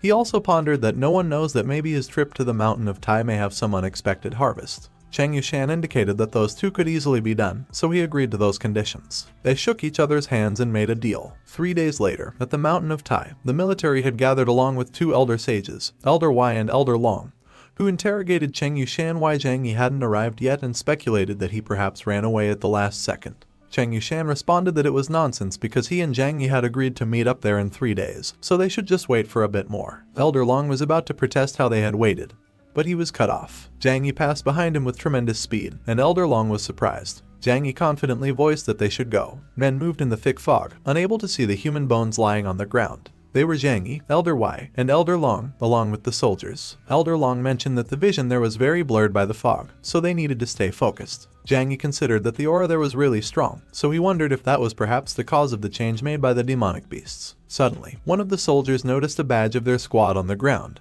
and another one stated that it was from the squad that came in prior to them. One of the soldiers crouched down to pick up the badge, but with a swift motion, he disappeared. The man beside him screamed in shock, and Elder Long inquired what was going on. Zhang Yi was surprised when a swift, slashing aura was all over the place, attacking the soldiers. Zhang Yi observed it, and he believed that it was really fast, so it was no wonder that those transformation stage soldiers couldn't react to it. Screams filled the place as the slashing aura continued to attack at tremendous speed. Meanwhile, Elder Wai protected himself with an orb of aura, and he remarked that it was a demonic wolf, instructing them to quickly deploy a shield of aura on themselves. The soldiers did as they were told, and they were able to repel the demonic wolves, but Zhang Yi did not deploy a shield of aura. Suddenly, Zhang Yi was alarmed when one of the demonic wolves charged towards him. He punched the demonic wolf and declared that it had messed with the wrong person. As the demonic wolf who attacked Zhang Yi lay lifelessly on the ground, a pack of demonic wolves appeared in front of Zhang Yi, so he announced that they finally decided to show up and queried if they were not going to try to sneak around anymore. Meanwhile, Elder Long, who had also protected himself with a shield of aura, warned everyone to be careful because the leader of the demonic wolf pack was coming out.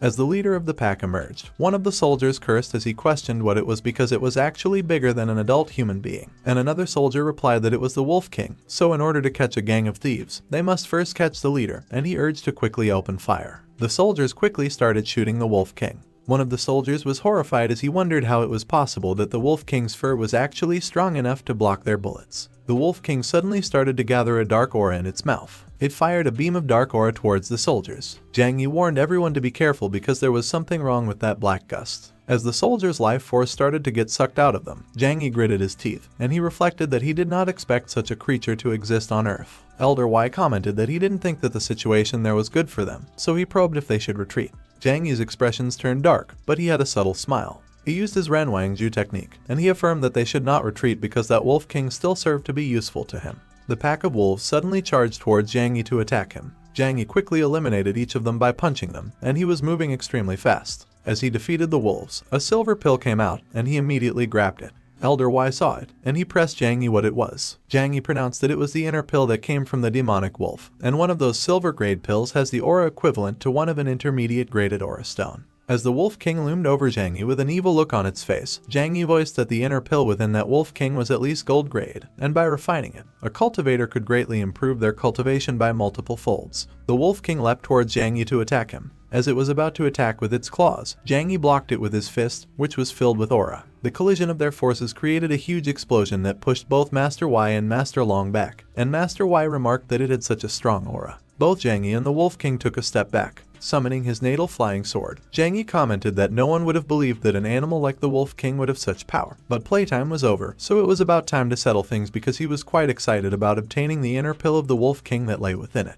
The Wolf King looked enraged as it charged towards Jiang Yi again. Jiang Yi waved his natal flying sword and hit the Wolf King's legs. The Wolf King screamed in pain as its leg got cut off, but worm-looking things wriggled out of the Wolf King's amputated leg, and its paws grew back. Elder Y was surprised that the Wolf King's limbs grew back, and as the Wolf King charged to attack Jiang Yi again, Jiang Yi reprimanded it for still daring to approach him. Jiang Yi cut off the Wolf King's legs again. This time, the entire leg was cut off, and it flew up in the air, but the Wolf King simply regrew the leg that was cut off. Jiang Yi noticed that the Wolf King seemed to have gained a certain level of consciousness and spirituality because it had been showing off an expression as if it were mocking him. The Wolf King charged towards Jiang Yi again, and as Jiang Yi raised his sword, he declared to not think that he would not know about its tricks because he used to kill them with just a single slash in his previous life, so all he needed to do was remove the Jinden from its head, and it would not be able to regrow anything back anymore. But to Jiang Yi's surprise, the Wolf King managed to dodge the swing of his sword. The Wolf King tackled him. Jiang Yi was pushed back, and he crashed into the ground.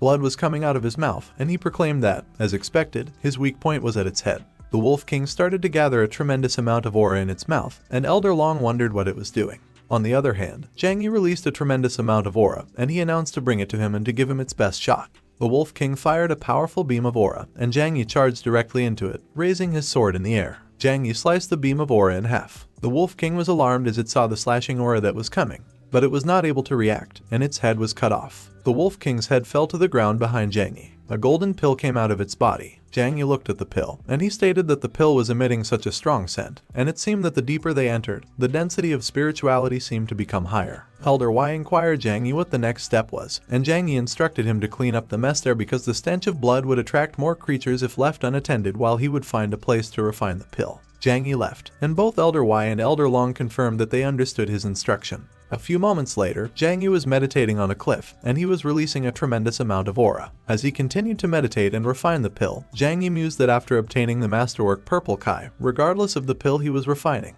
things had become so much easier. Jiang Yi opened his mouth, and the pill started to move towards him. He swallowed the pill. Suddenly, his belly grew, and he was surprised at the strong sense of spirituality. Elder Y and Elder Long both meditated. As Elder Y finished, he inquired Elder Long how he felt. Elder Long declared he was stuck at the middle stage for many years, but he finally got a breakthrough within those few days due to the abundance of aura in that place. Elder Y stated it was the same for him, all thanks to Jiang Yi, who brought them to the depths of the mountain of Tai, allowing them to cultivate. As Elder Long was about to query about Jiang Yi's whereabouts, he was cut off. A powerful pillar of light rose up into the sky, clearing the fog in its way. While Elder Y was in awe, Elder Long mentioned it seemed that Jiang Yi was about to have a breakthrough, so they should quickly go and have a look. Elder Y and Elder Long quickly arrived at the place where Jiang Yi was meditating. Jiang Yi's eyes widened. Two rays of aura suddenly came towards Elder Y and Elder Long, and they uttered to dodge. A huge explosion occurred. Jiang Yi had just finished meditating and remarked he was finally one step closer as he had broken through to the middle stage of the second level for the Renwang Ju technique.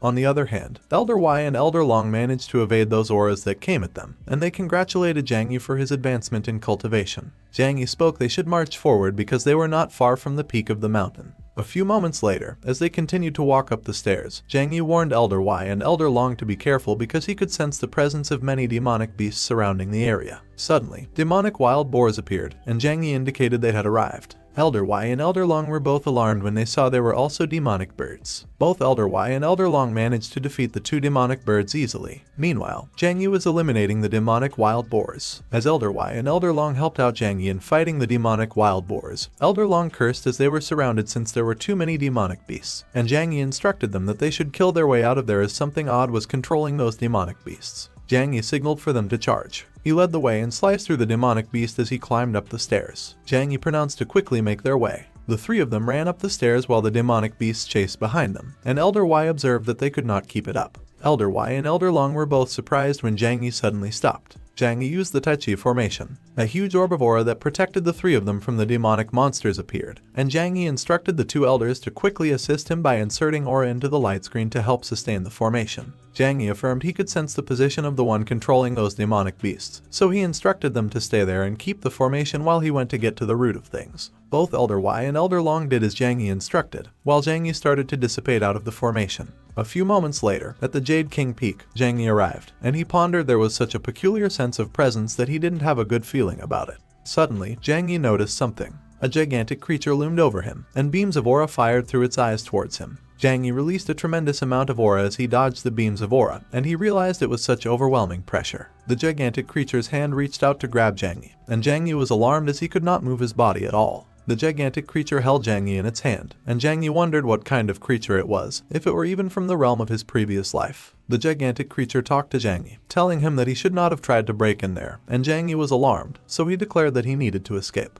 The gigantic creature stated to not even think about escaping since he was already there. Jiang Yi turned pale, and he screamed in pain as the gigantic creature started to clench its hand on him tightly. Jiang Yi remarked that since all of his breath flow had been sealed, he didn't have a choice but to execute a certain move. Jiang Yi executed the move, and his entire body, even the internal organs and bones, glowed a golden color. He managed to break free from the gigantic creature, enclosing himself in an orb of aura, and the gigantic creature announced that he was such a ruthless human being because he actually broke his own breath flow just to break free. Jiang Yi quickly ran away from the gigantic creature. Meanwhile, Elder Y and Elder Long were still inside the Tai Chi formation, fending off the demonic beasts. Elder Y commented that if Jiang Yi did not return anytime soon, he was afraid that they could not hold on much longer. A demonic wild boar slammed its head into the formation. Suddenly, there was a slashing aura, and it sliced the demonic wild boar's head off. Elder Y and Elder Long stood there as the natal flying sword moved swiftly and cut off the heads of the demonic beasts around them. Jiang Yi passed by them at a tremendous speed, and he mentioned to run.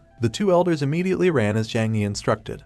And as the other elder questioned Jiang Yi about what was going on, the other elder urged to stop asking questions, listen to Jiang Yi, and just quickly catch up. Meanwhile, at the foot of Mount Tai, Cheng Yushan was waiting along with his soldiers, and one of the soldiers inquired if he really believed that Jiang Yi could solve the Mount Tai incidents. Cheng Yushan noted that if Jiang Yi couldn't, no one could. Suddenly, 3 beams of aura arrived at the foot of the mountain, and Cheng Yushan and the soldiers were alarmed. But they recognized that it was Jiang Yi and the other elders. Cheng Yushan quickly approached Jiang Yi and queried him what happened. Jiang Yi ordered Cheng Yushan to seal the mountain, and he explained to him that no one should be allowed to enter because the creatures within it could not be dealt with by humans. Cheng Yushan was wondering what kind of creature it was that even Jiang Yi was wary of, and Jiang Yi revealed that it was a creature that does not belong to their world. So if they don't want to die, they should not enter Mount Tai from that day onwards, whether they're a soldier or an ancient warrior. Cheng Yushan was surprised that it was a creature that did not belong to their world, and he questioned how it ended up in their world. Jiang Yi explained that he didn't know, and he reminded them about what he voiced, that no one should ever set foot in Mount Tai again.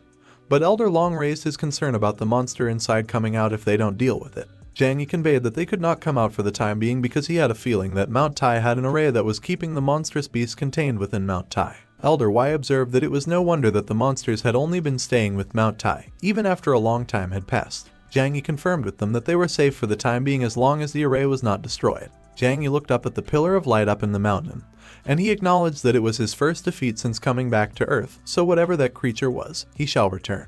He proclaimed that they should go because he would like to find a place where he could heal from his injury. Somewhere within the cave, someone knelt in front of a person in a black cloak, calling them Lord, and as he declared that they arrived early, he inquired what the order was. The person kneeling was Zhang Junshan, and as the person in the black cloak stated that they discovered a way to gain access to their Zhang family's ancestral burial, Zhang Junchen was ecstatic as he queried how he could gain access to it. The person in the black cloak mentioned that it was blood, as tributing the stone gate with his Zhang family's blood would reveal the mysteries of his Zhang family's ancestral burial. Zhang Junchen hesitated when he heard about the sacrifice with their family's blood. The person in the black cloak questioned Zhang Junchen if he did not want to, and he reminded him not to forget how he came to be the head of the Zhang family. Zhang Junchen tried to protest, but he did not finish what he was saying. The cloaked figure noted that he had no idea what cultivation technique Zhang Chenhai had practiced, but his abilities had advanced rapidly, so he warned Zhang Junchen that Zhang Chenhai would soon return to him to settle the debts and his position as the head of the Zhang family sooner or later. Zhang Junchen was astonished, and he remarked that it was impossible because he sent someone a few years ago to fully demolish Zhang Chenhai. The person in the black cloak interrogated Zhang Junchen if he knew of the great person in the ancient martial world who single-handedly defeated that Taiji sect master some time ago. Zhang Junchen confirmed with the person in the black cloak if he was referring to Zhang Yi, whom he called Master Zhang. The person in the black cloak confirmed with Zhang Junchen that he was referring to Zhang Yi indeed, and he uttered that he was Zhang Chenhai's son, so he was afraid that he was related to Zhang Chenhai's recovery. As Zhang Junchen heard that Zhang Yi was Zhang Chenhai's son, he remembered his encounter with Zhang Yi on Bama, and he pondered that it was no wonder that he felt like Zhang Chenhai at that time. The person in the black cloak pronounced that if he didn't get rid of Zhang Yi immediately, he would become a threat sooner or later, and Zhang Junchen voiced in the black cloak that he would follow his commands. The next day, in a forest, someone hovered above it while inside an orb of aura. It was Zhang Yi, and he meditated inside the orb. Suddenly, he opened his eyes. Multiple slashing auras immediately flew in multiple directions as soon as Zhang Yi did that. Zhang Yi came down to the ground, and he considered that, fortunately, he had the Ren Wang Ju for protection because any other ordinary people would have died. He checked his phone. He saw that there were 7 missed calls from his father, so he wondered if there was an emergency. Zhang Yi immediately called back. The other line kept ringing, and Zhang Yi found it weird that no one was answering the phone. Zhang Yi conveyed that he had not been home in a long time, so he would return to find out what happened. 3 hours later, at their apartment in Anyang City, Zhang Yi opened the door and he called his parents, announcing that he was back. But Zhang Yi was surprised. Their entire living room was a mess, and he announced that something happened. Zhang Yi immediately called Jiang Qingsu, and as he affirmed that his parents were missing, he quickly ordered her to utilize 9 Spectre's power to help him search for them, and Jiang Qingsu agreed. Zhang Yi looked extremely concerned as he ended the call. Suddenly, Zhang Yi was surprised when an unknown number called him. As soon as he picked up the phone, the person on the other line immediately articulated that they knew where his parents were. The one who called Zhang Yi was Cheng Yushan, and Zhang Yi's expression darkened as he looked at his phone's screen. He was browsing the ancient warrior forum where Zhang Junchen had posted with an attached picture of Zhang Chenhai. In the title of the post, Zhang Junchen called him his good nephew, urging him to come and look at his father. Zhang Yi clicked on the post, and an image of Zhang Chenhai, unconscious and chained up, unraveled in front of him. The post asked Zhang Yi to come to the Zhang family's ancestral burial in Longjiang City, warning him that if he did not arrive in 2 hours, he should prepare to collect his parents' dead bodies. Zhang Yi was fuming mad, and he crushed his phone due to his anger. Meanwhile, in the comments section of the post, a member expressed surprise that Zhang Yi turned out to be a member of the Zhang family, which was the largest family in the northeast. He was even the son of Zhang Chenhai, the matchless genius of the Zhang family 20 years ago. But he was dismissed after committing a mistake. Meanwhile, Xia Fenger was looking intently at her phone screen. Xia Guoxing was with her, and he inquired her how things were going and if she had sent a message to Zhang Yi. She replied that she had, but Zhang Yi did not respond. Xia Fenger remarked that she wanted to help Zhang Yi. Xia Guoxing declared not to go because, with her ability, she would be a burden to Zhang Yi. He advised her to believe in Zhang Yi, as everything would be okay. On the other hand, in the interior part of the Zhang family's ancestral burial, a lot of people were being tied up, with the exception of one person. The people who were tied up seemed to be disciples, and the man who was standing was the one who captured them. Jiang Yan, Zhang Junchen's father, who was the previous head of the Zhang family, called the person who tied them up a terrible being. He reprimanded the person for daring to do such a callous thing. The one who held them captive was Zhang Junchen, and he stated that he was doing it for the family. He queried him if he hadn't been yearning for the Zhang family's ancestral burial seal to be broken. Jiang Yan spit on Jiang Junshin's face as an act of defiance. Jiang Yan called Jiang Junshin the Jiang family's sinner because he conspired with the demon clan to kidnap the entire Jiang family for the blood sacrifice altar. Jiang Junshin proclaimed that he should just wait until he opens the Jiang family's ancestral burial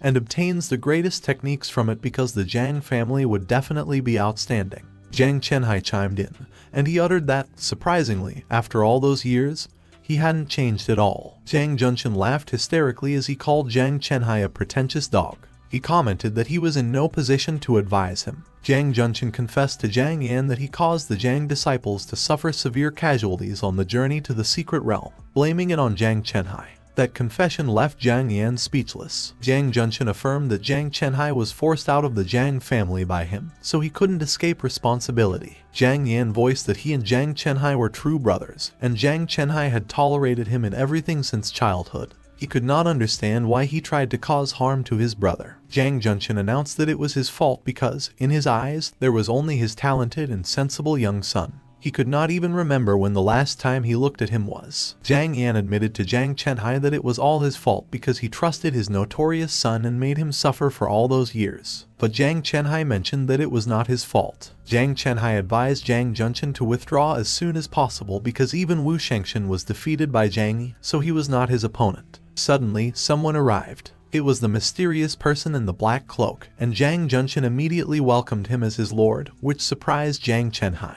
Jiang Junshin questioned the person in the black cloak if the killing array was ready. The person in the black cloak confirmed that it was ready. Jiang Junshin smiled evilly as he observed that even in the Golden Core realm, the killing array's power was invincible, and it was just Jiang Yi. The person in the black cloak declared that it was enough and that they should begin the worship ceremony immediately. Jiang Junshin went ahead and kicked one of the disciples. Jiang Junshin wielded his sword, and the disciples in front of him looked anxious as they pleaded for him to let them go. But without hesitation, Jiang Junshin raised his sword, and he stated to rest in peace and that their contributions would be remembered by the Jiang family. Blood splattered all over the place as Jiang Junshin mercilessly killed their disciples. Jiang Yan kept telling Jiang Junshin that he was committing a sin and that it was all his fault that he became an animal. Jiang Chenhai tried to stop Jiang Junshin, telling him that the evil person in the black cloak was deceiving him because there was no way that the ancestors' array could be unlocked with the blood of their own brothers. Jiang Junshin uttered that it was his turn and that death was knocking at his door, yet he was still yapping. Jiang Junshin raised his sword, and he remarked to go to hell. Suddenly, a powerful aura hit Jiang Junshin, and he groaned in pain as he was sent flying by it. Jiang Junshin crashed into the wall, and he hit the wall so strongly that he left a hole in it. It was Jiang Yi who fired the aura, and people in the room immediately recognized him. Meanwhile, Jiang Yan still questioned if he was looking at Jiang Yi. Jiang Yi walked towards Jiang Junshin, and he pronounced that the country of Bama spared his life last time, but currently he was courting his own death. Jiang Junshin announced that since his lord was there, the humiliation from last time would be repaid to him multiple-fold in return. And Jiang Yi considered that he had a sense of deja vu with the breathing pattern of the person in the black cloak in front of him, so he wondered if he was someone he knew. The person in the black cloak inquired Jiang Yi if he was Master Jiang, and Jiang Yi confirmed. The person in black voiced that he was indeed as arrogant as the rumors claimed, so he wanted him to let him see if he was that amazing. He released a tremendous amount of aura from the palm of his hand. The aura immediately captured Jiang Yi and restricted his movements. The person in the black cloak raised Jiang Yi off the ground. Both Jiang Chenhai and Jiang Yan could only watch as Jiang Yi got trapped in the aura. The eyes of the person in the black cloak glimmered. Jiang Yi was horrified when spells made out of aura started to surround him. He grimaced in pain, and when he opened his eyes, they were empty. A few moments later, as Jiang Yi opened his eyes again, he was still surrounded by the spells made out of aura, but he was no longer restricted by the aura from earlier. He was tied up to a wooden pole instead. Suddenly, a lady stepped into the area where Jiang Yi was trapped. Jiang Yi looked surprised as he looked at the lady. The lady was Song Yu Yao. Jiang Yi immediately questioned Song Yu Yao why she was there, and she conveyed that she came there to save him. Jiang Yi got worried, and he expressed not to come near him because it was dangerous. But Song Yu Yao did not listen to Jiang Yi, and as she approached him, she caressed his face as she articulated that he used to protect him. Suddenly, to Jiang Yi's surprise, with a dark expression on her face, Song Yu Yao stabbed him in the abdomen and proclaimed to go to hell. Suddenly, Jiang Yi grabbed Song Yu Yao's hand. Song Yuyao couldn't stab Zhang Yi, and with a smirk, he inquired her if she really believed that she could kill him with such petty tricks. Song Yuyao trembled as Zhang Yi turned the knife she was holding to point at her throat, and she questioned him if he didn't want to die with her. The figure that looked like Song Yuyao groaned as she tried to fight Zhang Yi's strength, and Zhang Yi queried her if she considered that she could trick him by impersonating Song Yuyao based on her standards. Zhang Yi pushed the knife into the figure's throat, and it caused the illusion to shatter. On the other hand, while Zhang Yi was still being restricted by the person in the black cloak's aura, Zhang Chenhai tried his best to yell and wake Zhang Yi up. Zhang Junshin smiled, and he uttered to stop yelling because Zhang Yi had fallen into his lord's mental attack, so he was doomed. But suddenly, Zhang Yi woke up with a terrible expression on his face. Zhang Junshin was alarmed when he saw that Zhang Yi was awake, while Yun Hui looked glad, and she stated that it was great. Zhang Yi immediately cut up the aura with his natal flying sword that was restricting him, and he announced that he underestimated him as he did not expect him to know illusionary techniques. Zhang Yi used his natal flying sword to destroy the chains that were binding his parents as well as Zhang Yan's. He declared parents to follow the others and leave, and Zhang Chenhai immediately agreed. On the other hand, Zhang Yan offered to stay and help, but Zhang Yi voiced to go. The rest of the Zhang family was also released, and they started walking towards the door. Suddenly, the ground shook, and huge rocks started falling down. A huge paw emerged from the ground, and one of the disciples screamed in pain as he was hit by it. A huge demonic beast emerged from the ground. The person in the black cloak remarked not to even think about escaping once they entered his killing array. Zhang Yi figured that the so-called killing array was to summon a remnant soul of the gluttonous beast from the depths of hell. The gluttonous beast roared loudly, and the person in the black cloak mentioned that those within his killing array should not even think about running away because all of them would be sacrificed as tributes. The door was blocked by huge rocks, and one of the disciples who tried to pass through was crushed under them. Zhang Yi inquired the person in the black cloak what was with the Domineer when it was nothing but a remnant soul of it. He created a huge slashing aura using his sword and directed it towards the gluttonous beast. But the gluttonous beast managed to deflect his attack, and it immediately lunged towards him. Zhang Yi was distressed when he saw the gluttonous beast's huge paw coming at him, but he managed to leap away and dodge the attack. Zhang Yi quickly turned to face the gluttonous beast after he managed to dodge its attack. He saw that the gluttonous beast was already charging towards him. Zhang Yi released a tremendous amount of aura to prepare to attack, and as he called the gluttonous beast an animal, he spoke to have a taste of his fish and slash. He fired a huge, slashing aura, and it hit the gluttonous beast's body. As the gluttonous beast's body was sliced in half, it fell to the ground, and Zhang Yi articulated in the black cloak that he was next. But the person in the black cloak released a smoky red aura as his eyes glimmered. The smoke started to fuse with the gluttonous beast, and its body started to regenerate. The gluttonous beast came back to life, and it looked more fierce than before. The gluttonous beast crouched in front of Zhang Yi, ready to pounce, and the person in the black cloak demanded to give up because the resonant soul of the gluttonous beast was unkillable within his killing array.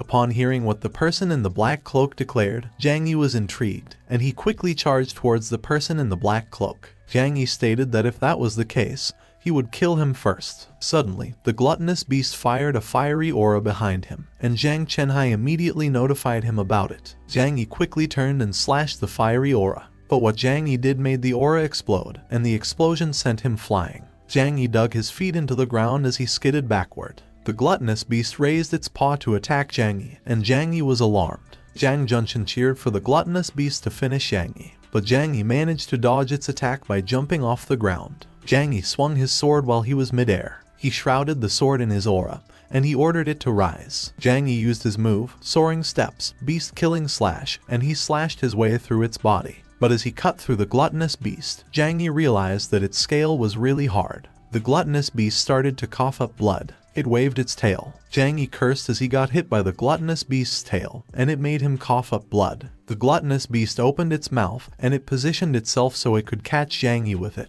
Yun Hui got worried, and she called out to Zhang Yi. The gluttonous beast's mouth shut as it captured Zhang Yi in it. As the gluttonous beast gulped down Zhang Yi, Zhang Junshin laughed hysterically, calling Zhang Yi a bullfish of a Master Zhang, and he remarked that he was absolutely no match when facing his lord's killing array. Zhang Junshin urged in the black cloak to quickly kill all of them so that they could unseal the array within the tombs. But to Zhang Junshin's surprise, the person in the black cloak choked him with the purple aura from earlier. Zhang Junshin was speechless when he realized what the person in black cloak was doing. so the person in black cloak spelled it out for him and announced that his only usage was to control the Zhang family. But from that day onward, the Zhang family shall perish, so there was no point for him to keep him alive anymore. Zhang Junchen screamed in pain as the person in the black cloak threw him up in the air. He crashed on a wall near Zhang Chenhai, who still showed worry for him as he called out his name. As Zhang Chenhai approached Zhang Junchen, he apologized to him and admitted that he did not expect himself to feel so much regret right before he died. Zhang Chenhai was enraged, and he glared at the person in the black cloak. With his fist shrouded in aura, Zhang Chenhai jumped off the ground to attack the person in the black cloak, and he commanded to die. But the person in the black cloak simply raised his hand to summon the purple aura from earlier, and as it transformed into a huge human hand, it pushed Zhang Chenhai back. Zhang Chenhai was sent flying, and he hit his back on a wall, absorbing the blood around. The person in the black cloak faced the Zhang family's ancestral burial seal, and he pronounced that it was the day that he would annihilate the whole Zhang family. The blood started to fill in the white spaces of the seal on the gate. While the person in the black cloak continued the ceremony, the gluttonous beast started to shine brightly, and it was in pain. There was a bright light in the middle of the gluttonous beast's body, and it was absorbing its entire being. As the gluttonous beast's body got absorbed and disappeared, it revealed Zhang Yi, whose palm was the source of the bright light. Zhang Yi glared at the person in the black cloak, and he retorted that the one who would be annihilated was him. The person in the black cloak could not believe that it was possible for Zhang Yi to refine the remnant soul of the gluttonous beast. Zhang Yi declared that it was all thanks to him that he managed to break through into the final phase of the second level of the Ren Wang Ju technique. The person in the black cloak remarked that it seemed that the investigation report by his Yuming clan on him was correct, that he was originally a self-deprecating piece of garbage, but his skills improved tremendously in just a year's time, and he deduced that there must be a reason behind it, which he believed was related to the secrets that lie within the Zhang family's ancestral tomb. When Zhang Yi heard about the Yuming clan, he stated in the black cloak that it was no wonder that he could sense a familiar eerie feeling that was coming from him, and Zhang Yi pondered that in his previous life, there was also a Yuming clan that existed within the cultivation realm with whom he had a historical origin, but he was not sure if the two were related in any way. Zhang Yi inquired the person in the black cloak who the clan leader of his Yuming clan was, but the person in black cloak called him a brat and responded that it didn't matter to him, so he should not ask about things that he shouldn't know. Zhang Yi got annoyed that the person in the black cloak was not talking, so he proclaimed that he would get the answer himself. The person in the black cloak was surprised when Zhang Yi suddenly appeared behind him, holding a sword to his throat, and all he could do was comment that Zhang Yi was fast. Zhang Yi pronounced in the black cloak that he was going to give him one more chance to speak, and he queried him who was his clan master and what was the secret that lies within the Zhang family's ancestral tomb. But to Zhang Yi's surprise, the person in the black cloak started to dissipate from his grasp. Zhang Yi immediately recognized it as the blood right escaping talisman. The person in the black cloak was intrigued that Zhang Yi actually knew about the blood right escaping talisman, and he observed that Zhang Yi was truly fascinating, so he noted that they would meet again. As the last bit of the person in the black cloak disappeared, Zhang Yi affirmed that he was right because, even during his previous life within the cultivation realm, the blood right escaping talisman was also one of the Yuming clan's ultimate techniques. Suddenly, Zhang Chenhai approached Zhang Yi with Yun Hui, and he questioned him if he was okay, and Zhang Yi confirmed that he was fine. Zhang Yan thanked Zhang Yi for saving the Zhang family and mentioned that the Zhang family was truly sorry to all of them. To Zhang Yan's surprise, Zhang Yi coldly voiced that he had no interest in the survival of the Zhang family. But Zhang Yi uttered that since Zhang Junchen was already dead, the head position within the Zhang family was vacant and someone should take over it. Zhang Yan commented that he had the say in that because, with his capabilities, the head position within the family was no doubt for him to own. But Zhang Yi asserted that he had no interest in that, so from that day onwards, his father, Zhang Chenhai, would be the head of the family, and upon hearing that, Zhang Chenhai tried to protest. Zhang Yi cut him off, telling him that the position was his to begin with and that his cultivation had been improving at an incredible rate, so in about half a year, he would definitely have a breakthrough into the master realm, so he should take it. Zhang Yan chimed in, and he added that he agrees that Zhang Chenhai should take it. Zhang Yan wondered the remaining disciples what they were waiting for and ordered them to quickly greet the new lord, and they obeyed by politely greeting Zhang Chenhai, calling him Lord Zhang. Zhang Chenhai conveyed that since things have come up to that, he would not push it, but he gave the disciples a forewarning that he would not tolerate if anyone within the family was caught doing bad deeds like what just happened, and the disciples confirmed that they understood. A few moments later, a huge slashing aura hit the boulders that were blocking the door. It was Zhang Yi who released that aura, and it left a huge hole where they could exit through. Zhang Yi directed parents to bring everyone out of the Zhang family's ancestral burial first. He looked at the gate seal, where the person in the black cloak was performing a ceremony earlier. The white spaces were now completely filled with blood,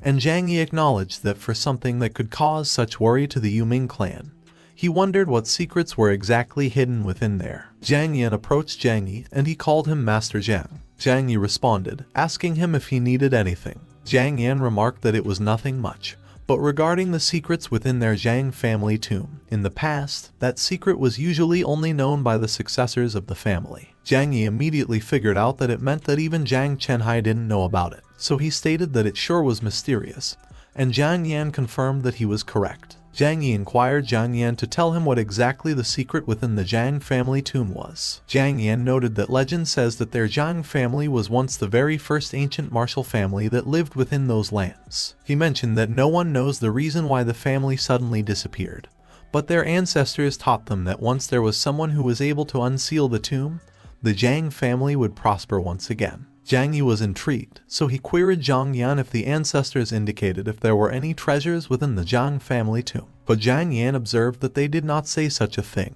and it was only mentioned that a strong force lies within it. Zhang Yi questioned Zhang Yan about the method to unseal the gate, and Zhang Yan revealed that nothing was expressed as they only conveyed that the person who would bring the Zhang family back to its glory days would be the one who would be able to unseal the gate. Zhang Yi affirmed that he should go ahead as he knew what he was going to do, and Zhang Yan confirmed that he understood. Zhang Yan looked at Zhang Yi intently as he wondered if the person mentioned by their ancestors who could bring the Zhang family back to its glory days could actually be Zhang Yi. Zhang Yi placed his palms into the seal, and the red symbols started to swirl. He looked horrified as he felt that the seal was sucking away his blood essence. The seal had almost turned completely red, and Zhang Yi announced that his hands were stuck to it and he could not pull them out. Suddenly, the remnant soul of the gluttonous beast that Zhang Yi had just refined into his body roared loudly, and Zhang Yi was surprised that it could actually still release a roar, so he wondered if it was perhaps related to the stone gate. Zhang Yi got more concerned when he felt that the seal was still absorbing, so he decided that he needed to reverse the flow of his breathing. His body emitted a bright light as he started to reverse the flow of his breathing. Zhang Yi was pushed back by a powerful aura. As Zhang Yi managed to distance himself from the stone gate, he wondered why it seemed like it was actually a living being, as he felt that it was having so much fun absorbing his blood essence, but when he tried to turn it around, it got mad instantly. Zhang Yi released his aura on both his hands, and he pronounced that after interacting with the stone gate, he noticed that the mechanism behind it was that there was an array that was placed within it. He applied his aura to the seal, whose red symbols had completely swirled around. A few symbols appeared at the ends of the spikes around the seal. The seal shined brightly, and there was a cracking sound. Upon hearing the sound, Zhang Yi wondered if the stone gate was breaking apart. Suddenly, a huge explosion of bright light surged out of the stone gate. The bright light was intense that it reached outside the building, and it startled the others who were waiting there. Suddenly, Zhang Yi came out of the building flying as he got pushed out by the bright light, and both his parents, including Zhang Yan, called out to him, concerned. Zhang Chenhai quickly jumped to stop Zhang Yi from getting blown away further. Zhang Yan also jumped in and supported Zhang Chenhai from behind. The three of them dragged their feet on the ground as they skidded through it. Zhang Yi pointed out the tremendous amount of aura, and he asserted that it was greater than any place else that could be found around that world. The Zhang family's ancestral tomb throbbed with a massive surge of aura. Zhang Chenhai gestured at the thick energy, pressing Wu Zhangyi about what could possibly lurk inside their ancestral tomb, but Wu Zhangyi replied that he wasn't entirely sure yet, though he figured some unknown creature might be sealed within it. Wu Zhangyi had a nagging hunch that the secret of their ancestral tomb tied somehow to Mount Tai. Zhang Chenhai blinked in shock when Wu Zhangyi mentioned an unknown creature, explaining that a crack in the stone gate now leaked spiritual energy while the creature still remained trapped inside. Wu Zhangyi told everyone to clear out, claiming he would build an aura-gathering array there and seal the tomb temporarily, and everyone nodded that they got the message. Wu Zhangyi stayed behind, watching the Zhang family members retreat down the slope. He figured that once he set up the array, the aura across the ancestral ground would condense again, and since the Zhang family's territory was already blessed, disciples could start training there from then on. and in time, the Zhang family would rise as the top clan among ancient warriors. Wu Zhongyi flipped a space ring into his palm. He released several kinds of spirit stones, figuring that higher-grade stones would push the aura-gathering effect even further. He sorted the stones that looked alike into neat clusters. Wu Zhongyi set each cluster of stones precisely at every tip of the six-pointed star drawn into the magic circle. He pushed his aura into the glowing circle carved across the dirt. A massive pillar of light burst downward, slamming into the magic circle as Wu Zhongyi activated the array. The beam swelled outward, forming a dome-shaped barrier that wrapped around the Zhang family's ancestral tomb. Wu Zhongyi felt a rush of satisfaction, knowing he had sealed the energy leak from spilling into the outer world. He dropped into meditation, wondering whether that dense aura could push him past the third level of Ren Wangjue. 3 months later, deep in the mountains, an old man jolted when a streak of light cut through the horizon. The old man, Tian Yu, great elder of the longevity sect, frowned since he had sensed a strong aura surge earlier, and he found it weird that it vanished so fast. He blinked when the light flared again. Tian Yu leapt into the air, streaking toward the glowing source. He arrived before the Zhang family's tomb, eyes widening as he spotted the completed aura-gathering array. Tian Yu caught sight of Wu Zhongyi within the barrier and wondered who that man was, since the aura clearly streamed from him. Suddenly, Wu Zhongyi's eyes snapped open. Tian Yu stiffened and noted that Wu Zhongyi's pressure carried real weight. Wu Zhongyi had finished meditating, figuring he was close since his Ren Wangjue technique had hit the late stage of the second layer, though he realized he'd need to wait for the right moment to break into the third and shouldn't push it now. Wu Zhongyi spotted a figure perched high in a tree and figured his cultivation's energy ripples had drawn a curious pest. He vanished from his spot. Tian Yu flinched when Wu Zhongyi materialized behind him, demanding who he was and why he crossed into Zhang family land. When Tian Yu caught the name Zhang family, he questioned if Wu Zhongyi was an ancient warrior, puzzled since Wu Zhongyi's methods felt distinctly like a cultivator's. Wu Zhongyi didn't answer directly, remarking instead that Tian Yu looked like a cultivator himself, which Tian Yu confirmed, introducing himself as the great elder of the longevity sect, and Wu Zhongyi recognized it as Yanmei's longevity sect. Tian Yu blinked at that, saying that Yanmei had once been an outer disciple of the longevity clan, but she was dead. Wu Zhongyi acknowledged it coolly, admitting that he was the one who killed Yanmei. Tian Yu's pulse jumped as he pressed Wu Zhongyi again, confirming if he was truly the ancient warrior Master Zhang. Wu Zhongyi pressed Tian Yu about whether he was asking questions because he wanted revenge for Yanmei, but Tian Yu replied casually that it was nothing like that since Yanmei was just an outer sect disciple, and no one would bother blaming Wu Zhongyi over someone so insignificant. Wu Zhongyi inquired if Tian Yu had any other business and told him to leave if he didn't because he was standing at the Zhang family's boundary, where outsiders were strictly unwelcome. Tian Yu mentioned that he had a request concerning the upcoming competition among the 3 major cultivation sects in 3 days, and he explained that he hoped Wu Zhongyi could do him a favor by heading to the Changsheng sect to offer some guidance. Wu Zhongyi questioned why members of the hidden cultivation sects would ever need the guidance of a mere ancient warrior, and remarked that they were clearly scheming something. Tian Yu chuckled and remarked that Wu Zhongyi must be joking, since no ordinary ancient warrior could possibly create an aura-gathering array. And even within their 3 great cultivation sects, no one had managed such a feat, and hearing that made Wu Zhongyi instantly realize that Tian Yu's true aim was to learn about the aura-gathering array. Tian Yu immediately owned up to it and requested that Wu Zhongyi lend his help in forming an aura-gathering array. Wu Zhongyi replied that it wasn't impossible, but he wanted to know what he would gain from doing it. And in the back of his mind, he was musing that he had once encountered the longevity sect's longevity water in Bama, so those hidden cultivation sects probably had plenty of valuable treasures tucked away. Tian Yu assured him it was a trivial matter, promising that he would speak with his sect leader and guaranteeing that Wu Zhongyi would be treated well. Wu Zhongyi then pulled out his phone and made a call. The one who answered right away was Jiang Qingshui. Wu Zhongyi told her to come to the Zhang family estate in 3 days because she would be accompanying him to the longevity sect, which caught Jiang Qingshui off guard, and he followed up by asking if she knew where it was.